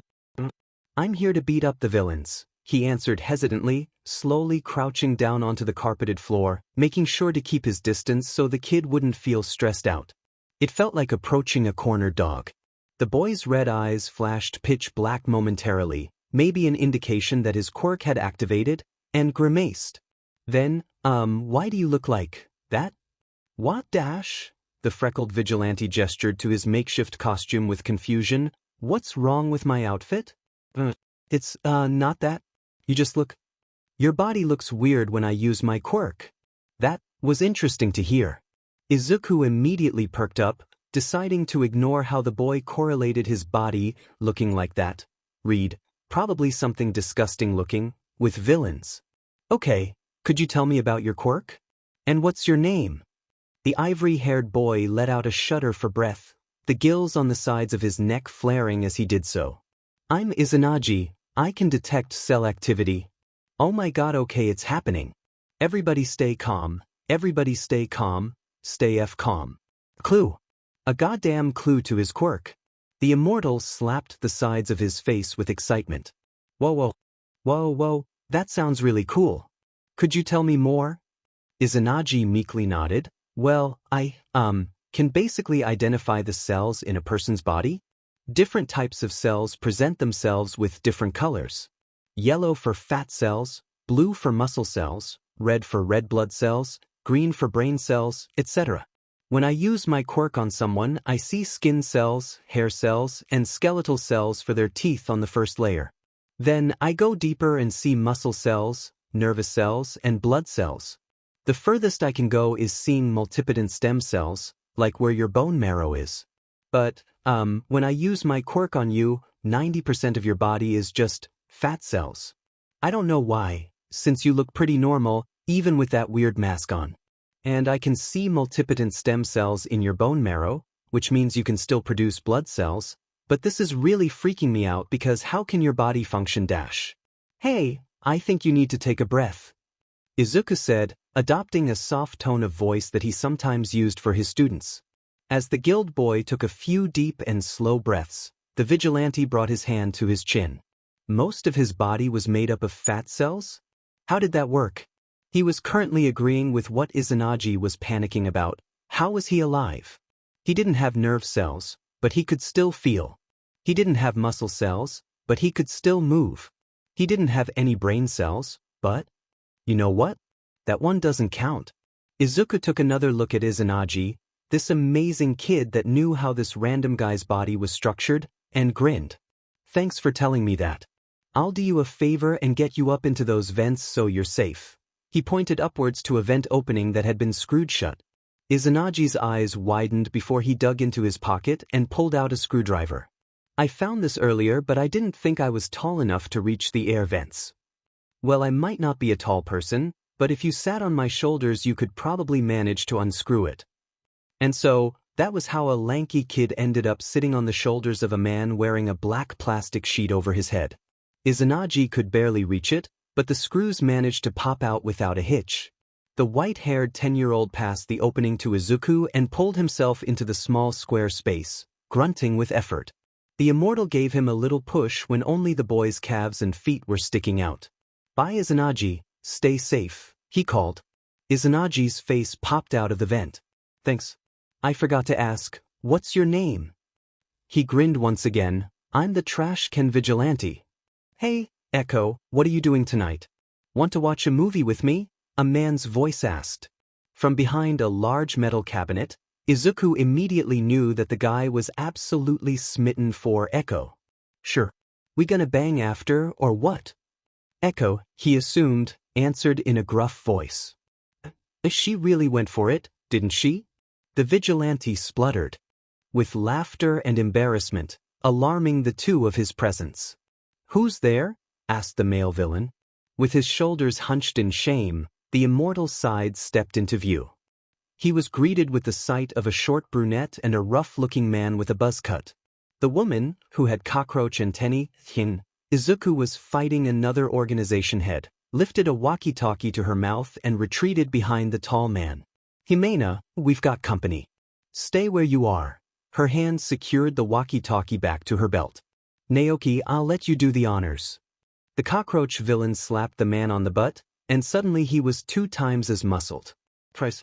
Naoki grinned and brought his finger in a line across his neck. But he was against 2 villain organization heads. The cockroach and muscle ones.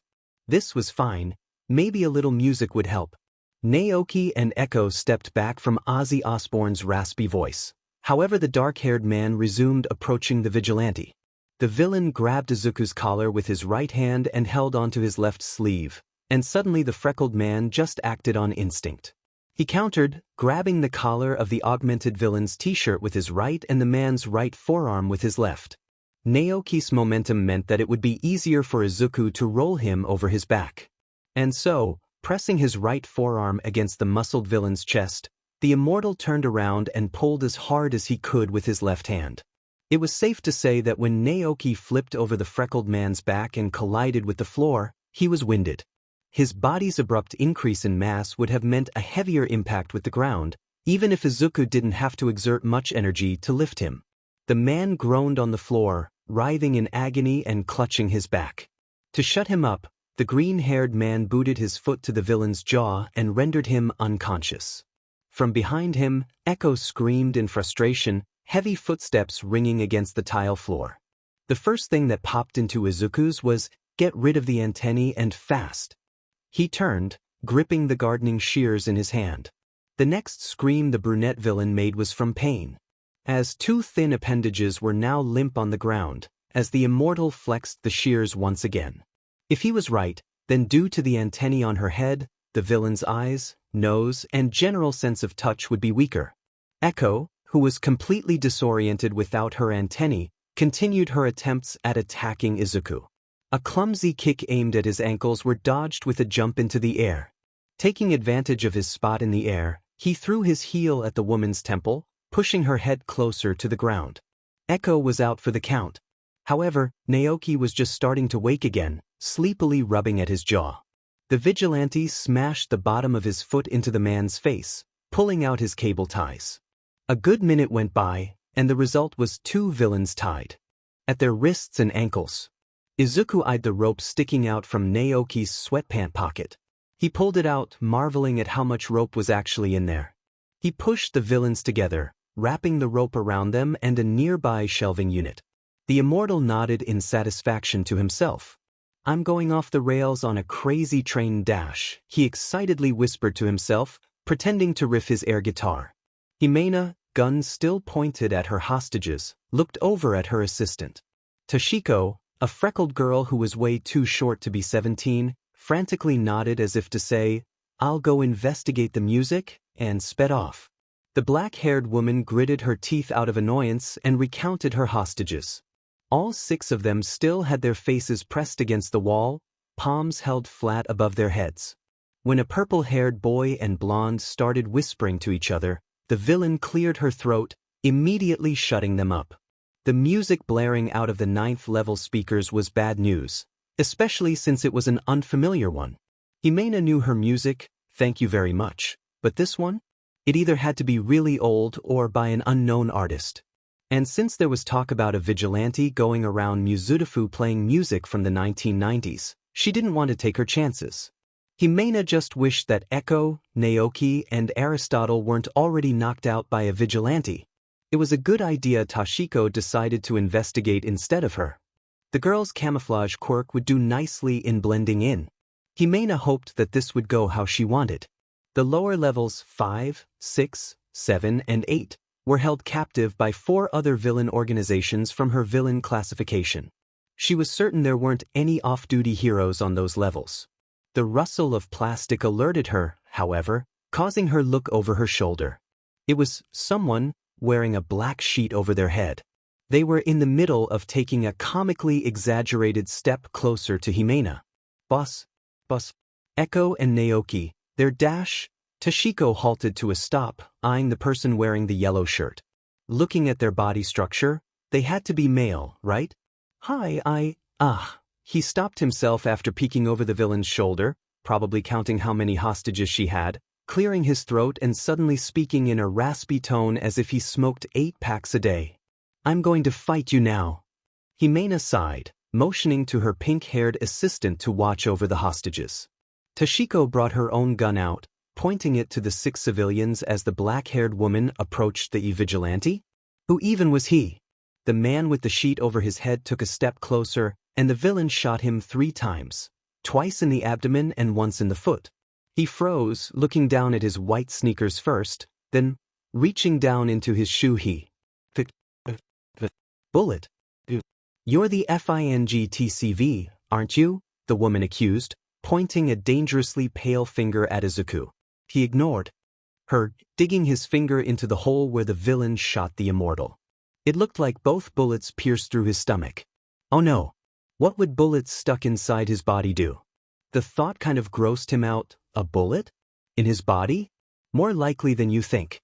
Izuku held his index finger up at the villain, who he was presuming was the last head of the Xena group. That raised finger then turned into a raised hand and tore into his body. He had to get it. Strangely, the last bullet shot at him didn't have much of an effect. While his shoe now had a hole in it, his foot didn't. All the vigilante felt was a tickle over his midfoot and the bronze bullet resting in his shoe. Izuku didn't know what his quirk was doing to his body anymore.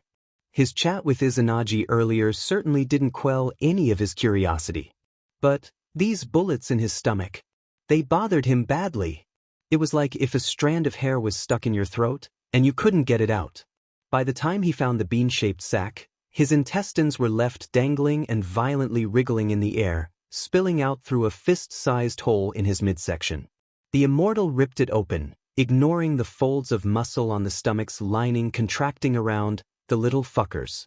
The 2 BSTRDS were shoved into his back pocket. Izuku had more important things to focus on right now. With a heave, the vigilante shoved his digestive organs back into his body like he was stuffing a turkey. The villain was staring at him as if Izuku was something stuck to the bottom of her shoe. She began changing the magazine of her gun as the skin of his abdomen finished stitching itself back together. Another shot was fired before he could think, landing straight into his first intercostal space. And it hurt. The vigilante looked down at the empty syringe-like bullet in his chest and worriedly ripped it out. Why was it a syringe? What was in it? Was it trigger? No, it couldn't be. Why would a villain let her opponent's quirk become stronger? No time to think. Izuku just had to apprehend her quickly and get out before the heroes got here. With a short yell, the vigilante pulled out his spading fork and ran towards the woman. If she was the one who had a reflex quirk, then he'd just have to use good OL misdirection to defeat her. Moving the fork at her face, Izuku waited for her to raise her arms to her head and crouch. The moment the villain did so, the fork was ditched as the immortal aimed his head for her midsection. While he had been hoping for the villain to fall to the floor and lose the air in her lungs, that didn't happen. Instead, her body did a weird thing. Her abdomen twisted to the side, but the rest of her body stayed in place as Izuku crashed into the floor.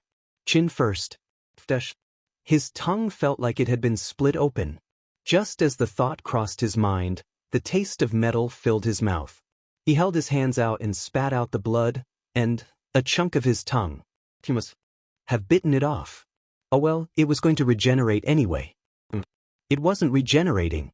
Now, Izuku was dumbly standing in front of an armed villain, a handful of blood slick with his spit and a good quarter of his tongue.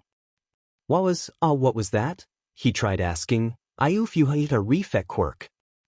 Is resi quirk. I thought you had a reflex quirk? Not a stretchy quirk. The woman, likely putting 1 and 2 together from Izuku's string of gibberish, smirked. Well, that's what everyone else said. I never said I had a reflex quirk. The immortal gasped with scandalization as the stretchy-bodied villain pet her gun at him. Oh, is Ziki? Oh, that's sneaky. Oh sap, you're goa key me? Oh snap, you're gonna kill me? I gotta go. He screamed incoherently, Naruto running past her and into the cluster of shelving units. Safe for now. The vigilante burrowed himself further into a giant plant pot sitting on a bottom shelf, occasionally poking his head out to spit a mixture of saliva and blood onto the floor. He still had no tongue. Should he just leave this to the heroes who would be arriving soon? No. There were hostages, which meant that if something went wrong with the heroes, they could be injured. Hitoshi and Nito were lined up against the wall too. When he recognized them, the freckled man could only feel ice-cold water nestling itself in the pit of his stomach.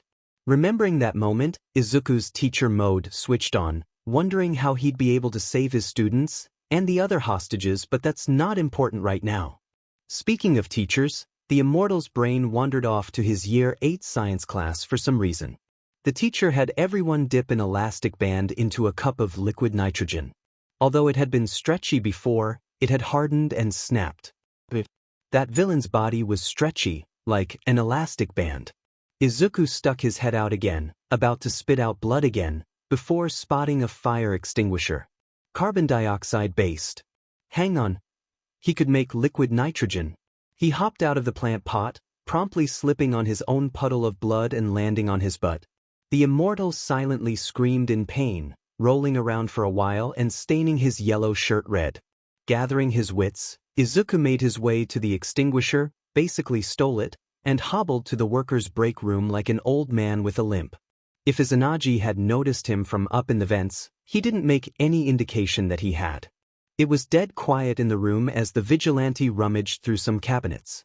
90% isopropyl alcohol in the bottom cupboard and chilled water in the fridge. There was a cotton pullover hoodie draped over a chair tucked under a table. Perfect. He pulled the fabric of the front of his shirt over his nose. Bunching the ends of the pullover's hood around the nozzle, Izuku sprayed the extinguisher for 10 seconds before stopping and admiring his beautiful creation. He made dry ice. He threw his hands in the air with triumph. The immortal emptied a fruit bowl from the table and threw in the chunks of dry ice. Hesitantly pouring in the alcohol, Izuku waved the smoke away, coughed, and then picked up the water. 2 minutes later, and voila! He had poor man's liquid nitrogen. Now, if he were to spray it at the villain. His eyes drifted to the fire extinguisher. A weird grin snaked its way to Izuku's face. Lightly hitting the opening with the knob of a weeding sickle, the extinguisher popped open. He poured out the contents and replaced it with his own solution. With a nod of approval, Izuku now wielded a fire extinguisher filled with liquid nitrogen. It was time to go all out, guns blazing. Fucker. Is me. The villain, Izuku had yet to learn what her name was, so let's call her Stretch Armstrong, jumped and turned around, coming face to face with the immortal. And yes, his tongue still hadn't regenerated, which made this all the more entertaining. Stretch Armstrong scowled, mumbling something about, "I thought I sent Toshiko after you." The freckled man raised his eyebrows with curiosity. The the short girl? He made a swinging motion with the fire extinguisher, like you would with a baseball bat, then raised the back of his hand to his forehead and pretending to faint. The black-haired villain's scowl deepened as she raised her gun. "I'll make sure to shoot you in the head this time." "Yes, no thanks." Izuku had learned from his mistakes, zigzagging his way to Stretch Armstrong and pointing the extinguisher's nozzle at her. A cold, sludgy spray shot out, covering the woman in liquid nitrogen from head to toe. The entire thing took 10 seconds to empty itself, and by then, the villain's movements became stiff. It was like her joints had locked up. Her face contorted with rage as her arm wildly swung around, gun still in hand. Izuku grabbed her wrist and kicked his knee to the outside of her elbow. A sickening crack was audible, as well as the woman's pained screaming. Her hand, violently shaking, dropped the gun as the vigilante brought the same leg he used to break her elbow towards her face. Another crack, probably her nose shattering, before Stretch Armstrong collapsed to the ground sobbing. Just as she did, the sound of a door being blown off its hinges caught Izuku's attention. It was a hero. He took one last look at Hitoshi and Nito, sighing with relief once he realized they weren't hurt, and scampered off like a rat. "And that, kids, is how I Met Your Mother, an immortal managed to KO all of the heads of a villain organization."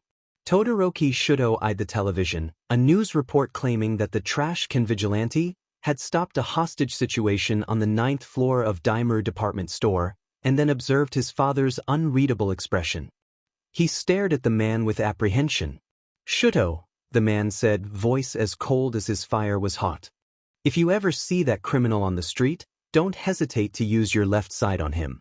No one can withstand the heat of our fire, not even an immortal. The teenager scoffed to himself, turning away to retreat back to his room. Oh, he'd arrest that vigilante all right, but he was going to do all of it with his right side. Anything to piss his father off.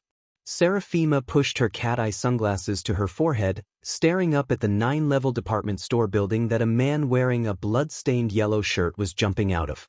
Her stare followed him to a dumpster in a side alley. The redhead grinned when he tumbled out of it, stumbling away while clutching his leg and butt. She crossed the now-empty street, a cheerful bounce in every step she took. Oh, she'd find out the TCV's identity all right, but she wasn't going to tell Sensei or Nedzu. Anything to piss her bosses off. Scuffle, scuffle.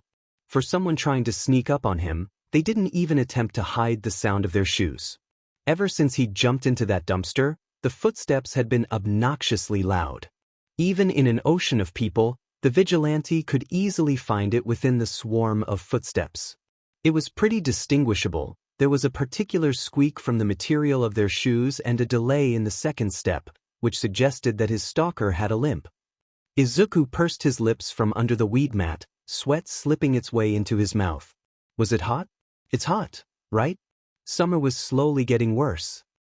What's that? How can it be summer when the school year just started? And didn't I mention that it was still summer at the start of this story? Well, sorry fellas, but that's global warming for you.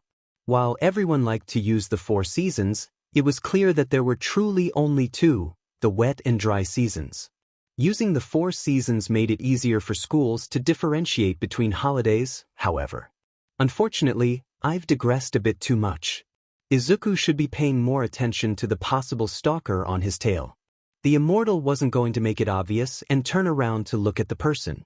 Instead, he took a glance in the reflection of a store window. Of course he could see himself, but there was a prowling figure a few meters behind him. They wore sunglasses, but had distinguishable bright red hair and clothes to match. Where had he seen that hair color before? It was hard to make out the face of the person just from the reflection of the window. Oh yeah, this person looked like that lady who sent him back in time when he sneaked into Ned's office. Maybe they were the same person? What was her name again? Seraphima or something? Izuku crossed the street similar to how an old man would, silently cursing when he glanced in the windows again and saw the red-clad woman still pursuing him. He was this close to his apartment, he had to lose her. Things weren't going the immortal's way today. He went through the trouble of indirectly getting a villain. Organization arrested, had his quirk vanish on him, and he didn't even get the tiny watering can for the succulent that Nemuri gave him the other day. It's a long story, don't ask. Thankfully, he'd analyzed the streets around his apartment complex in great detail. For example, Izuku knew that the narrow alley to his left was always cluttered with random junk and had a rusted fire escape along the right wall. Conveniently, a large part of the fire escape was hidden by a wooden crate. The vigilante had once used this alley to escape a couple whose son was using Izuku to find blackmail on them. Once again, it's just better if you don't ask. He took a sharp turn, hobbling into said alley and ducking behind a rather plump rubbish bag that was chilling next to the fire escape, vibing, perhaps. Izuku heard a pair of shoes halt at the end of the alley and a quiet F-dash. The immortal took no chances and began making his way up the staircase whilst his stalker was still stationary. The extra cover the crate provided would do good in giving him an even longer head start. Once he was halfway up, the beginnings of shoe scufflings made its way down the alley. Izuku peeked down, saw the woman opening the lid of a rubbish dumpster, and made haste. When he reached the top and barely managed to lift himself up towards the roof ledge, the vigilante was reminded of an exploding egg filled with nuclear waste. Good times. Peeking over the edge of the building, Izuku observed the woman who he could now identify as Seraphima, Ned's apprentice and the person who sent him back 150 years with a single touch. The redhead moved a cardboard to the side before resigning herself to defeat. Izuku was pretty surprised at how easily she gave up. There was now clearly a fire escape on one of the walls. Why didn't she go investigate? Maybe she wasn't that desperate to follow him? Whatever. He should be relieved that she'd lost the vigilante. As Seraphima began to leave, the man breathed out a puff of air. He narrowed his eyes at the woman when he felt the petty urge to give the redhead a taste of her own medicine. Let's see how you like being stalked. Karma's a beach, and her real name is Izuku. It was beginning to look like the immortal wouldn't be getting home anytime soon. No, instead he would rather spend his time stalking back his stalker. He had a few lessons to plan when he got home, but they could wait. Whoa ho ho ho ho, I'm getting dizzy. I'll race you across the hallway like this, no ball. You're on, sucker. Hitoshi watched as Chika and Jessie pushed themselves off the wall of their prep room, walking to the door on their hands. Emi trailed after them, dutifully opening the door and following them outside. She was cradling a mug of a type of herbal tea, something she'd consistently done for the past 1.5 weeks. Apparently it helped a great deal with her nerves. Hitoshi will just stick to his warm bean juice. And while he wanted to go and watch 2 of his classmates make idiots of themselves for the universe to see, it'd be best if he did some mental preparation. The teenager glanced at a few of his classmates. Nanami and Taiki were stretching with each other, inspiring him to straighten out his posture and roll his shoulders until the muscles relaxed. Would he be able to do this? It had only been a few weeks since he'd first spoken to his classmates, and 1 week was spent having casual conversations with students from other courses. Most students were from 1B, generally because he was friends with Nito. Of course, there was that odd outlier where the teenager allowed Nito to copy his quirk and command him to talk to one. That was something. Nito probably laughed and screamed in amusement about 80 times after, and an embarrassed Hitoshi attempted to avoid the entirety of the hero course for the whole day. Learning how to use his voice around strangers was one thing, but using his quirk was a different story. Of course Hitoshi was concerned about being judged, but there would be less of a chance of him being bullied, right? In this hero school, people would be aware of quirk discrimination. The thought allowed the teenager's mind some peace. Wait, the sports festival was going to be broadcasted on live television. And it was certain that the media would be writing articles about the event. Now he wasn't so sure that the people watching at home would be so forgiving. Hitoshi could see it now, Gen Ed student with villain's quirk. Stop that.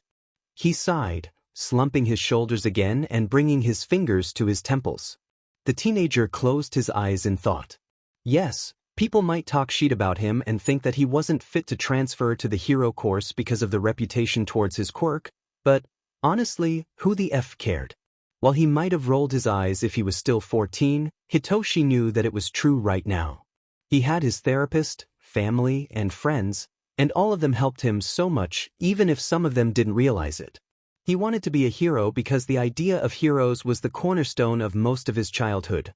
Watching hero documentaries with his dad, going to hero meet and greets with his mum, playing heroes and villains with his cousins, and always having that buzzing feeling seeing a hero save someone, the one where it feels like you can't breathe, in a good way, and your palms start going clammy and your eyes can't seem to tear away from them.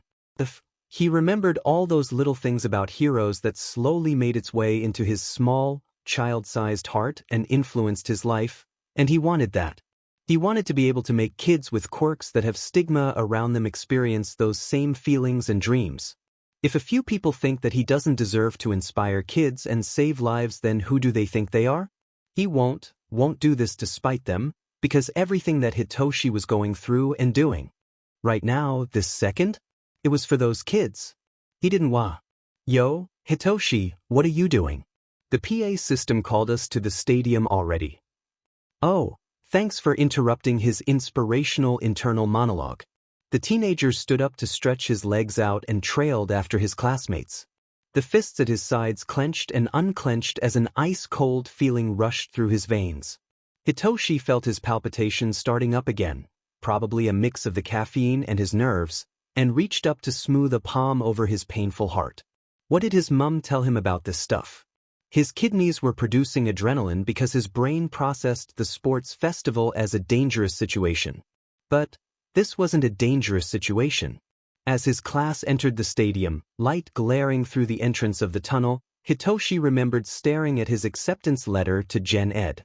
He remembered not realizing the creasing paper slowly starting to drown in tears. It's fine, he tried comforting himself back then. It says that I can try getting into the hero course through the sports festival. It's fine, it's fine.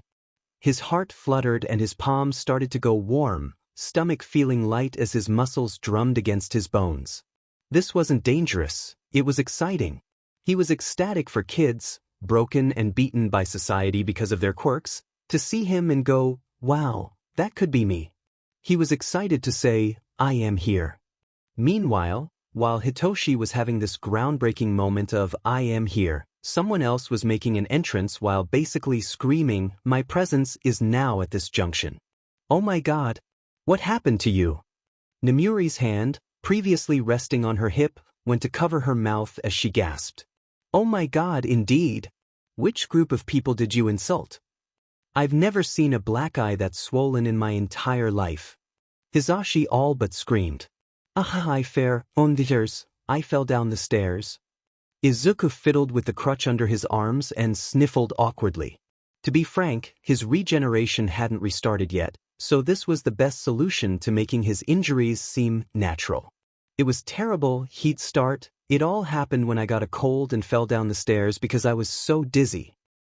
The arm sling? Well, when I went to the ER because of my leg, I somehow ended up crushing my forearm between someone's diamond-encrusted arm. I needed 8 stitches. The black eye? I decided I didn't have enough injuries, so I punched myself in the face. That part was true. What's the lisp for? Coughsrop. The immortal simply explained from behind his mask, which greatly helped in hiding his severed tongue. Shota seemed to believe it, nodding his head and grabbing onto Hisashi's sleeve. Well, we've got to MC for the sports festival, but we'll be back to check on you when our break comes. The black-haired man almost threatened. Don't worry, little man. I have some honey lemon drinks in the breakroom pantry if your throat gets sore. Hopefully your cold will fizzle out soon. The man, sporting a pair of tinted glasses, led Shota out of the door and gave a cheery wave. Yeah. Hopefully. Let the sports festival begin. If someone with a mind-reading quirk had been stuck in the sea of first-year students, they would definitely hear the incessant complaining of the 15-year-olds packed in this tunnel, like clothed, overpowered sardines. It's too hot. Too crowded. I'm sweating so much. The guy next to me is breathing so loudly. My right eye won't stop twitching. What am I going to do? What am I going to do? What am I going to do? This girl's hair is tickling my nose. I'm going to sneeze. I'm going to get distracted. Too cold. Not enough room. Why am I at the back? I'm going to lose. What do I do? What do I do? What do I do? What do I do? What do I do? I'm doomed. There's an eyelash in my eye. The poor soul overwhelmed by the frantic thoughts of these kids would find solace in the mind of one Shinso Hitoshi, for he was like a blank canvas. No thoughts, head empty. Everything's fine. Everyone's running now? Might as well run with them. Oof, that girl fell over. Let's just go around her. How long have I been running for? Never mind, keep moving your legs. 1 2 1 2 1 2 1 2. Hitoshi wiped his palms on his pants, mind blank, as the crowd he was going along with came to a halt. Suddenly, the cogs in his head went into overdrive, as if trying to compensate for the previous inactivity. He was now conscious of the indefatigable rush of blood through his ears, the humidity in the air, the breathing of the people around him as they gasped for air. His mind especially paid attention to the robot reaching a gargantuan hand towards him. Hitoshi was half tempted to let it put him out of his misery, half wanting to run away and forfeit. Ears pricked up at present Mick's mention of the 0-point robots from the entrance exam. He was suddenly so aware of everything around him that it hurt to even cram another thought into his head. Crack, crack. Yet his bones felt like they were bolted to the ground. Hitoshi's ears stopped drumming with the flood of blood, maybe an indication that his heart had finally stopped beating and that he was dead. The humidity in the air disappeared, and the people around him now gasped in awe. Where was that FING cracking coming from? A figure. In the distance. Perfectly parted hair. Ice emerged from the ground and twisted and cracked and split and multiplied as it bent by the will of the boy. Hitoshi's first thought was to swallow the jealousy rolling off his body. His second thought was if white was ice, then what was red? Too many thoughts, not enough time. The boy with perfectly parted hair ran into the distance, and Hitoshi looked up. White, blue, green. All of it encased the Herculean hand of the robot. If the lavender-haired boy held his breath, he'd be able to hear the creaking of its metal body from under the vessel of ice. The running figure yelled out something behind his shoulder. If he held his breath, then he'd know to get the F out of there. Someone screamed, and everyone scattered. The shoulder of someone behind him pushed his back, then it was like a current went through his body. One step, two step, Hitoshi went back into the motions of mindlessly moving until he caught up to a group of two. Maybe it was intuition, maybe fear, but he couldn't help but open his mouth in a desperate attempt. What was that? The two boys looked over at him, and boy was he lucky they both decided to answer in tandem, and started to explain that the robots were frozen when unbalanced and the inertia caused the ice to crack. The teenager was shocked when their faces turned blank and they skidded to a stop. They were expressionless, except for the training of their eyes on Hitoshi's form, awaiting an order. Did he do that? Usually, when he felt that tug at the back of his brain, Hitoshi would ignore it in favor of keeping his reputation. However, in that moment of necessity, it happened on its own. Taking an awkward pause, the boy's tired eyes scanned over his new puppets with rapture. "Follow me." "There you are, I've been looking everywhere for you, idiot." Seraphima chided before Izuku heard a thud and someone incoherently screaming. He uncomfortably shifted from his spot behind the wall, squinting into the convex street mirror. A speck of red and a black blob with mixes of red and gray. Who was the UA trader smacking over the head? "What do you mean? I've been waiting here for 1,200 Mississippis. You're the one who's been Nua. I texted you to meet me at the Mufa bar, but you weren't there, so I decided to look for you." A pause. Maybe it was Seraphima showing the other a text. "That doesn't mean anything.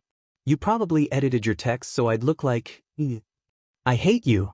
Stupid side character." That warranted another thud on the head. "That's not very nice.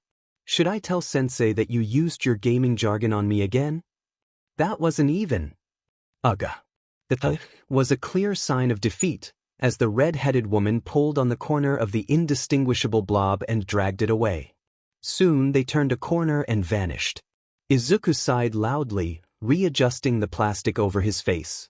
The ring of police sirens was heard in the far, far distance, and the immortal wasted no time in shuffling into an alley. It turned out that, at the end of a cement staircase in the alley, there was a huge circular grate spitting out murky water.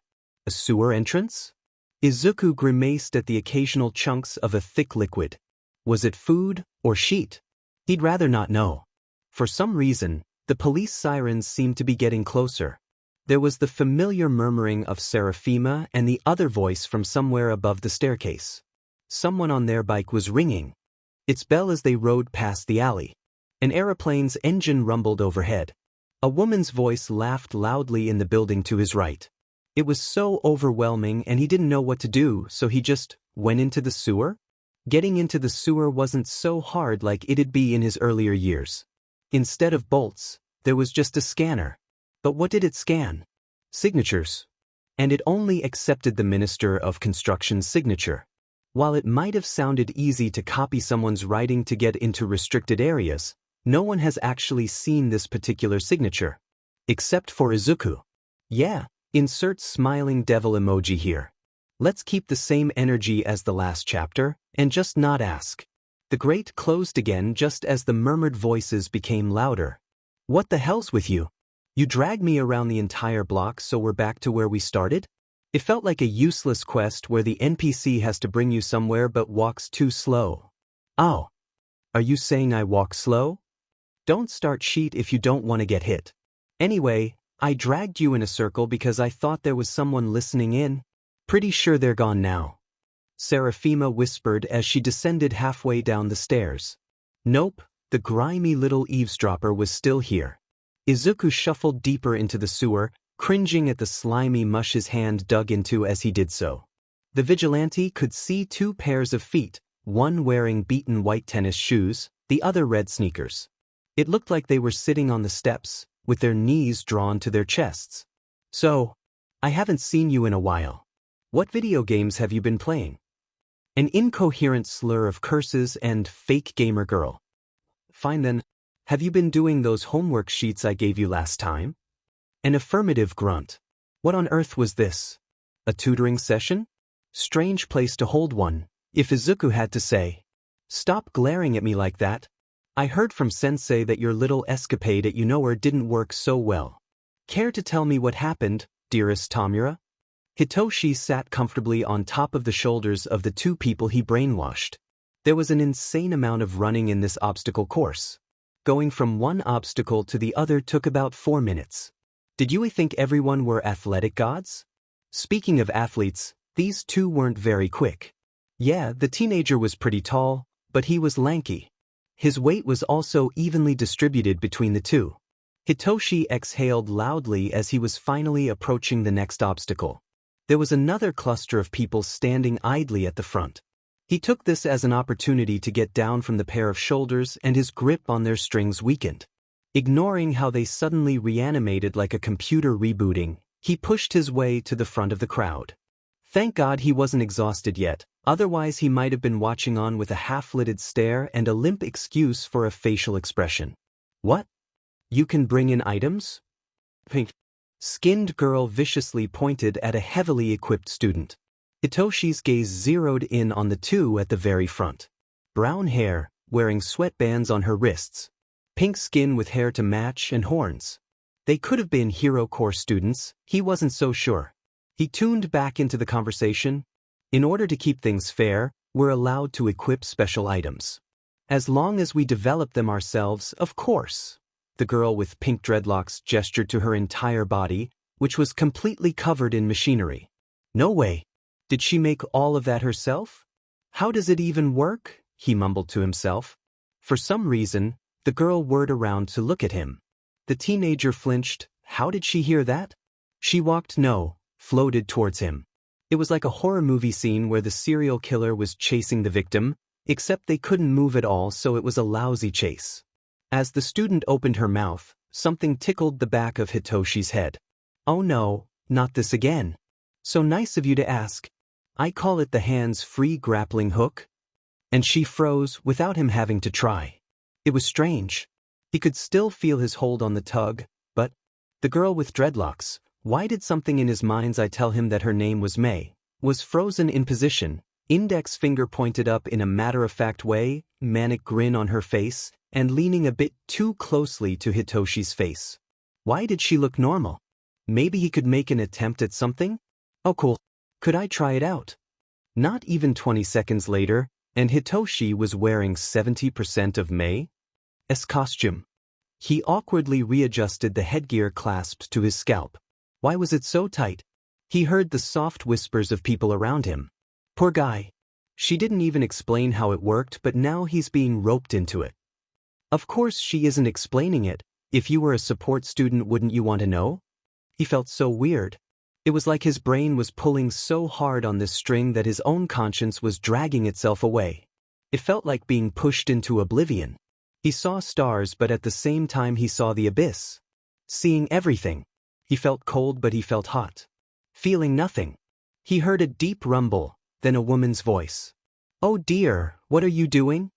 Just trust her, honey. Another older woman's voice soothed in dulcet tones. Do you like it? I'm calling it the hands-free grappling hook. How does it work? The calmer lady asked. She resembled May more, pink or yellow, a similar smile. The other woman, stepmother Nabuko best friend, had her arms crossed tensely. Great question. It's important to know how this works, otherwise you might crash into a wall like me. May cackled as her hands rested on her hips. Nobuko didn't find it funny, as her frown deepened. You should be more careful next time. It was like an instinct. A hand felt for the button resting on his shoulder, hips tilting to the right as a thick rope shot out of one of the many contraptions on his body. Its hooked end connected to a pillar. Hitoshi was using his new magnification goggles to stare at. Finally, he stomped his boots and the engines purred with life. He went flying. It's not like you'll get many opportunities to kill the number one hero, you should be more careful next time, Seraphima lectured the hooded figure. He grumbled. Izuku took a long look at the red-haired woman walking with Nezu in a never-ending corridor. She'd been stuck to his side the entire morning. Was that why she was always so close to him? To get intel? To give intel? If the immortal was right in suspecting she was the one who helped with the infiltration of the USJ, Seraphima was putting the lives of teenagers at risk. Those villains were threatening to kill them. If it wasn't for All Might arriving late, why was he even late to his own class? That was the big question. Someone could have died. A student could have died. Nothing will make Izuku's blood boil more than the thought. The teacher noticed Yue's traitor grinning obliviously and putting her hands to her face like an excited child. What a difference, compared to her attitude from the other day. He sneered. Izuku was waiting for the right moment to inform the principal about this, however she was too damn clingy. It was smart, he had to admit. Nezu and Seraphima bumped into a larger-than-life hero, flames liking and slapping the ozone around him, arms tense and ready to fight. It was Endeavor. Him and Nezu were having a hushed conversation, before the animal turned to shoo away the woman to his left. She scampered off, and the immortal took out his phone to bring up the evidence he got the other day. XQ-, he started, taking a suspicious glance at the redhead walking down the corridor. Turned and and his blood went cold. What was that look for? They held eye contact for 5 seconds before she turned away and continued. Instead of ignoring her and calling out to Principal Nezu, his feet started working of their own accord. Nezu and the flaming hero became a distant memory as he continued to walk down the never-ending corridor. Hitoshi felt the wind comb through his hair and kiss his face as he brought his hand up to a button with strange familiarity. Click. The thick rope was essiggy back into a machine and pulled him forward, closer to the pillar. He could hear Present Mike screaming about something in the background. Izuku stalked Seraphima like a beast hunting its prey. Something in his subconscious wanted to scream at her, kick her, spit on her, tear her to pieces.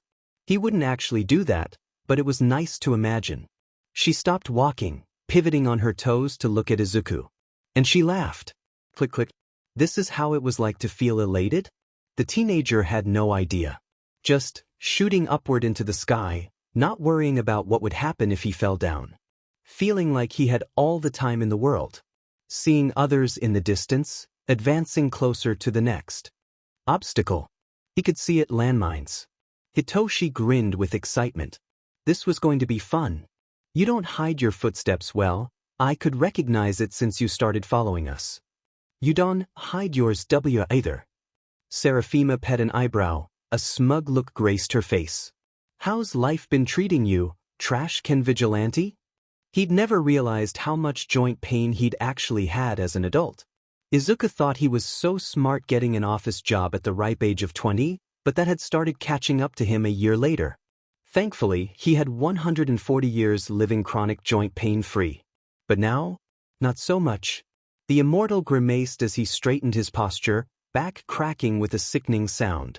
His neck tilted the tiniest bit to the side, and the snap made it feel like all the blood had been vacuumed out of his brain.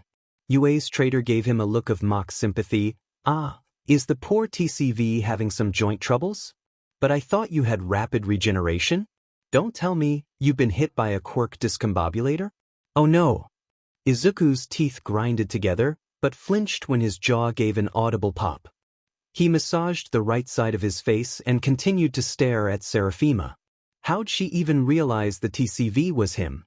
She must have memorized the pattern of his footsteps, like he had the other day with hers. A discombobwa? Seraphima gave him a look that made him feel stupid, like she was talking to a toddler that didn't understand how to tie his shoelaces properly. Don't give him that attitude, young lady. Oh, well, it's okay if you haven't heard of them. They're essentially black market substances that usually come in bullet form. I like to call them quirk discombobulators because they temporarily erase your quirk. So that's what happened to him. First trigger, and now this quirk discombobulator? Technology these days. Maybe he should tell Knuckleduster about this. Actually, he shouldn't. Things got awkward after their strip club escapade. The red-headed woman crossed her arms. You know, if the substance was injected into your bloodstream, there's a way to get rid of it quickly. Izuku's interests were piqued, as his shoulders tensed and his eyes locked back onto her face. The teacher gave her a look as if to say, "Go on," since he had trouble talking properly. She sighed, which both confused and irritated him. Was she annoyed at him? It'd be nice if this conversation wasn't so one-sided. Suddenly, the vigilante's brain decided to scream, "You dumbass! Don't forget what she's done. Why are you worried about her being annoyed at you?" And his expression had gone steely again. Seraphima's eyebrows drew together. Anyway, the natural way for quirk discombobulators to leave the bloodstream is to let your blood metabolism do the work. But there's something that you can do that eliminates it in half the time. The woman and Izuku froze when a door slammed shut in the distance, and the two were left quietly staring at each other. Footsteps echoed behind Izuku, and Seraphima's body tilted to look at the person interrupting the conversation, causing him to turn around. A hero was walking down the corridor and towards them. They continued to stay silent, now staring at the man who was meandering with zero awareness of how awkward the atmosphere was. He flashed a smile as he passed them.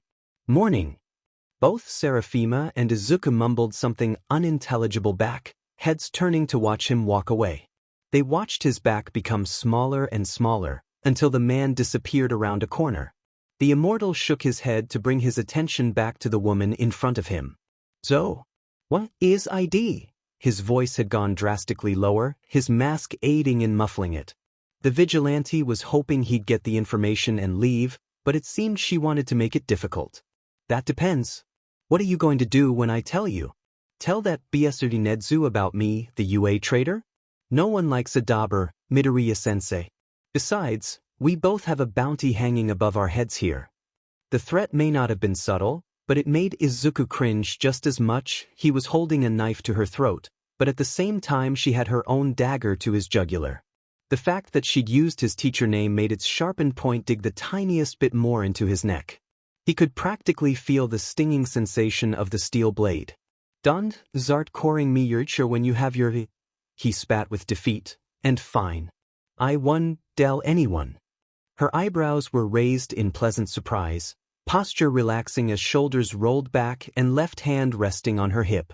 Seraphima held her palm out, gesturing for the phone still in his hand. He grumbled and hesitantly handed it over. Izuku thought back to the desktop computer in his apartment that he backed the evidence on, and decided himself lucky. He considered going home that night and emailing Principal Nedzu the evidence, but then Seraphima would realize that he went back on his word and expose him as the trash can vigilante. That didn't seem like a good idea.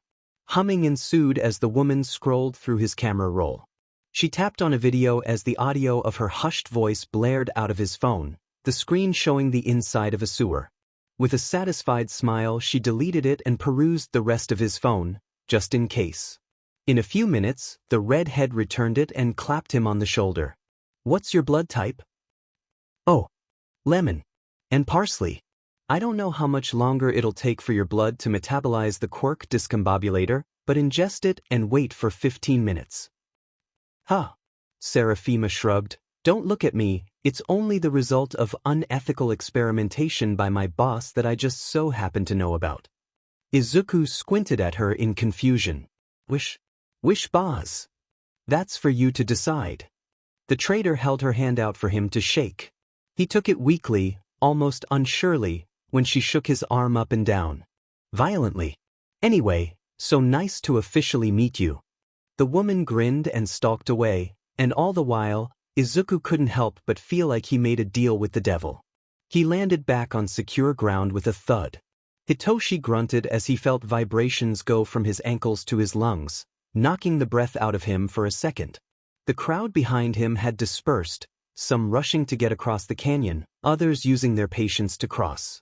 Just as the engines on his shoes died down, the roar of another engine pierced the sky overhead. It left him dumbstruck. What was that? He looked over his left shoulder and tilted his head up. May was soaring above them, laughing as she did so, on a jetpack. That must have been the other equipment she had on her body. Hitoshi shook his head. He couldn't help the grin that had started to stretch over his face. While he still had no idea who this girl was, the teenager now felt emotionally connected to her. It was strange. One moment he was using his quirk to brainwash her, the next he saw a series of memories from a body that wasn't his. May dropped some kind of weight over the field, resulting in an explosion. Hey, landmines. How the fuckity was he going to get past this? Hitoshi watched as Honda Emi's tiny body was thrown away with a pink blast. Another student with a head shaped like a speech bubble piled on top of her as he was thrown off balance too. How did he? Someone whispered behind his ear. The teenager whipped around. What a fuckst, he screamed, too scared to even sound grammatically correct. Nito? Yes, sir. Hitoshi blanched. He completely forgot about his friend. That was a shitty thing to do. How did you get across? I didn't see you at the canyon. Nito threw his thumbs to his chest triumphantly. I copied that anti-gravity girl's quirk from 1A and flew across. Huh. Anyways, I'm gonna dash. Good luck. As the blonde sped off, Hitoshi couldn't help but think that the boy only came up to talk so he could brag about copying a quirk. He shrugged, probably something to do with the 1A and 1B rivalry Nito was fixated on. He watched as said teenager faltered on the disturbed dirt, suddenly clutching at his stomach. That raised a few eyebrows. It wasn't until half a second later, Nito was moved into the air, a puddle of chunky liquid and pink smoke following suit. Wait. How long did it take for those mines to react? It looked like it was triggered by pressure, but took half a second to react. Probably so students had enough time to avoid injuries on the worse side. What if he was going too fast for the mines to affect him? He reached down to the ankle of his shoes, turning a dial up to 80. Again, he had no idea why he did it. Something just told him it would make him faster. Pulling the goggles away from his eyes, he wiped the condensation and fog from the screen. Vision clear, Hitoshi spotted the trees in the distance and wondered if the cable on his side would be able to reach that far. Time to test his theory. Angling the hips, hand hovering over the button and stomping his feet, Hitoshi skidded over the dirt, just like last time. Unlike last time, he was going way faster, nor was he going to jump faithfully into a canyon. This time, it felt like he would swallow a fly if he kept his mouth open for too long, and the wind scratched and bit at his face instead of kissing it. Boom, boom, boom, boom, the sound of the mines going off one by one. It left a line of pink smoke trailing behind him and startled the other students towing around said mines. He almost crashed into a girl with vines for hair. He swore he'd seen her in 1B before, and Nito, who was sort of stumbling across the dirt with hazy caution. He silently thanked Nito for sacrificing his stomach for the idea. He had passed a quarter of the minefield when he realized he needed to go faster in order to catch up to the leaders of the pack, so Hitoshi finally pushed the button on his shoulder.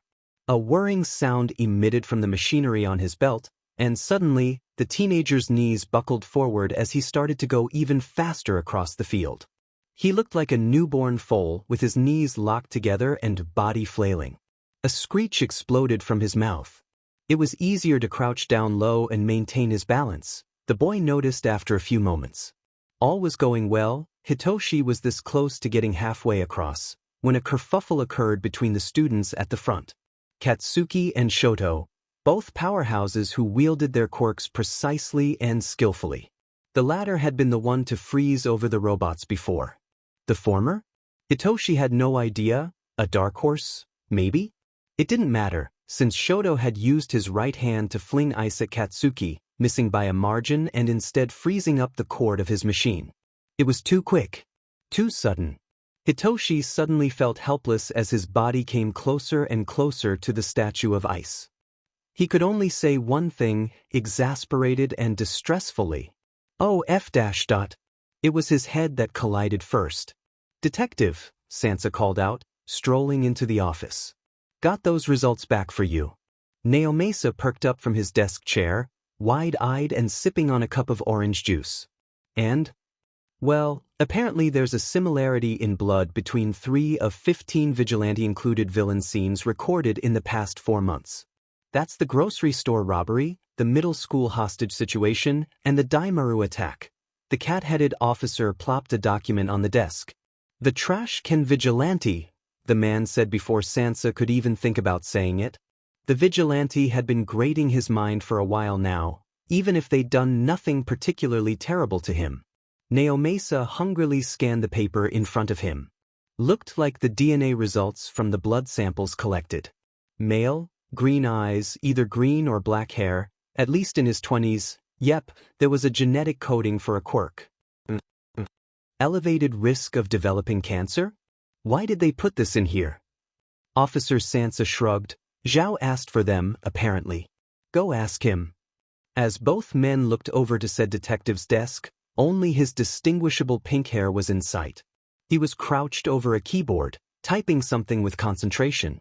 Both Naomasa and Sansa looked at each other before shrugging and making their way across the room. Zhao, Naomasa called out. Just as the pink hair began floating in the air, Zhao's quirk was strange and almost sentient. Apparently his hair would levitate when people were less than 5 meters away from him. The detective became a shade akin to his hair as he grabbed hold of his mouse and frantically clicked at it. Did you ask forensics for this? He pointed at the line on the document. Zhao examined it for a moment before he grinned with recognition. Yeah. I asked Pia for anything that we could use for negotiation with the TCV. Huh. Well, if he's at a higher predispositioning for cancer, then his direct relatives might have it or also have a higher chance of developing cancer. So, Naomasa's eyebrows drew together. You want to use that to bribe him? For what? Well, if we promise him treatment for himself or his relatives, then he'd be willing to go into police custody. He processed it for a moment, almost with disbelief, as Naomasa just shrugged and dragged his hand over his face. Any more ideas for bringing him into police custody? Zhao looked ecstatic. Okay, hear me out. We fake a villain attack and lure in the TCV. At Naomasa's confused expression, he continued talking. Well, he always manages to pop up at the scene of a villain attack, right? How about we send out a fake SMS broadcast, hire one of our undercover detectives to stage an attack, and wait for him to show? How do we know that he hasn't been secretly coordinating all of these villain attacks for internet fame? Remember the Eggman situation? Who was even filming that? It seemed so planned. Zhao shook his head. I found the kid who posted that original video, which was really hard because of all the edits people made, and he said he only knew the TCV from the grocery store robbery video from Twitter. So I had to find the original video poster, and they said a man who coordinated that sort of stunt wouldn't just let some guy throw him in a trash can, quirk or not. They also said something about a woman in the video screaming, blackmailer. It's that blackmailer. But I've got no idea what that means. Were there any confessions about the TCV from our captive villains? Not as far as I can tell. Naomasa shook his head. He then perked up as if remembering something.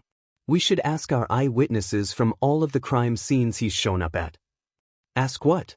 He shrugged. Anything to identify him, whether they've seen him around particular areas, or who's he's spoken to, if he's been in contact with villains outside of the attacks. The man's pink hair flapped around wildly as he nodded. True. We've only got their statements over the attack and the villain, but not going into detail about the TCV. Let me pull them up. Naomasa scooted around Zhao's desk to look at his monitor.